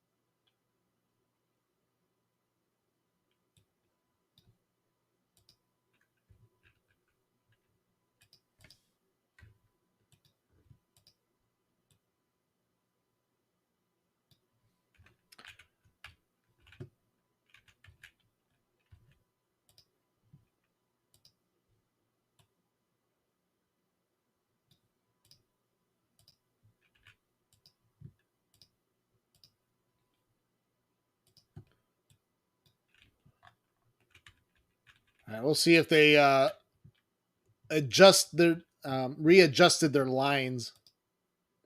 Nope, they stayed in place. I kind of like that because now we really can get them in their flank. What's going on here?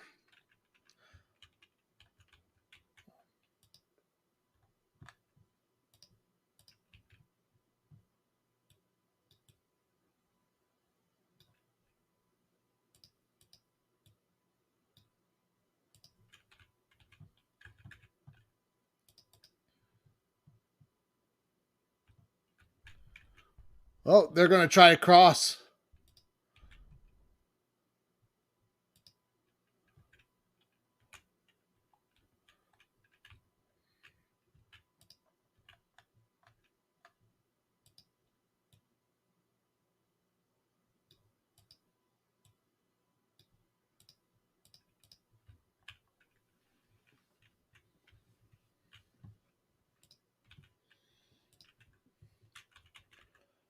So I guess Porter will reinforce the left flank. We'll send him down. The engineers will also be there if needed. Combat engineers.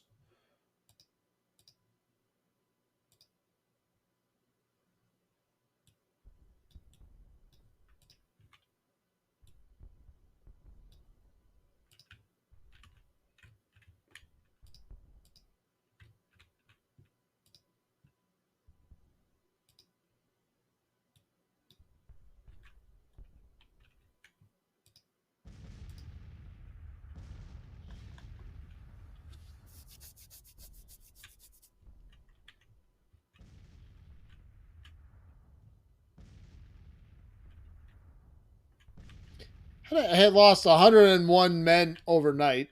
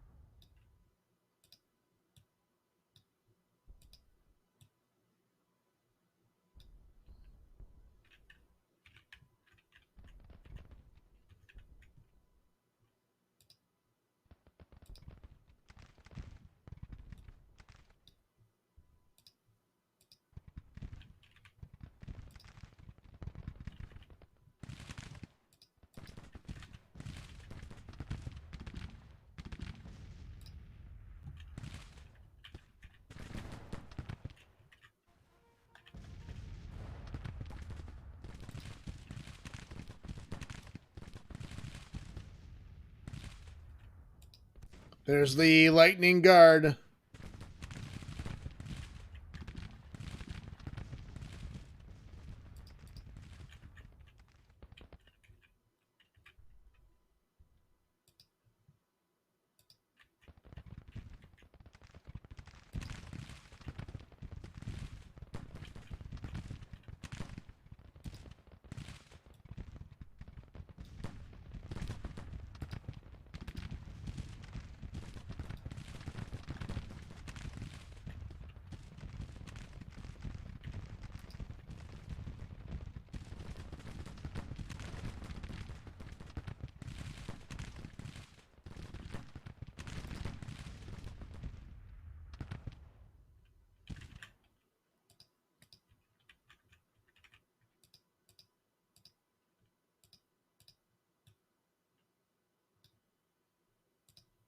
Let's move Abercrombie up.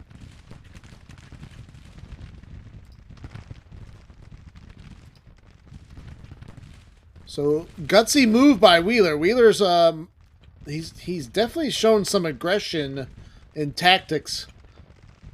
He has split his army in two in the face of superior numbers. What other general used to do that?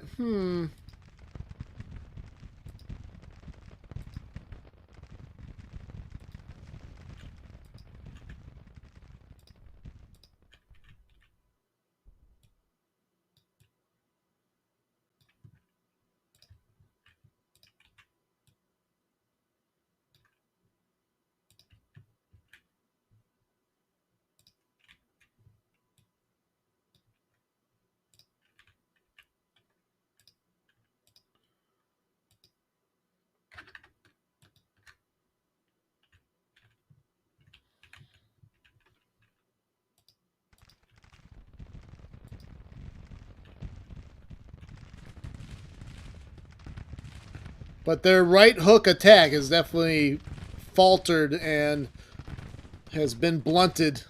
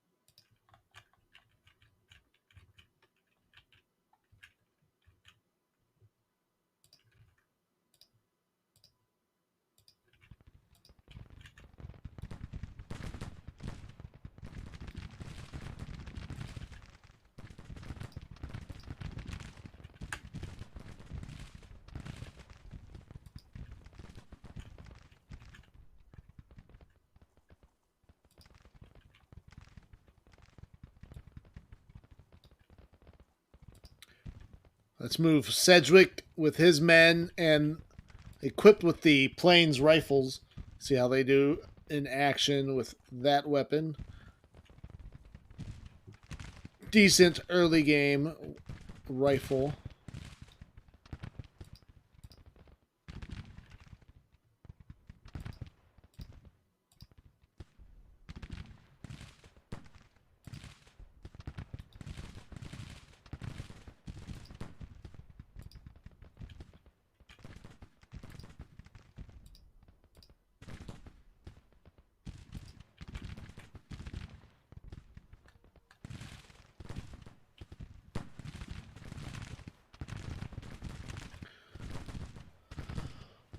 Battle around the plains around Bowling Green in full swing here in the morning of November 6, 1861.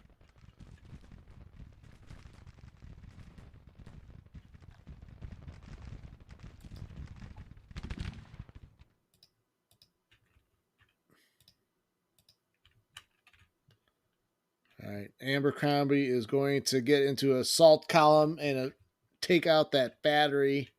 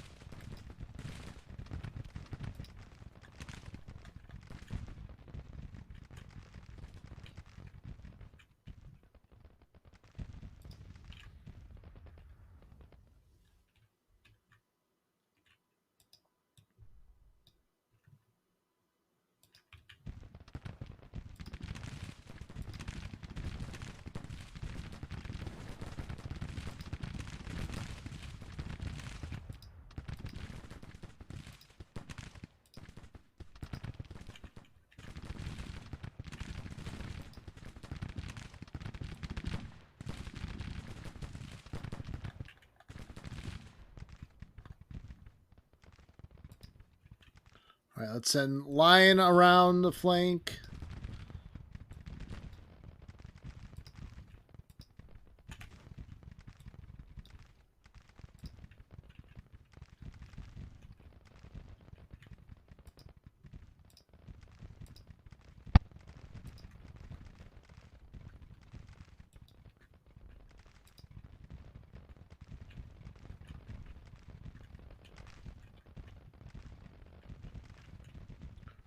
We could probably cross now with Porter's reinforcements.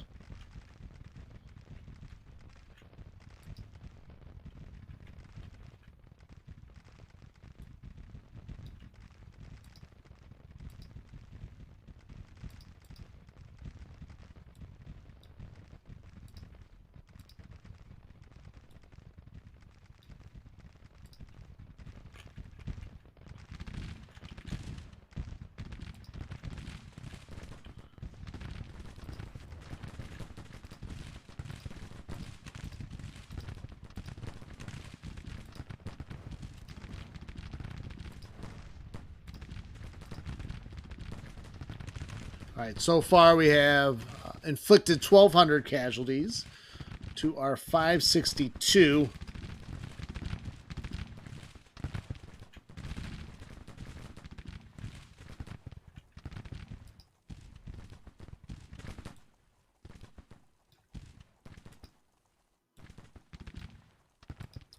Let's keep swinging our right flank.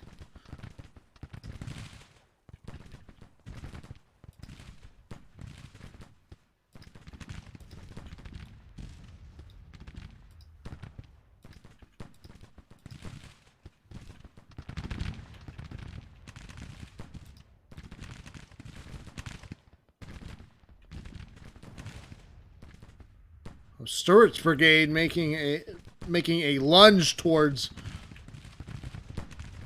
Denver's 2nd Brigade. Oh, that's their first action. A couple of first time battle units.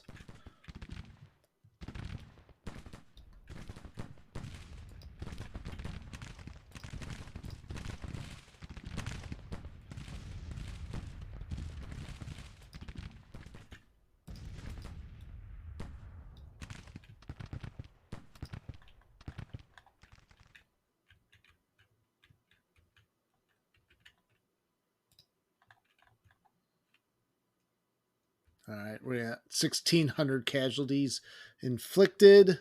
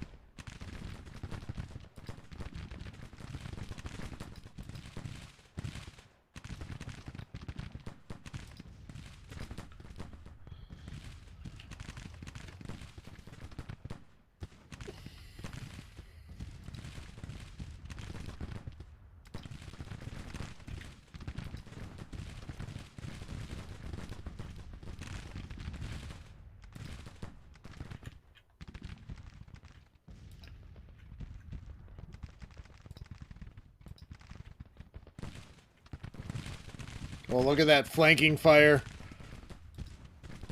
Nice job, Davis.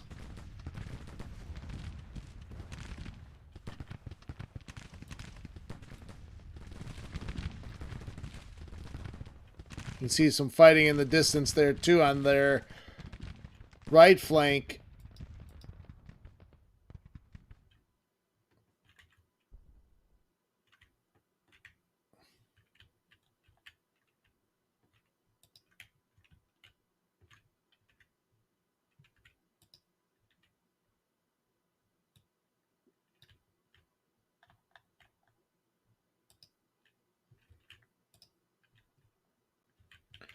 Actually, let's take this cavalry over. There's some artillery here that I would like to try to take out.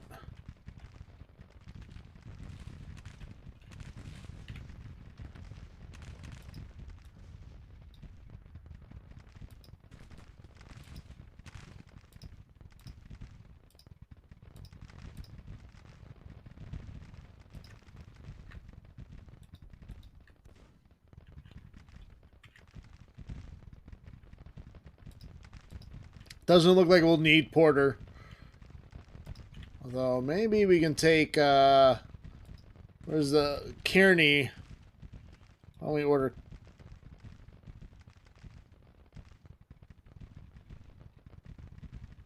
Oh wait, is he not in charge of? Oh, he's in charge of that division. I thought he was in charge of the cavalry. Oh, they're all attached. Never mind. Never mind.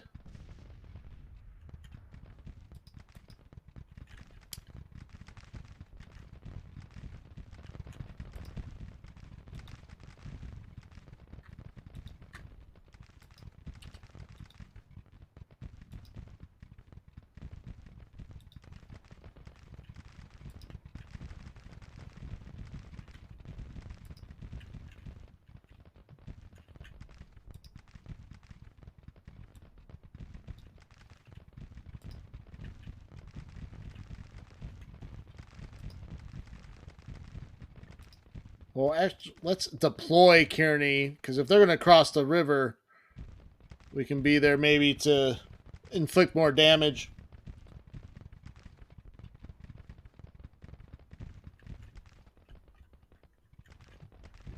Yeah, yeah, Jacob, I think we'll try to block this river crossing.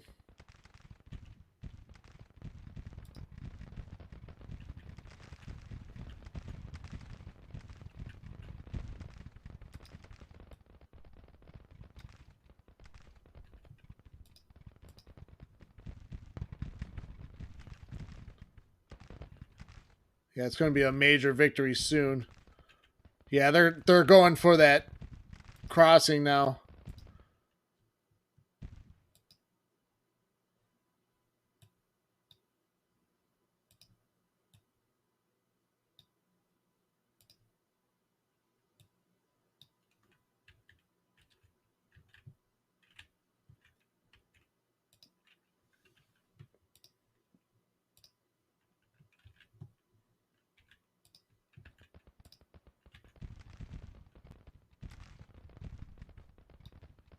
Enemy is retreating.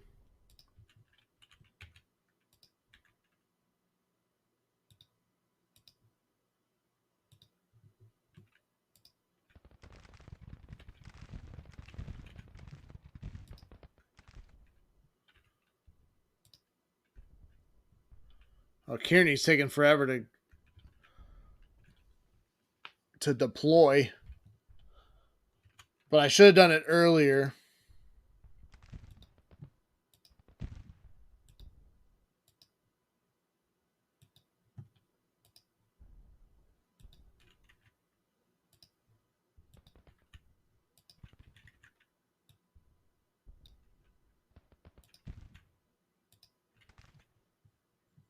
Ricketts is just going to hold that position. They're actually like timid right in front of those batteries. Yeah, Kearney's not deploying very fast at all. Very disappointed. That's very uncharacteristic of him. Oh, rain. Of course it starts a downpour.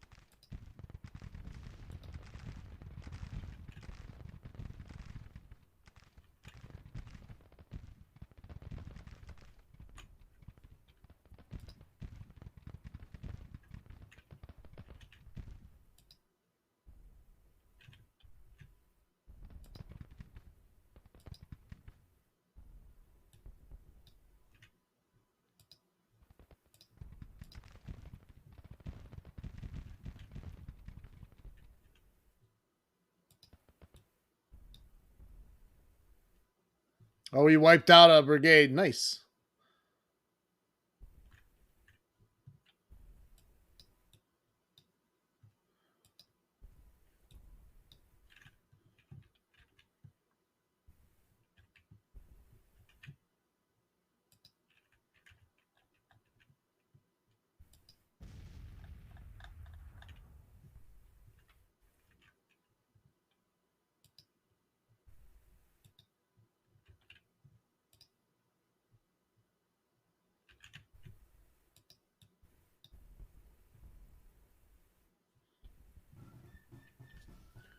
All right, that was a pretty good victory there. 5,000 casualties to our 1,300.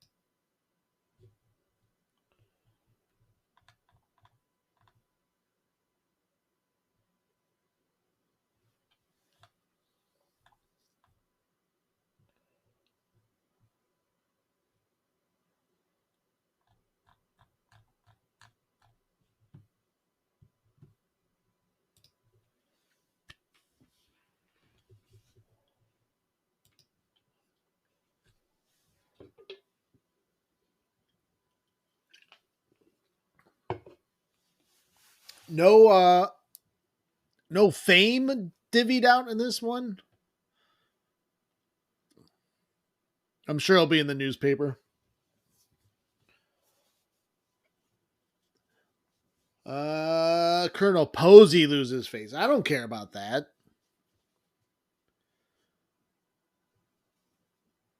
The enemy lost renown Colonel Hinman in the combat with our forces. Sources from the Confederacy side report the public unmoved by the recent events. Many are waiting anxiously for more news from the front.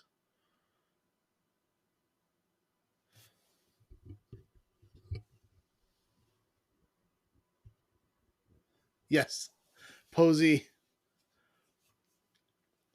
The poser Posey loses face. Captured 3,000 rifles. And another 1,700 enemies sent to POW camps. Somehow the Confederacy have gained national morale because reasons.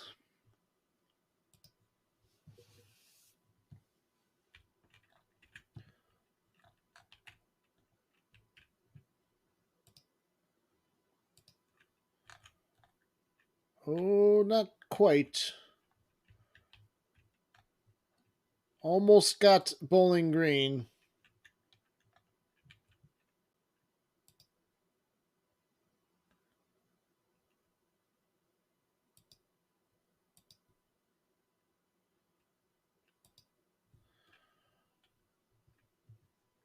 Provisional president officially elected.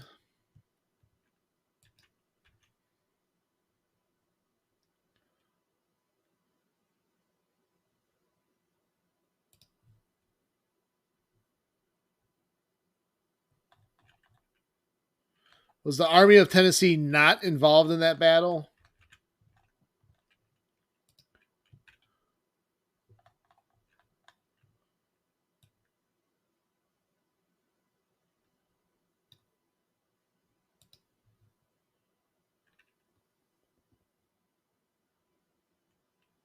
Oh, Posey was a Confederate general. I'm pretty sure.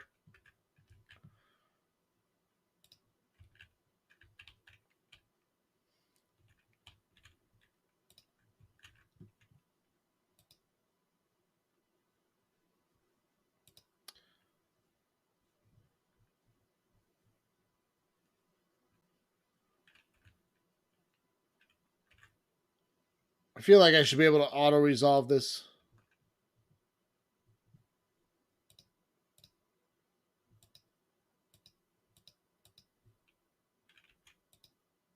Victory at Bowling Green.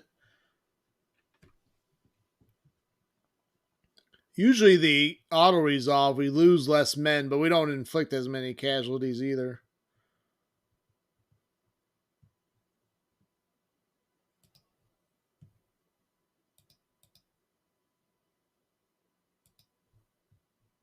Just in time for winter. Oh, looks like there's a new army forming on the border of Kentucky and Virginia.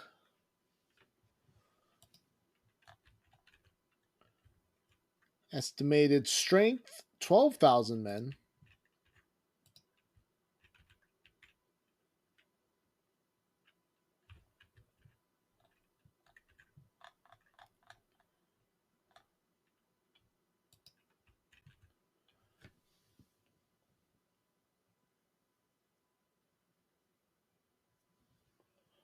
So Kentucky should be flipping soon.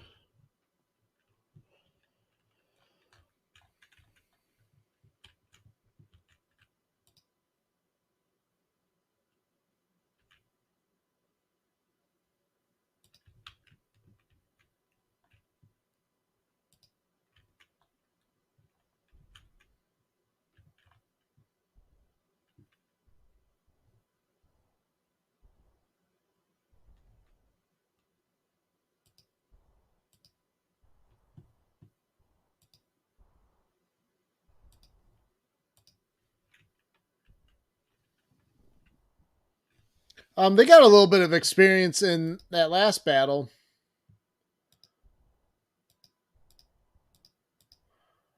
They were a big part of that defense of the left flank. They did all right.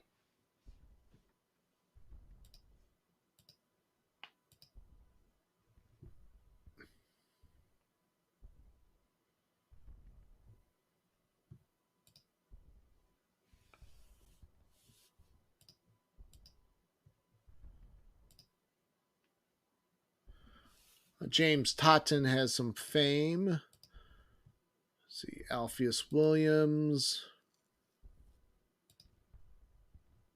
Oh, Joseph Manfield.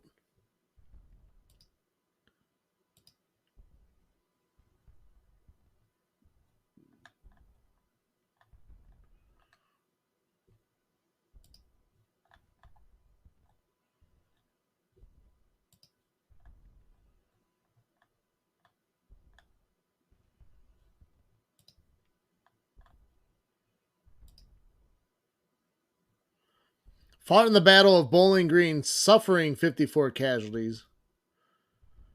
This is the Lightning. This is the Lightning Guard. Fought in the Battle of Fort Munford, suffering 103 casualties, inflicting 110.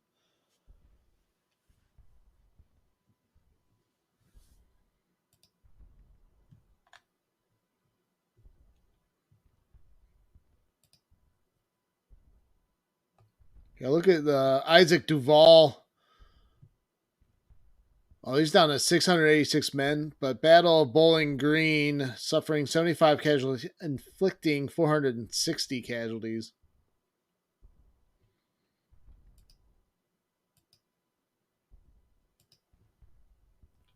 They're a 3-star brigade right now.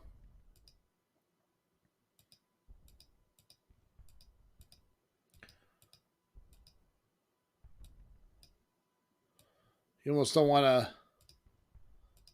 Yeah, I combined them. It went down to 2 stars, but that's fine. Oh, they only have 881 men now. Usually, those more experienced brigades are lower in number.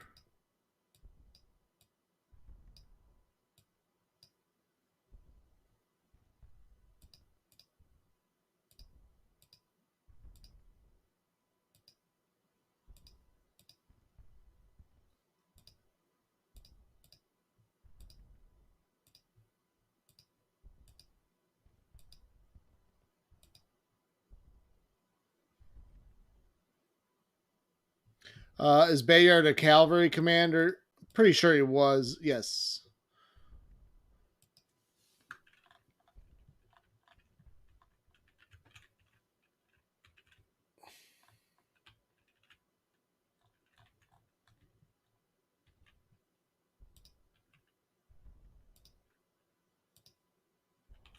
Let's get a fort building in Bowling Green. We'll fortify Bowling Green over the winter. We may try to strike out at Nashville before the weather gets too severe.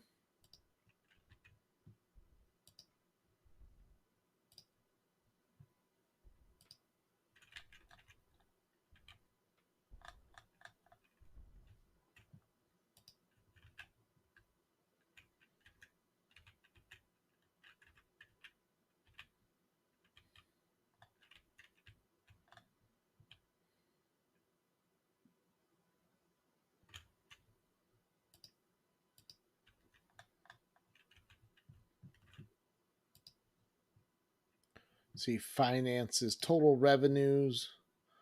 Our total revenues are slightly increasing.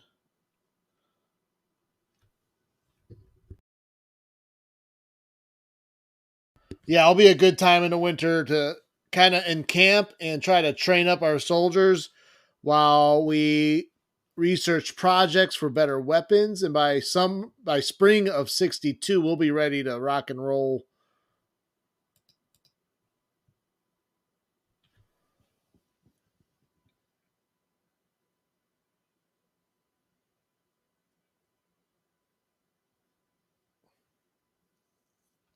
Trade deals. Each level of the project further increases the profit from foreign trade deals. Or what about railroad construction?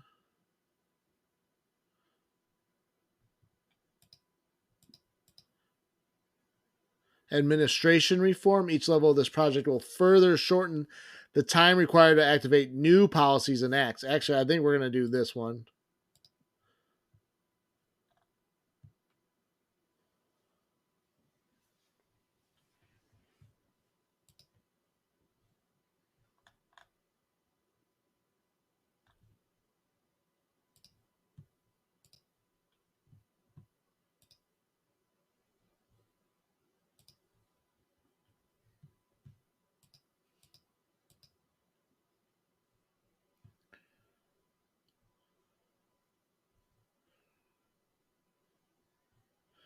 Kind of want to do cavalry carbines.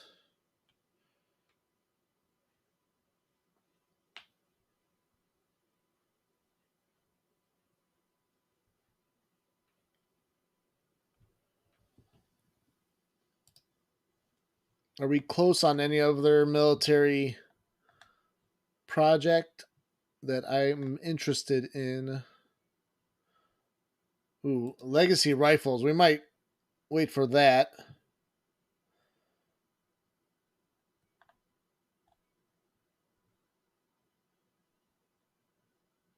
Maybe not.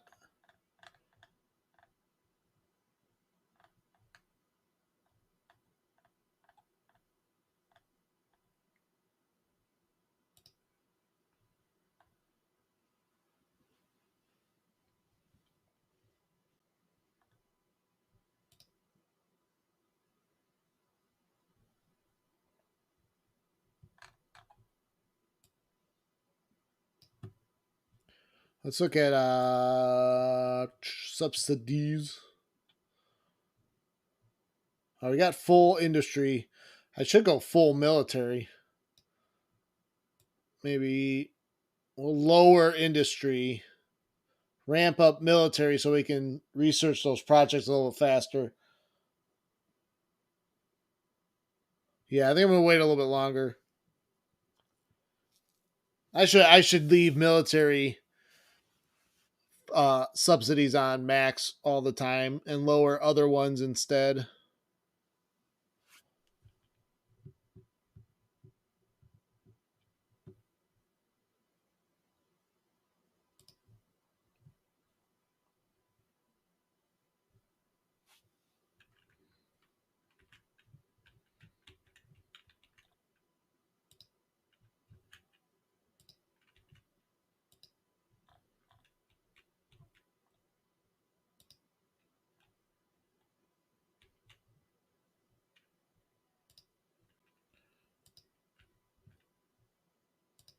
That's a fitting song for the winter time.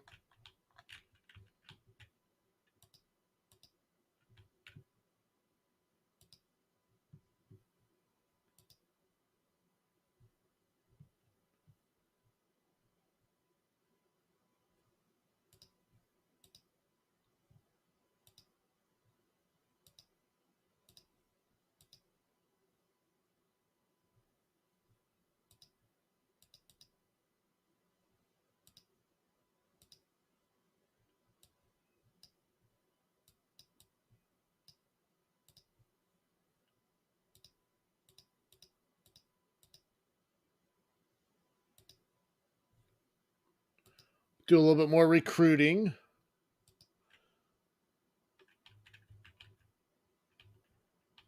Yeah, we'll see what the. I feel like the Confederates have been a little more docile.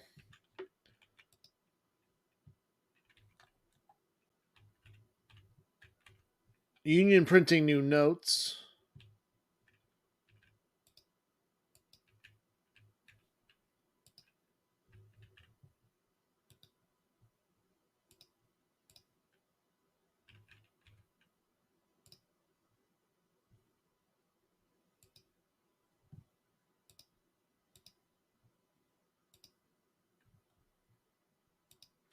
Looking at our river fleet. I thought I had some more ships. Oh, there's 8 ships in this fleet.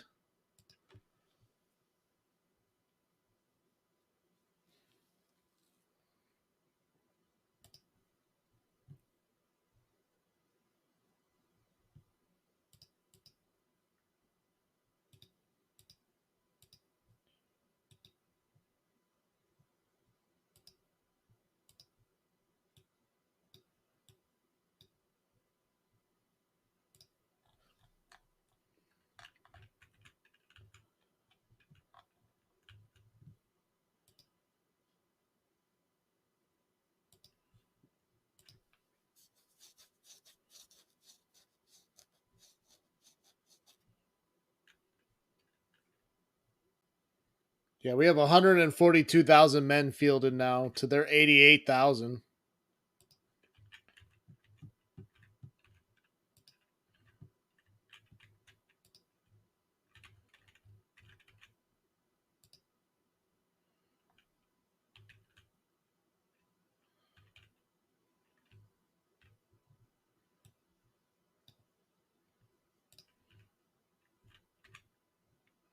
We're going to move some more engineer units over. Oh, don't take that path. You were taking a different path a second ago. Oh, Hooker's in trouble.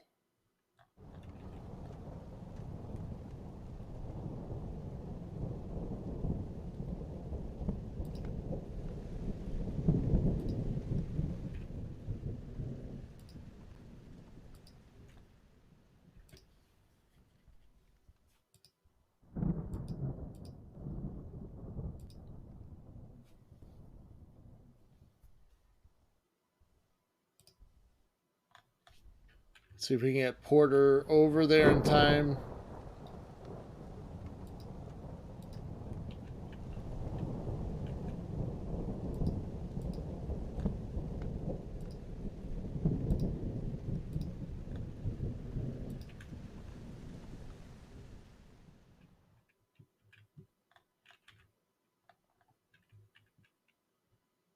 $7,000 versus 11,000.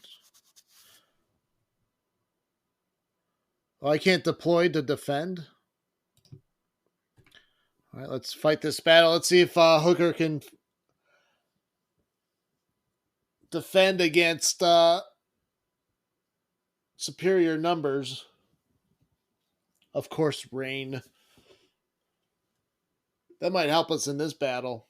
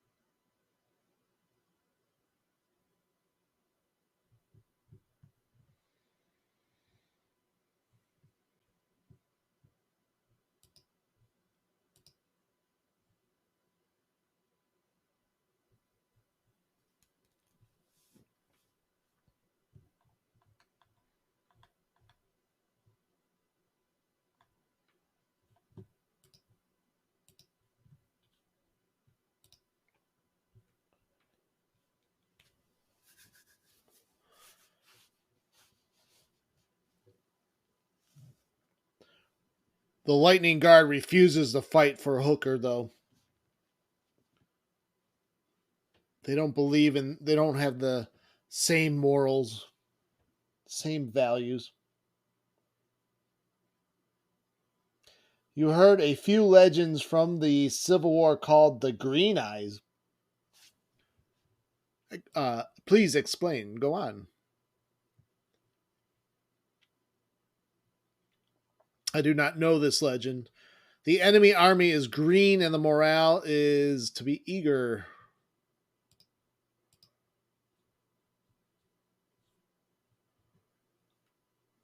They are probably approaching from the southeast.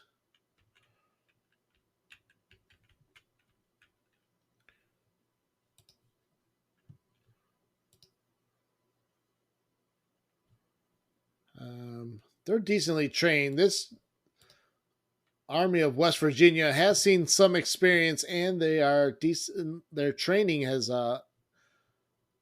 improved.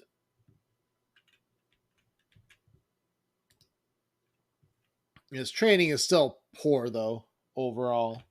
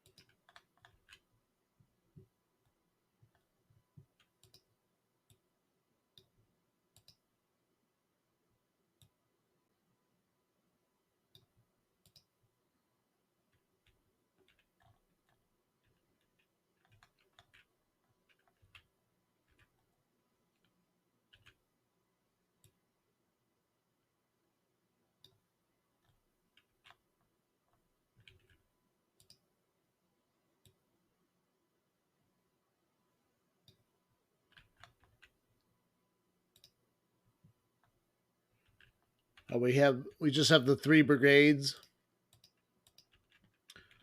All right, so the cavalry's going to have to guard the left flank with artillery support.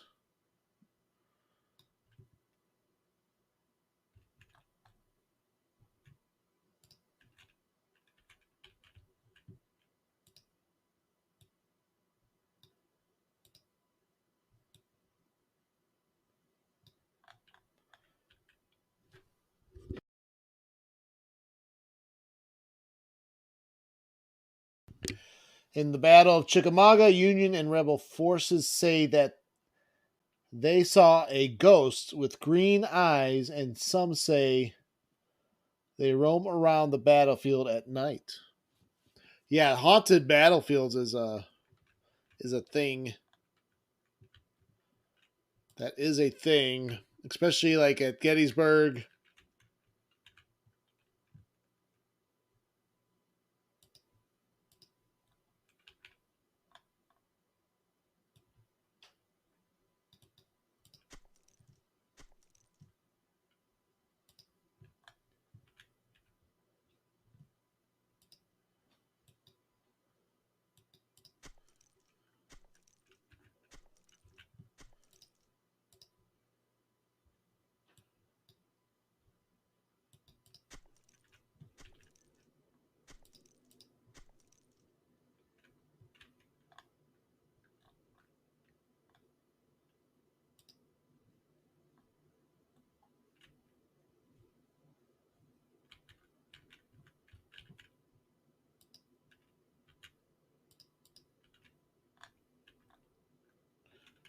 Let's see if we can see the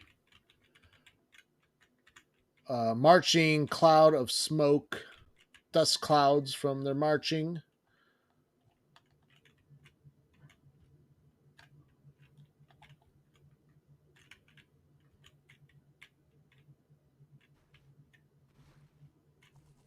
I hear them. I hear them.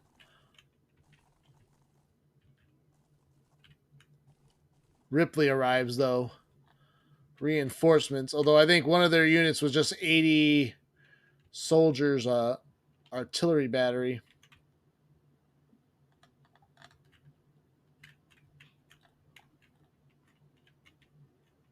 There they are. They're approaching Perryville.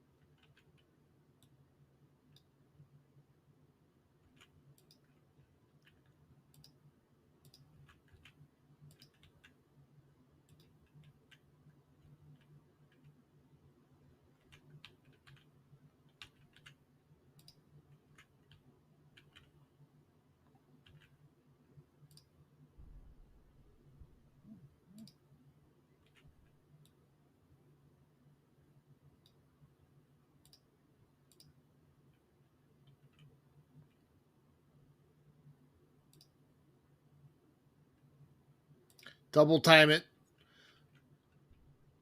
Double time it. Get over there on the flank.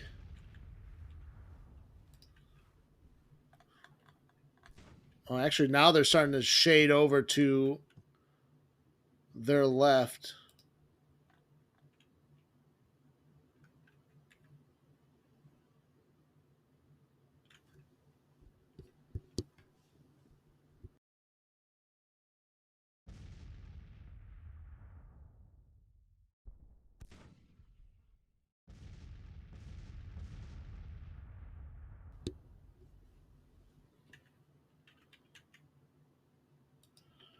You created one of the cavalrymen from the Lightning Guard named James Blackwood, and he said we didn't want to fight for Hooker because we knew that if women were coming, then we would rather die. We wanted to avoid the temptations of his headquarters, the debauchery and womanizing that is Hooker's headquarters.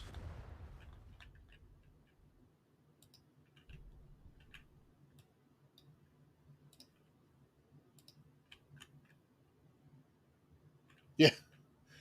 The Ultima ratio says we will take them. Come hither. We are not afraid.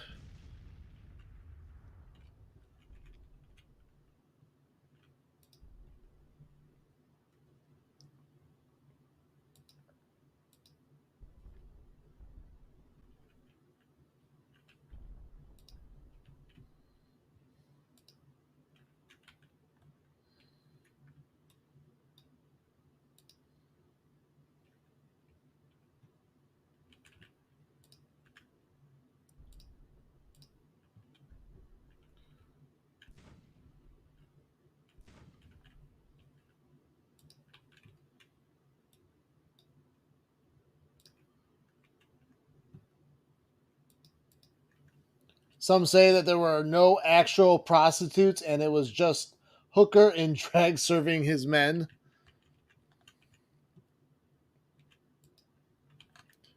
Well, there's a nice stone wall on our left flank here. I should probably take advantage of that.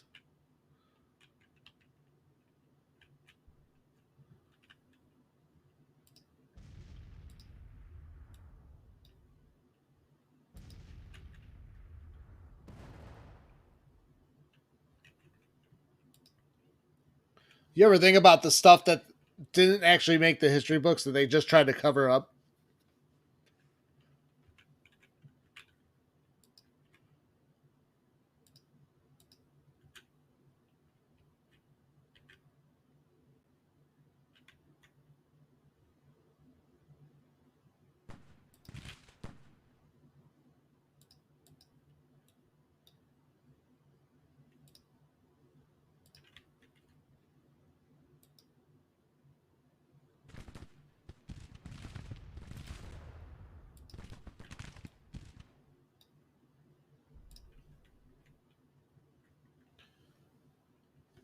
It's so easy, though. I mean, look at how many things weren't even covered up that people don't know about. Like how bad the POW camps were in the Civil War. Yeah, but I mean, but at the end of the day, we did find out how bad the camps were.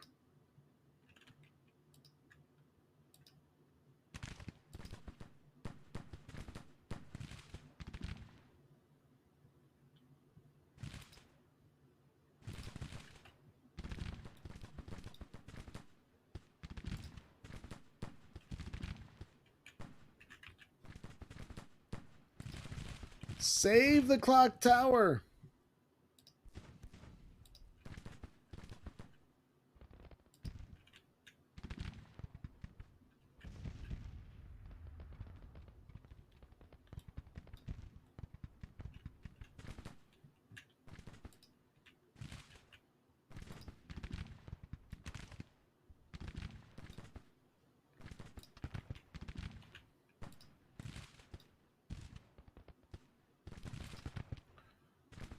Cavalry gives a morale boost.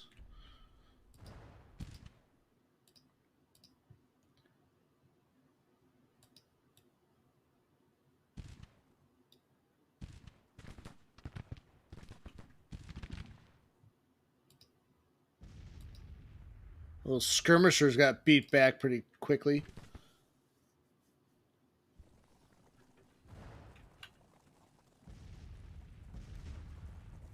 Ooh, we've taken some casualties already.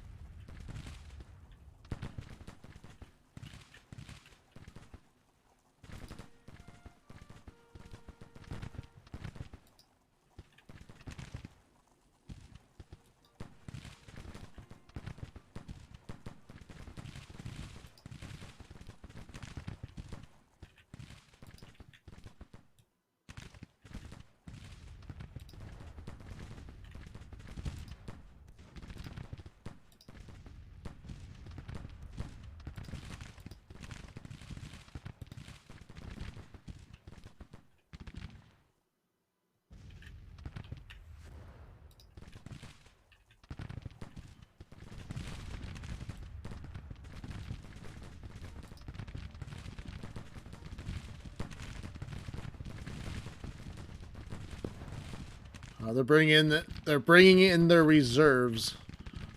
This could get very interesting.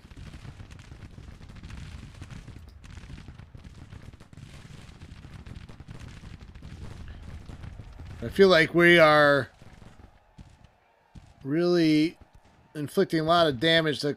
Oh, what are you doing, Smith?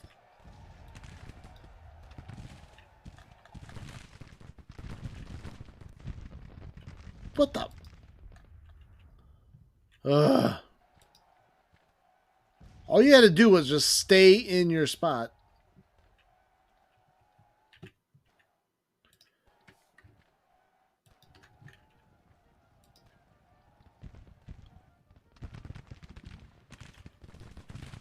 Maybe a cavalry charge in the flank of the enemy there. Right. Stabilize that line.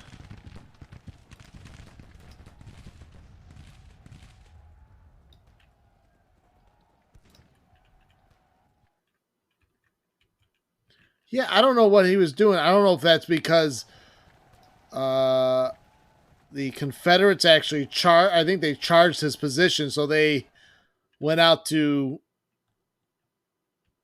melee them. But now that's going to cause all kinds of disruption along our line.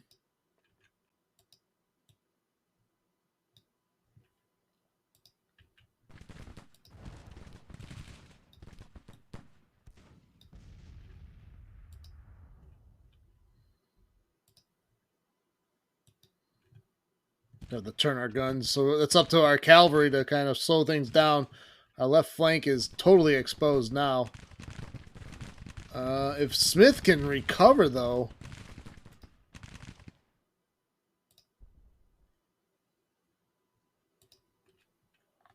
You stupid bastard, Smith. Damn you.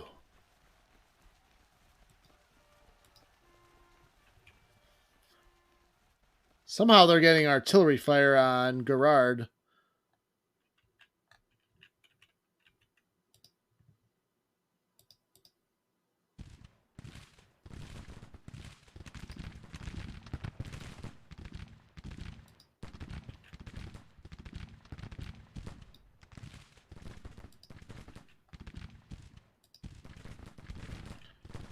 Who's demoralized? Roberts.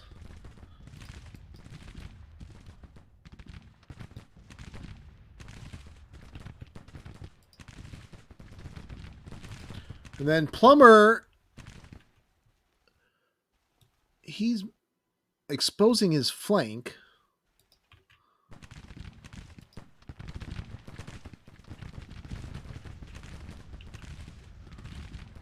Yeah, I would have went all meat on his ass and just like flipped out. Or General Patton slapped him.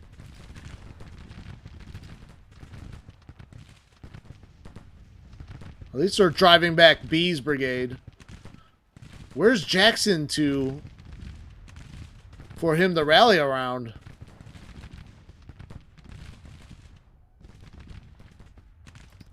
God damn it, Plummer.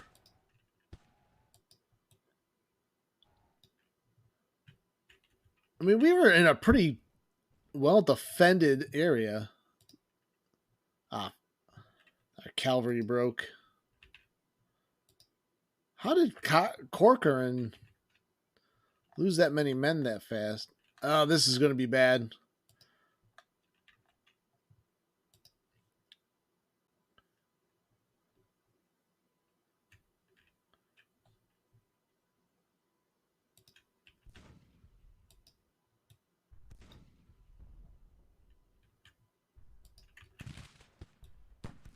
Yeah, we're going to lose these guns.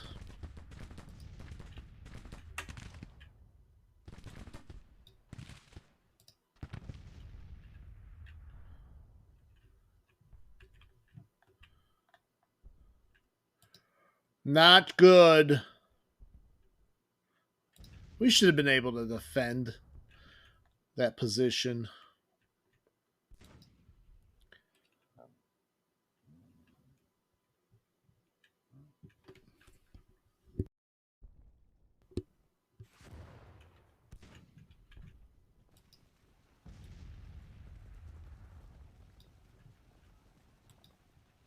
Oh, shit.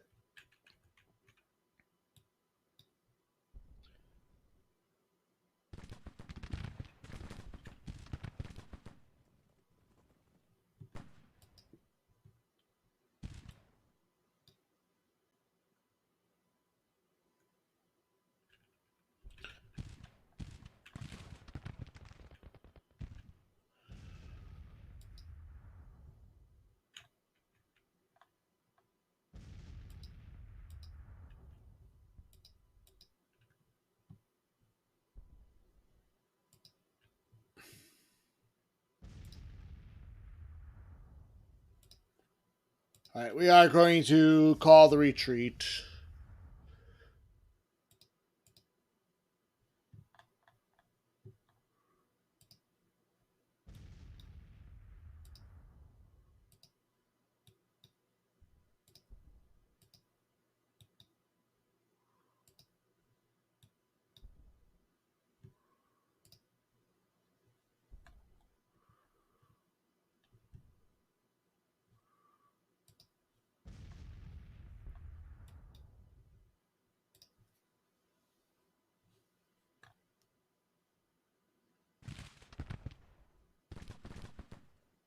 We've still inflicted, God damn it, who did we lose? McReynolds?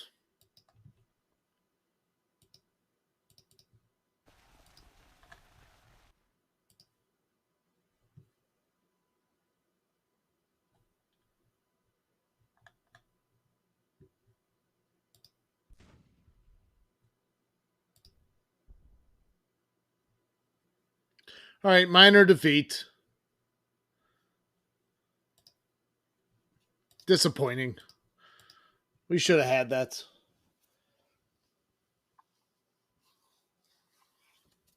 Cowardly leadership.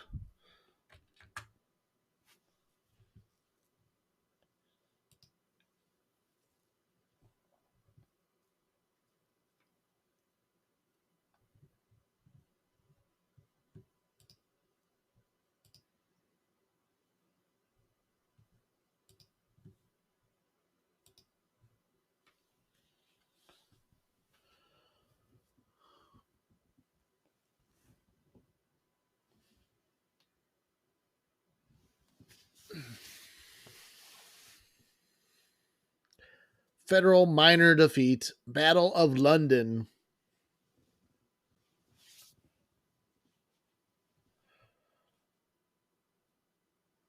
Ships that can only move along rivers cannot be transferred to fleets at sea and vice versa. Makes sense. Army of West Virginia in retreat.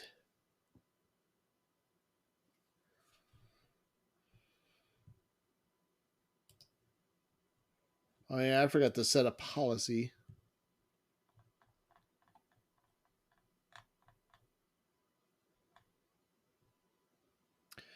Military 2. Plus 10% research speed due to projects. Does that make any sense? Oh, that's the research speed for the policy. Military policies allow new legislation to strengthen the nation's military and introduce new means of recruitment. The maximum amount of annual military subsidies is increased. I don't think we need to research that now.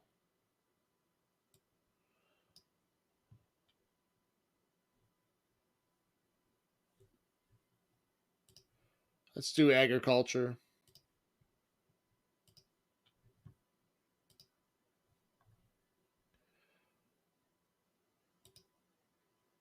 Each level of this project of weapons production will further increase weapon production efficiency.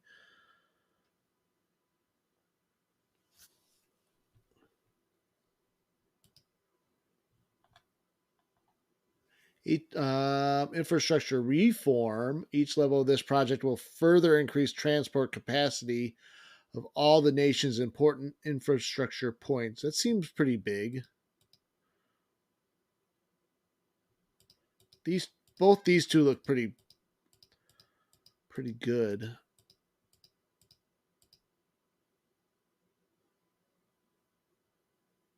I say subsidized industry might be the way to go first.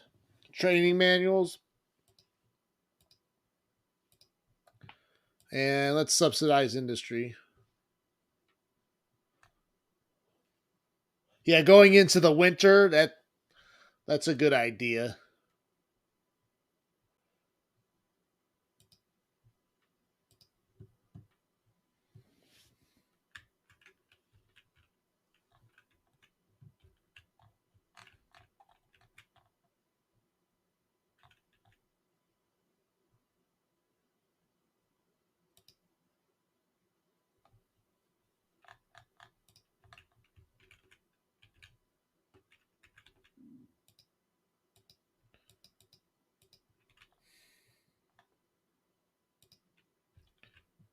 Why doesn't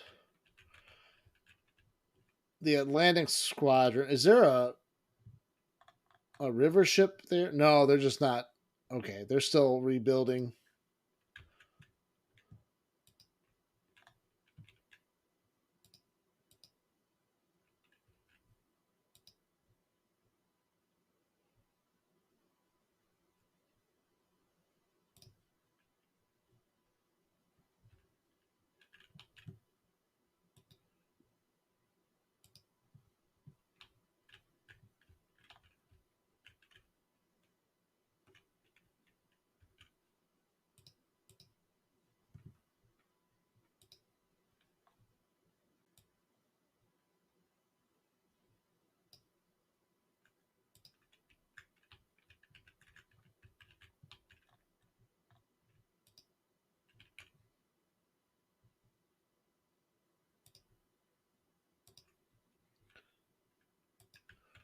All right, we're gonna halt Porter's movement.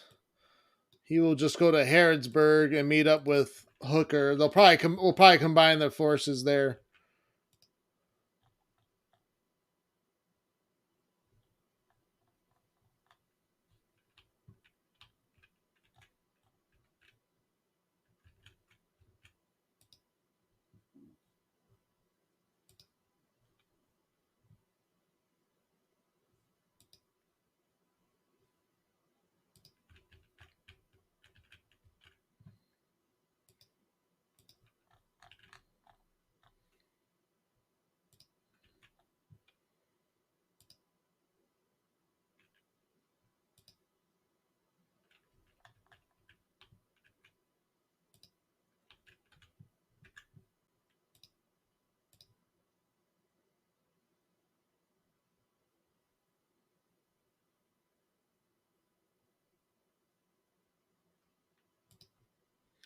Need just the right spot for a depot, or they won't let you build it.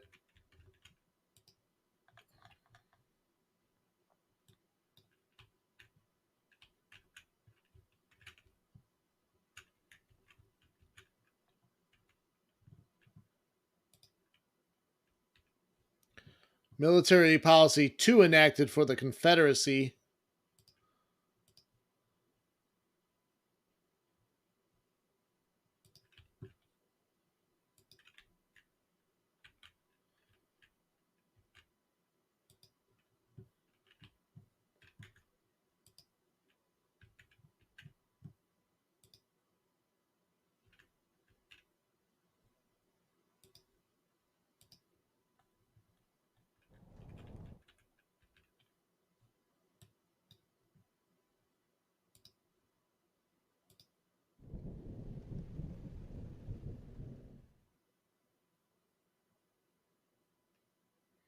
The Trent Affair.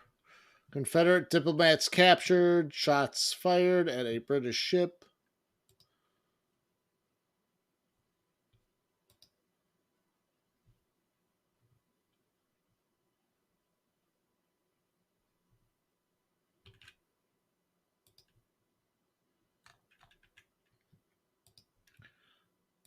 Yeah, actually, let's transfer Hooker's. We're going to transfer Hooker's command to Porter.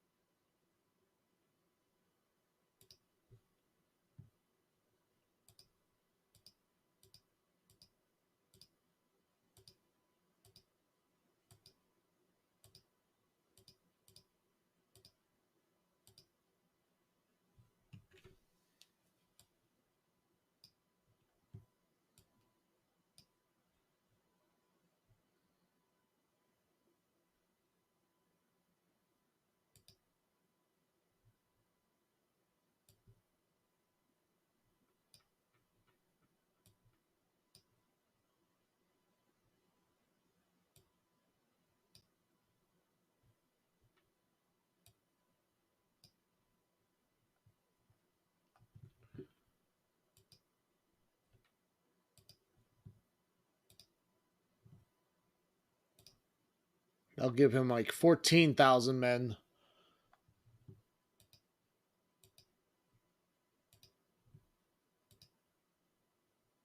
Gustavus de Rossi. I think he was French.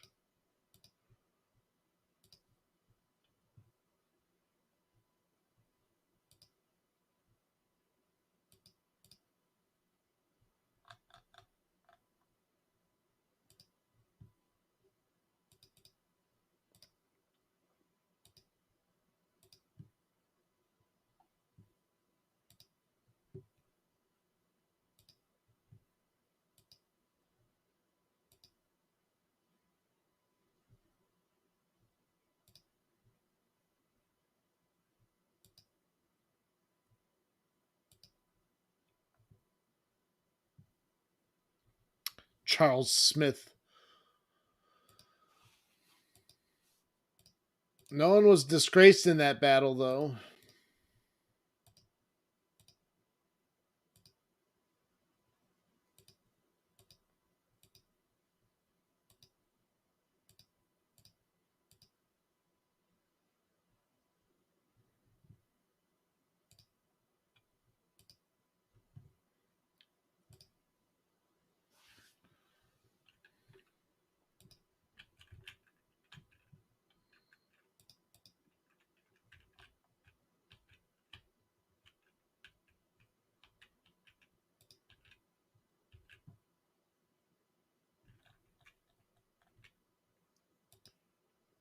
Yeah. Sherman's readiness back in the orange. So he waits. November 18th, 1861.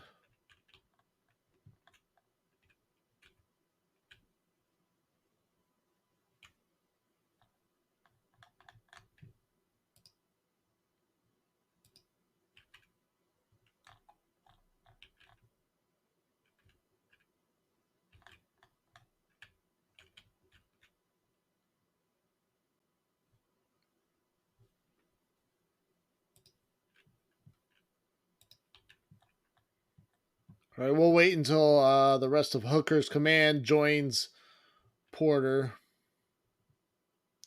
And then we will attack the army of the Northwest.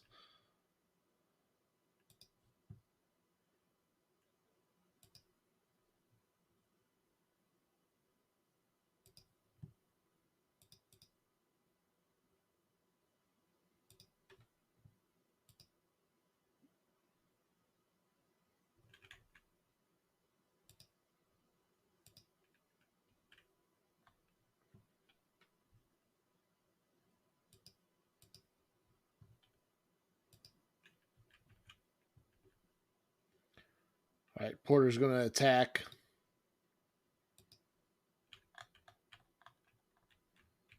But all quiet everywhere else other than Kentucky.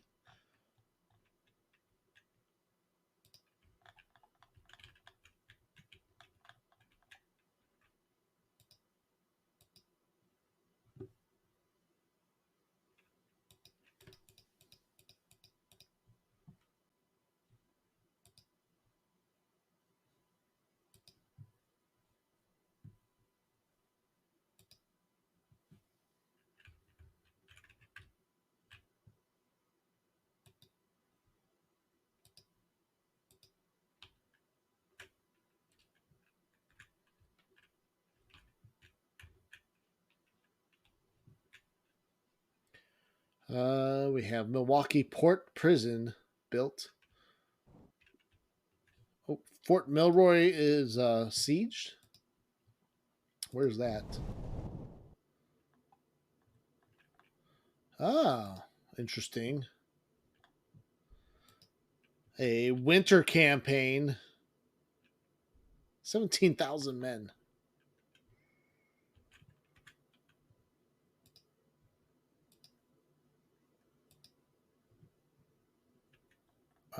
Let's.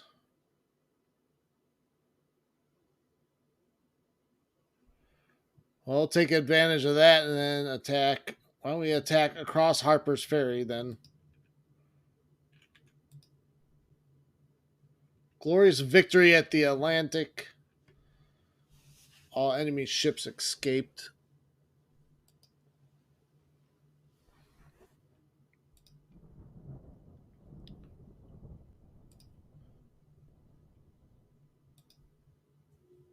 Union Navy unstoppable.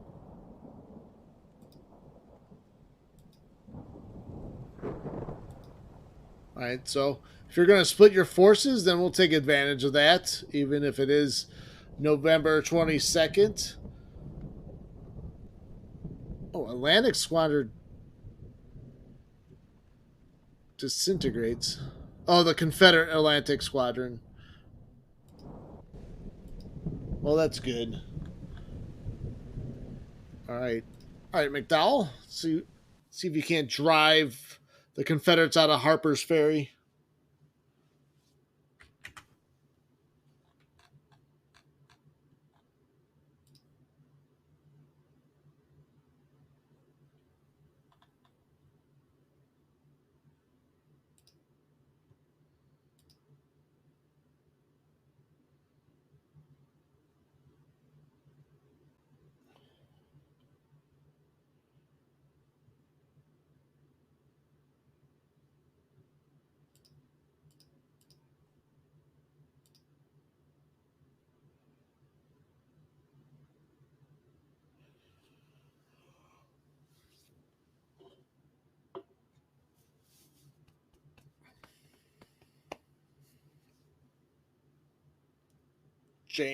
Jane.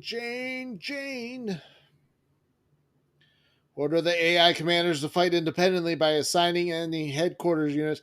We need to do a campaign like that. See how that goes. I feel like I would get very aggravated. Break things.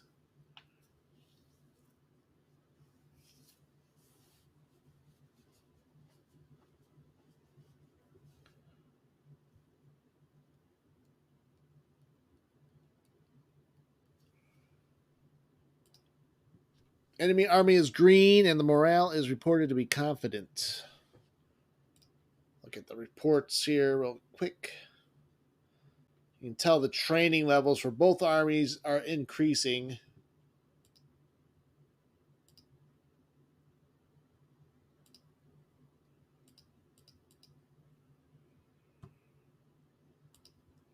Let's look at units by division. Ultimate ratio in this battle. We haven't seen them in a while. And Black Coat Division also in here. I think there's probably the Pennsylvania Zouaves as well, I think.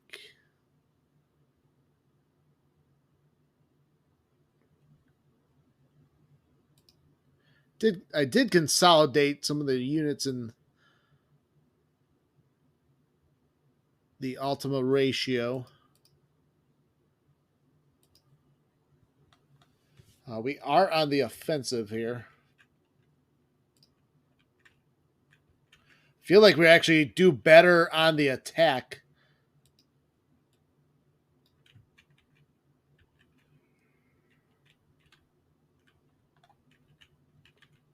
The 20th Battle of Winchester in November 23rd, 1861.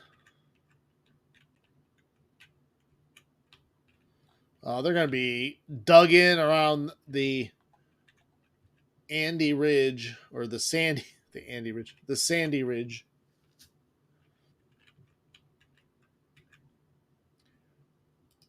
Oh, training status is regular though for McDowell's army. So they've been doing a lot of drilling for the past month or two while they kind of sat it out across the Potomac.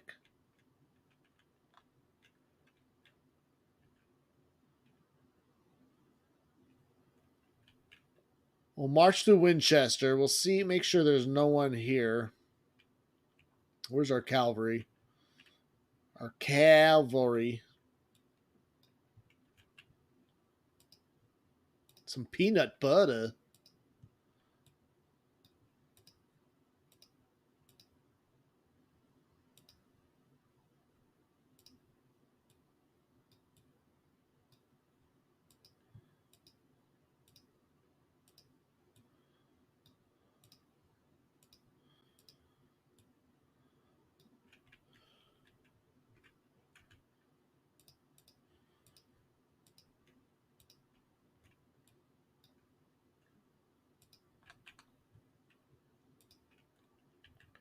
It is 7 in the morning.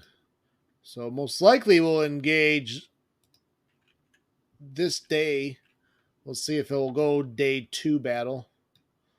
But there should be plenty of time to get into position for a major attack.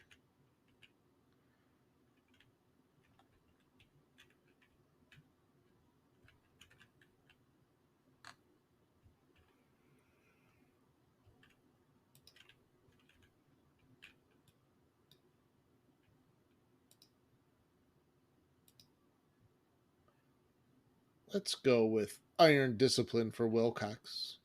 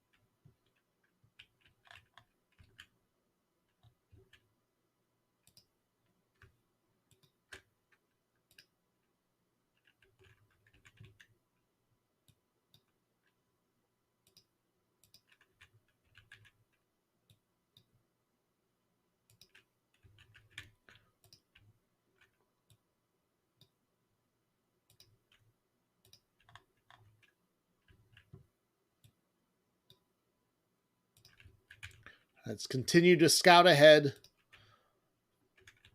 Find the enemy. I suspect they're dug in on Sandy Ridge. Maybe we can send a division around. So one division down the middle, a division down Cedar Creek, and then maybe a reserve division to use when we determine where the greatest opportunity is.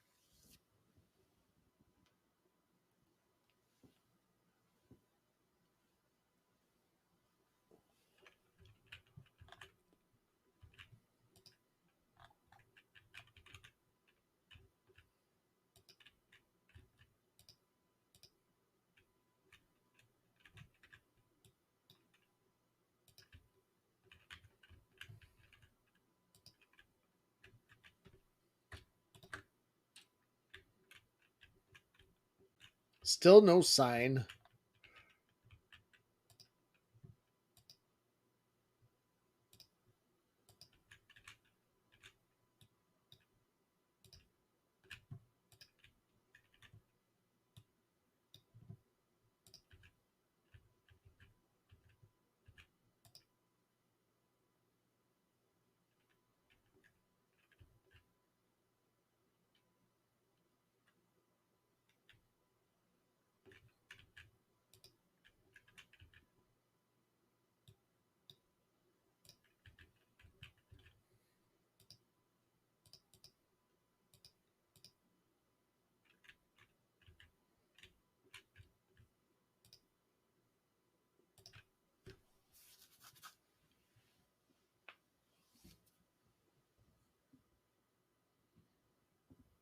Yep, we see some entrenchments.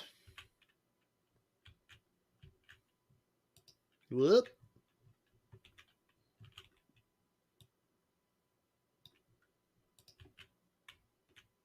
$11:30 a.m. So plenty of time to even get situated and organized and do a proper assault.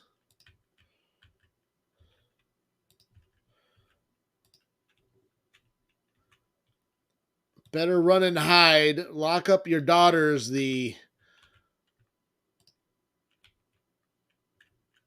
Ultima ratio is here in Winchester.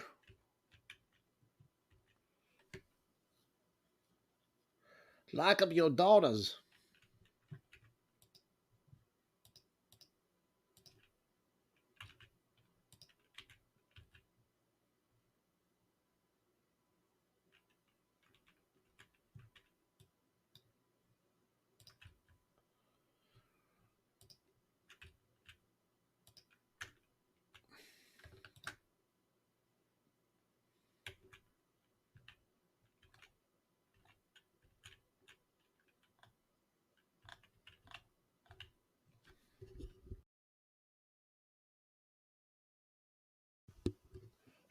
Understood, understood.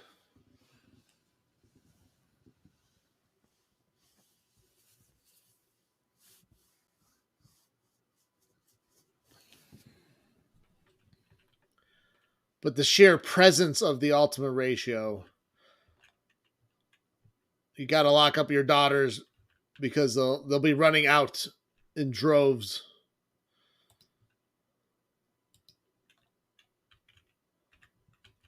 It's for the protection of the Ultima ratio.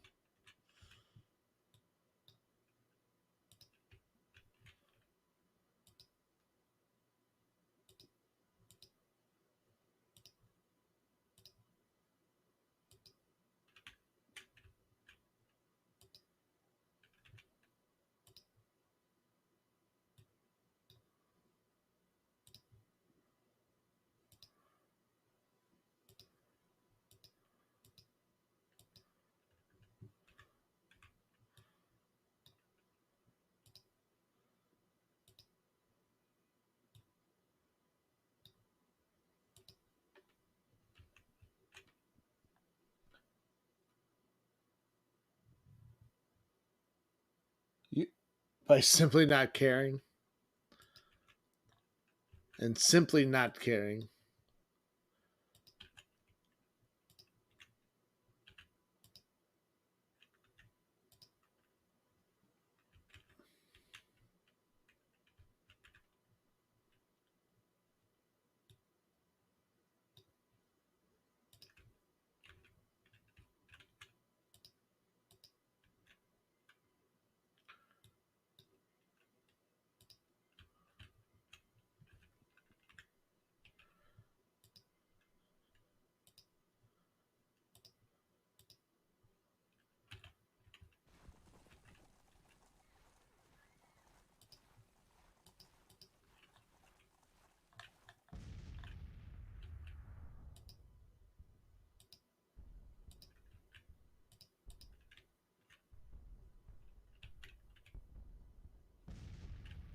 Well, it looks like their line extends out to the west.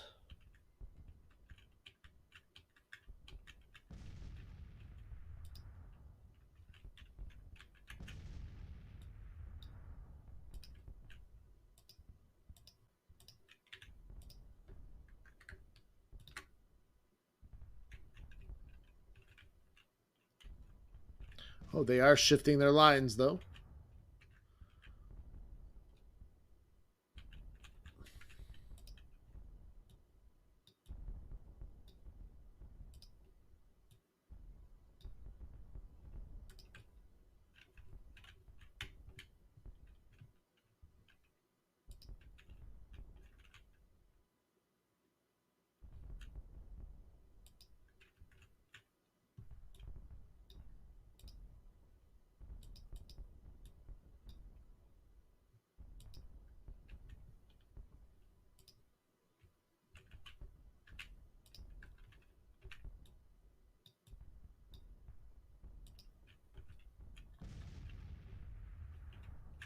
Oh, it is now 4 in the afternoon.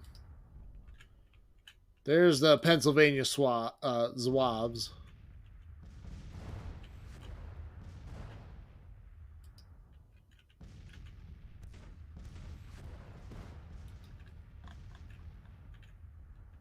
Yeah, and James Lockwood, if it wasn't for Sherman, we would have taken the whole city and say it's the rebels' fault for not hearing the warning.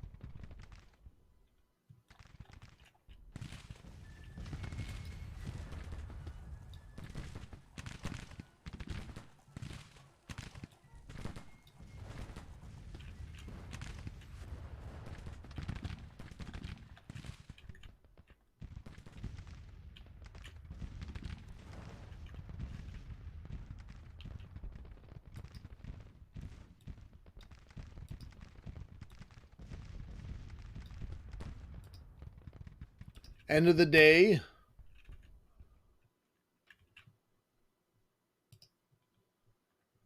I'm not going to move any of our men.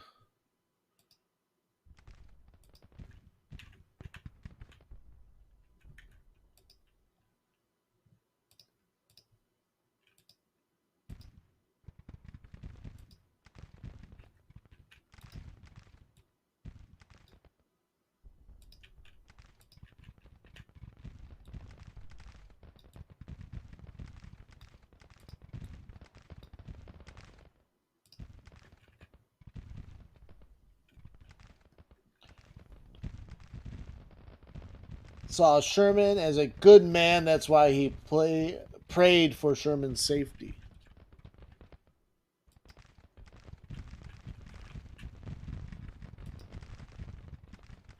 Like, I didn't order Thomas to march, so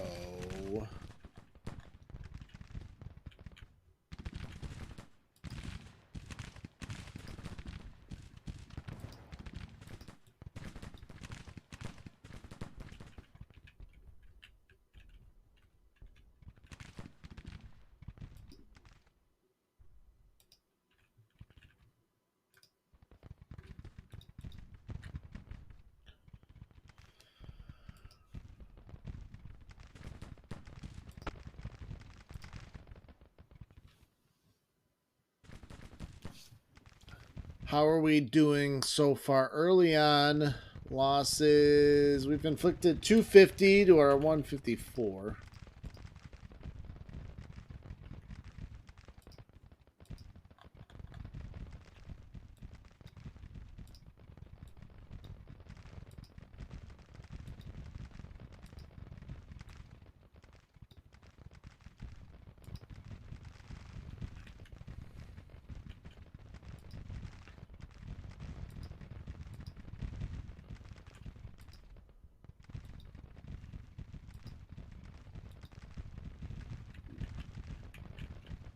All right, we're really going to try to hammer home this flank of theirs.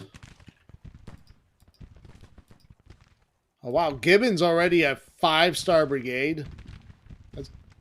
They're already elite.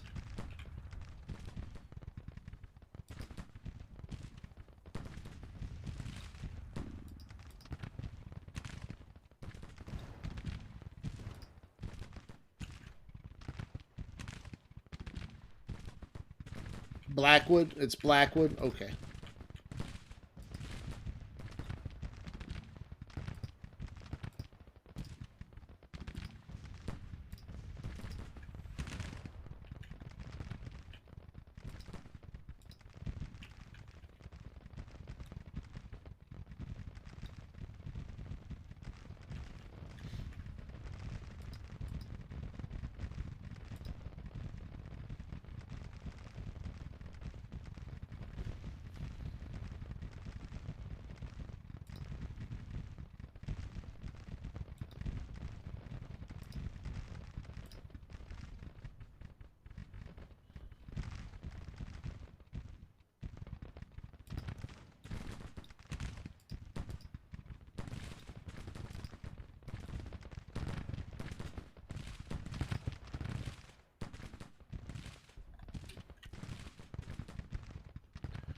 All right, 550. We can start making some of the breaking this unit. That's Marshall's brigade from South Carolina.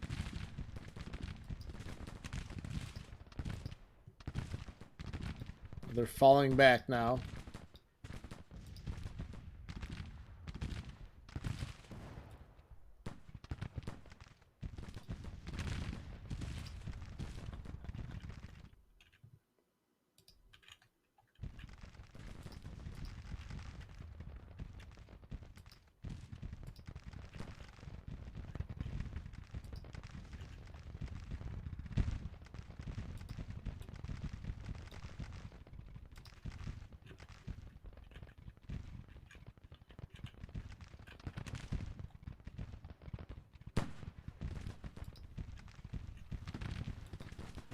All right, we're starting to roll that flank up.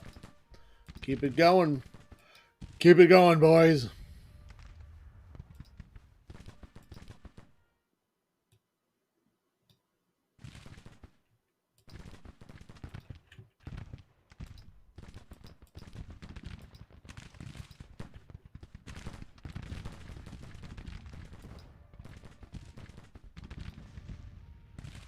Oh, a little bit of, is that a light snowfall?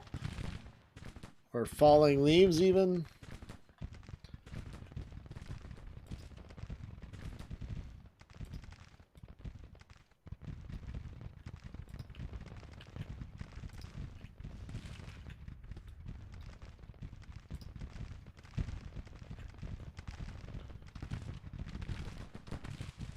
Yeah, 61 degrees though.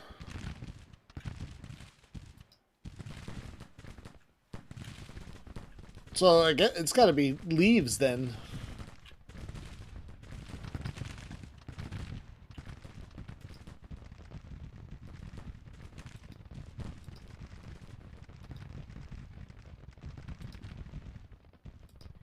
Wrinkle is low on ammo.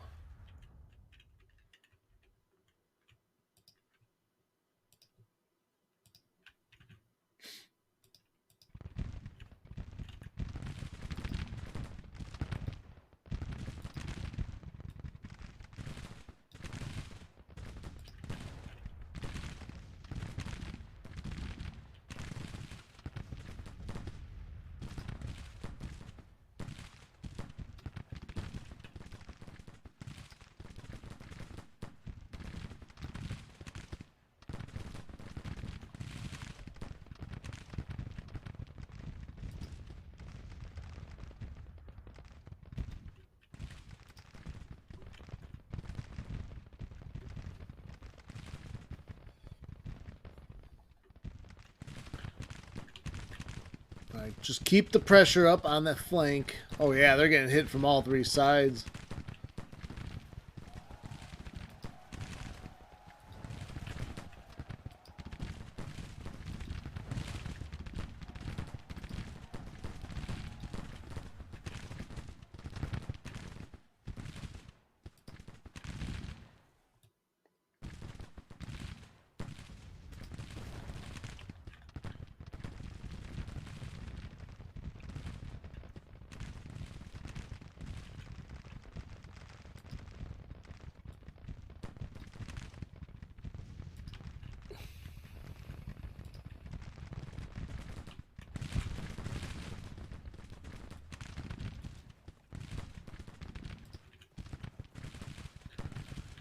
Got some broken got some broken units in those ranks of the Confederates.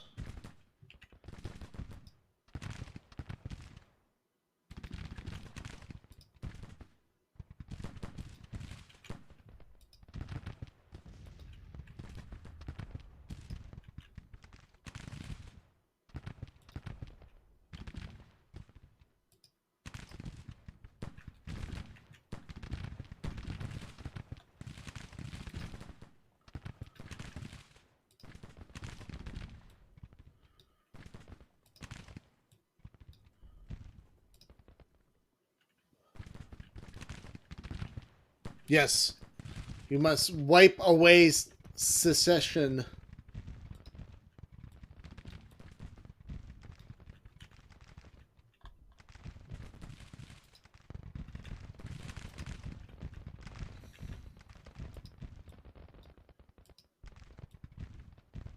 Oh, they're breaking. They're breaking.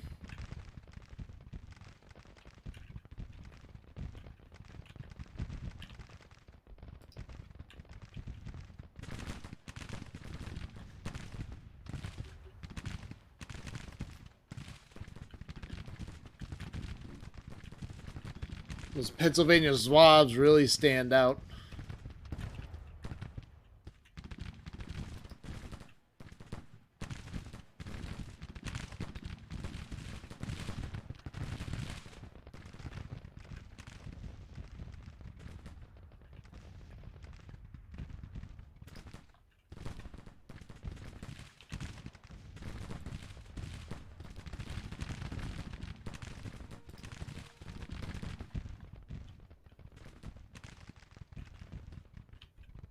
Well, we have a chance at a major victory here.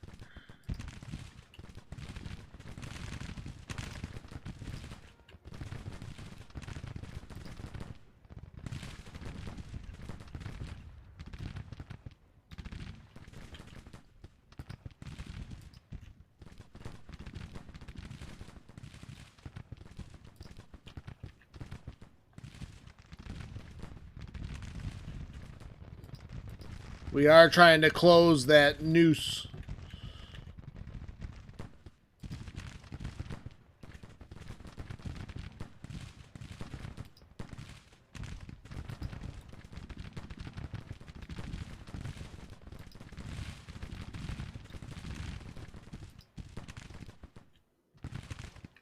They've almost called for the retreat.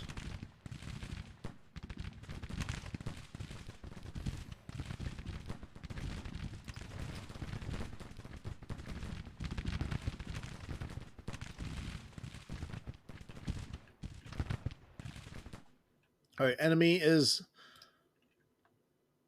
retreating.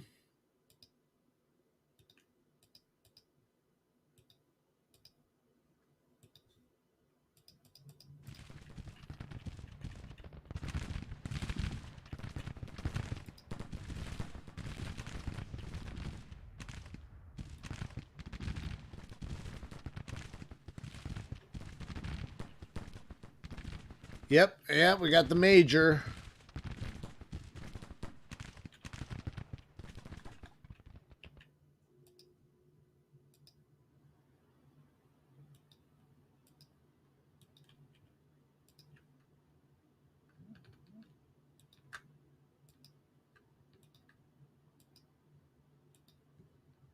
Yeah, all their units are broken.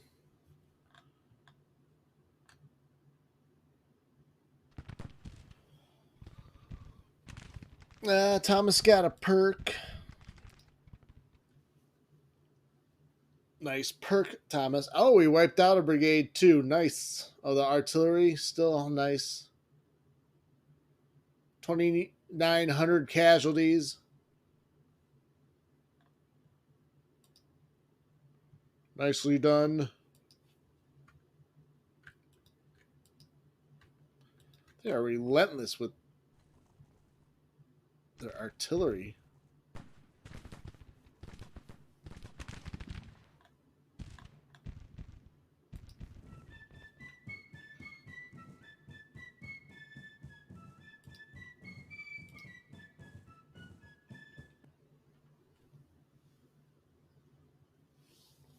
Yeah, you can go after them, but they run the fleeing mechanic. They seem to be running. They outrun you.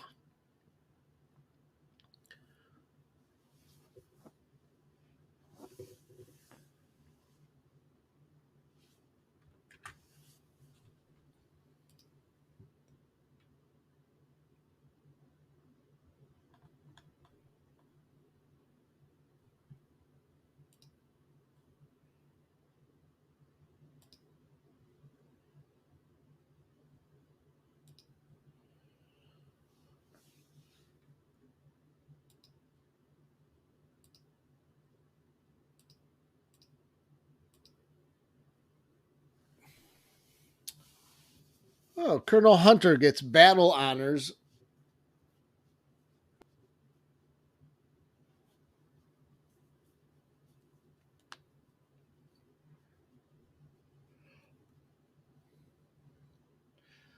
Yeah, I could go after them. It seemed like in earlier patches of the game, if you could go, it was easier to wipe out the enemy brigades if you go after them. It doesn't seem as easy right now. So sometimes I'm just like, I don't feel like trying to chase down all these units when I can barely catch up to them.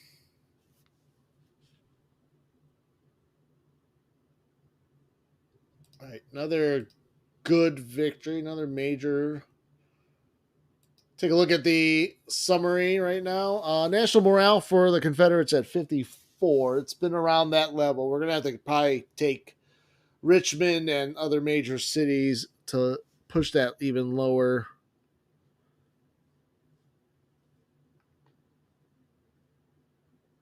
Apparently, they're winning the trade warfare.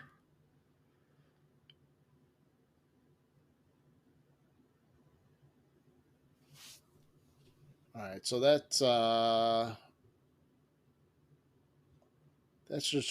strategic situation. You got 143,000 men under arms for the federal government. Confederates have 88,000.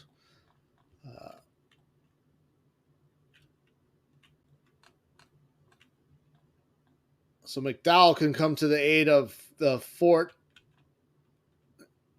in the Shenandoah Valley. And Heinzelman is there too to reinforce.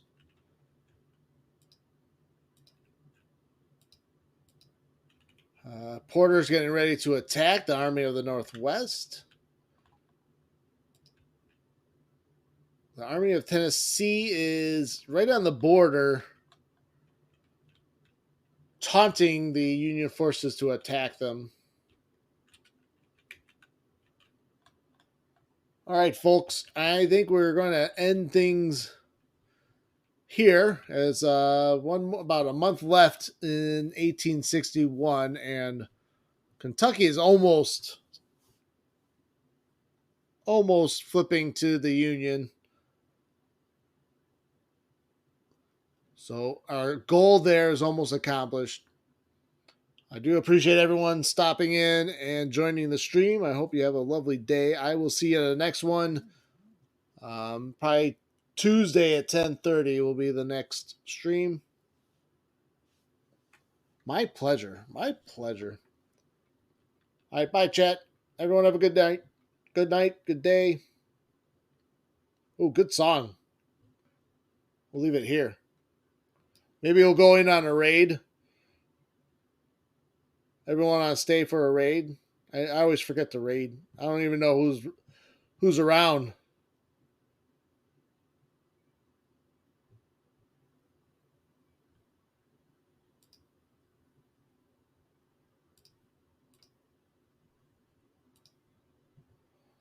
Let's see. Oh, Alto Funk. Let's check out Alto Funk. He's doing some No Man's Sky.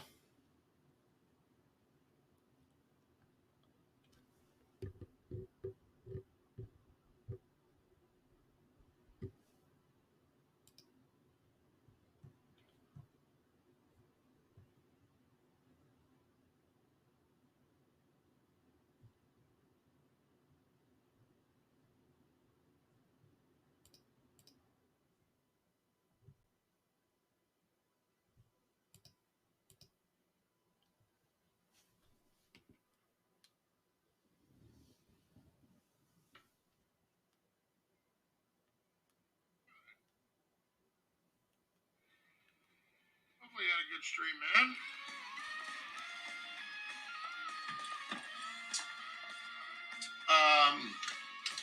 Let me get into a relatively safe spot. And I'll give you a shout out.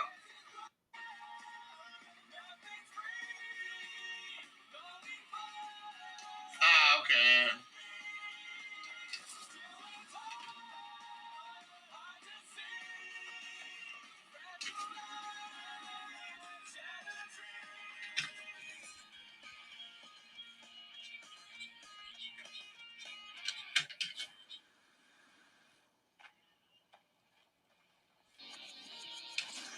Yeah, hey, what's going on? Let me get in a safe spot. I'll give you a shout out. Like, safe spot being probably right now.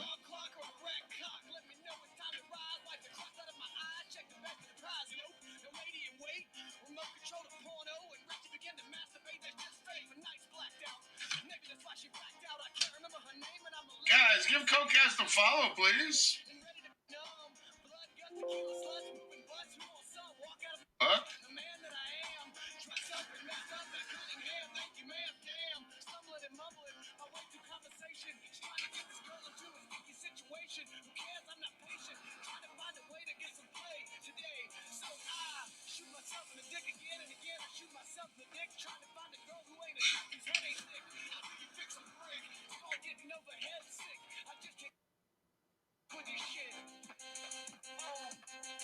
Song's so good. I love it.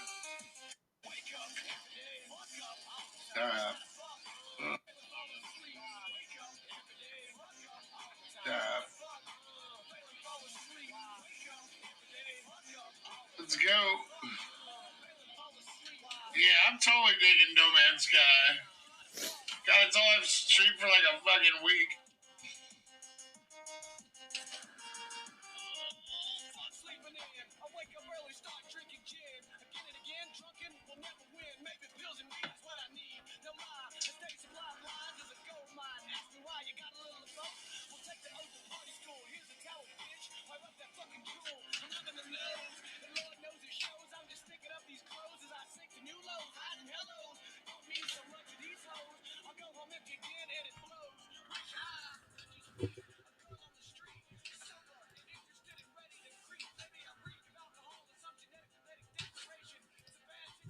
Go, go, go, go. God damn it. Yeah, it's super fun, man, I think.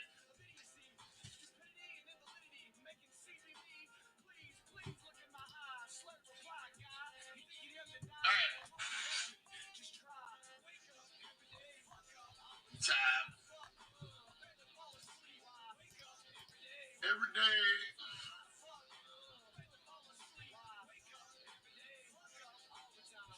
What am I missing? Rare ground, always active. Rare ground, always active. Yeah, so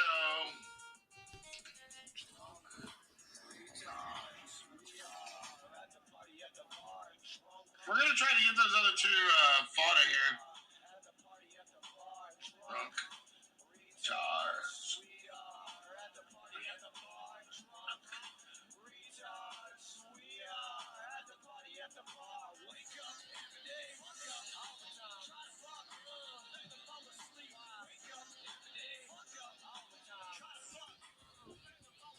see if we can find those other two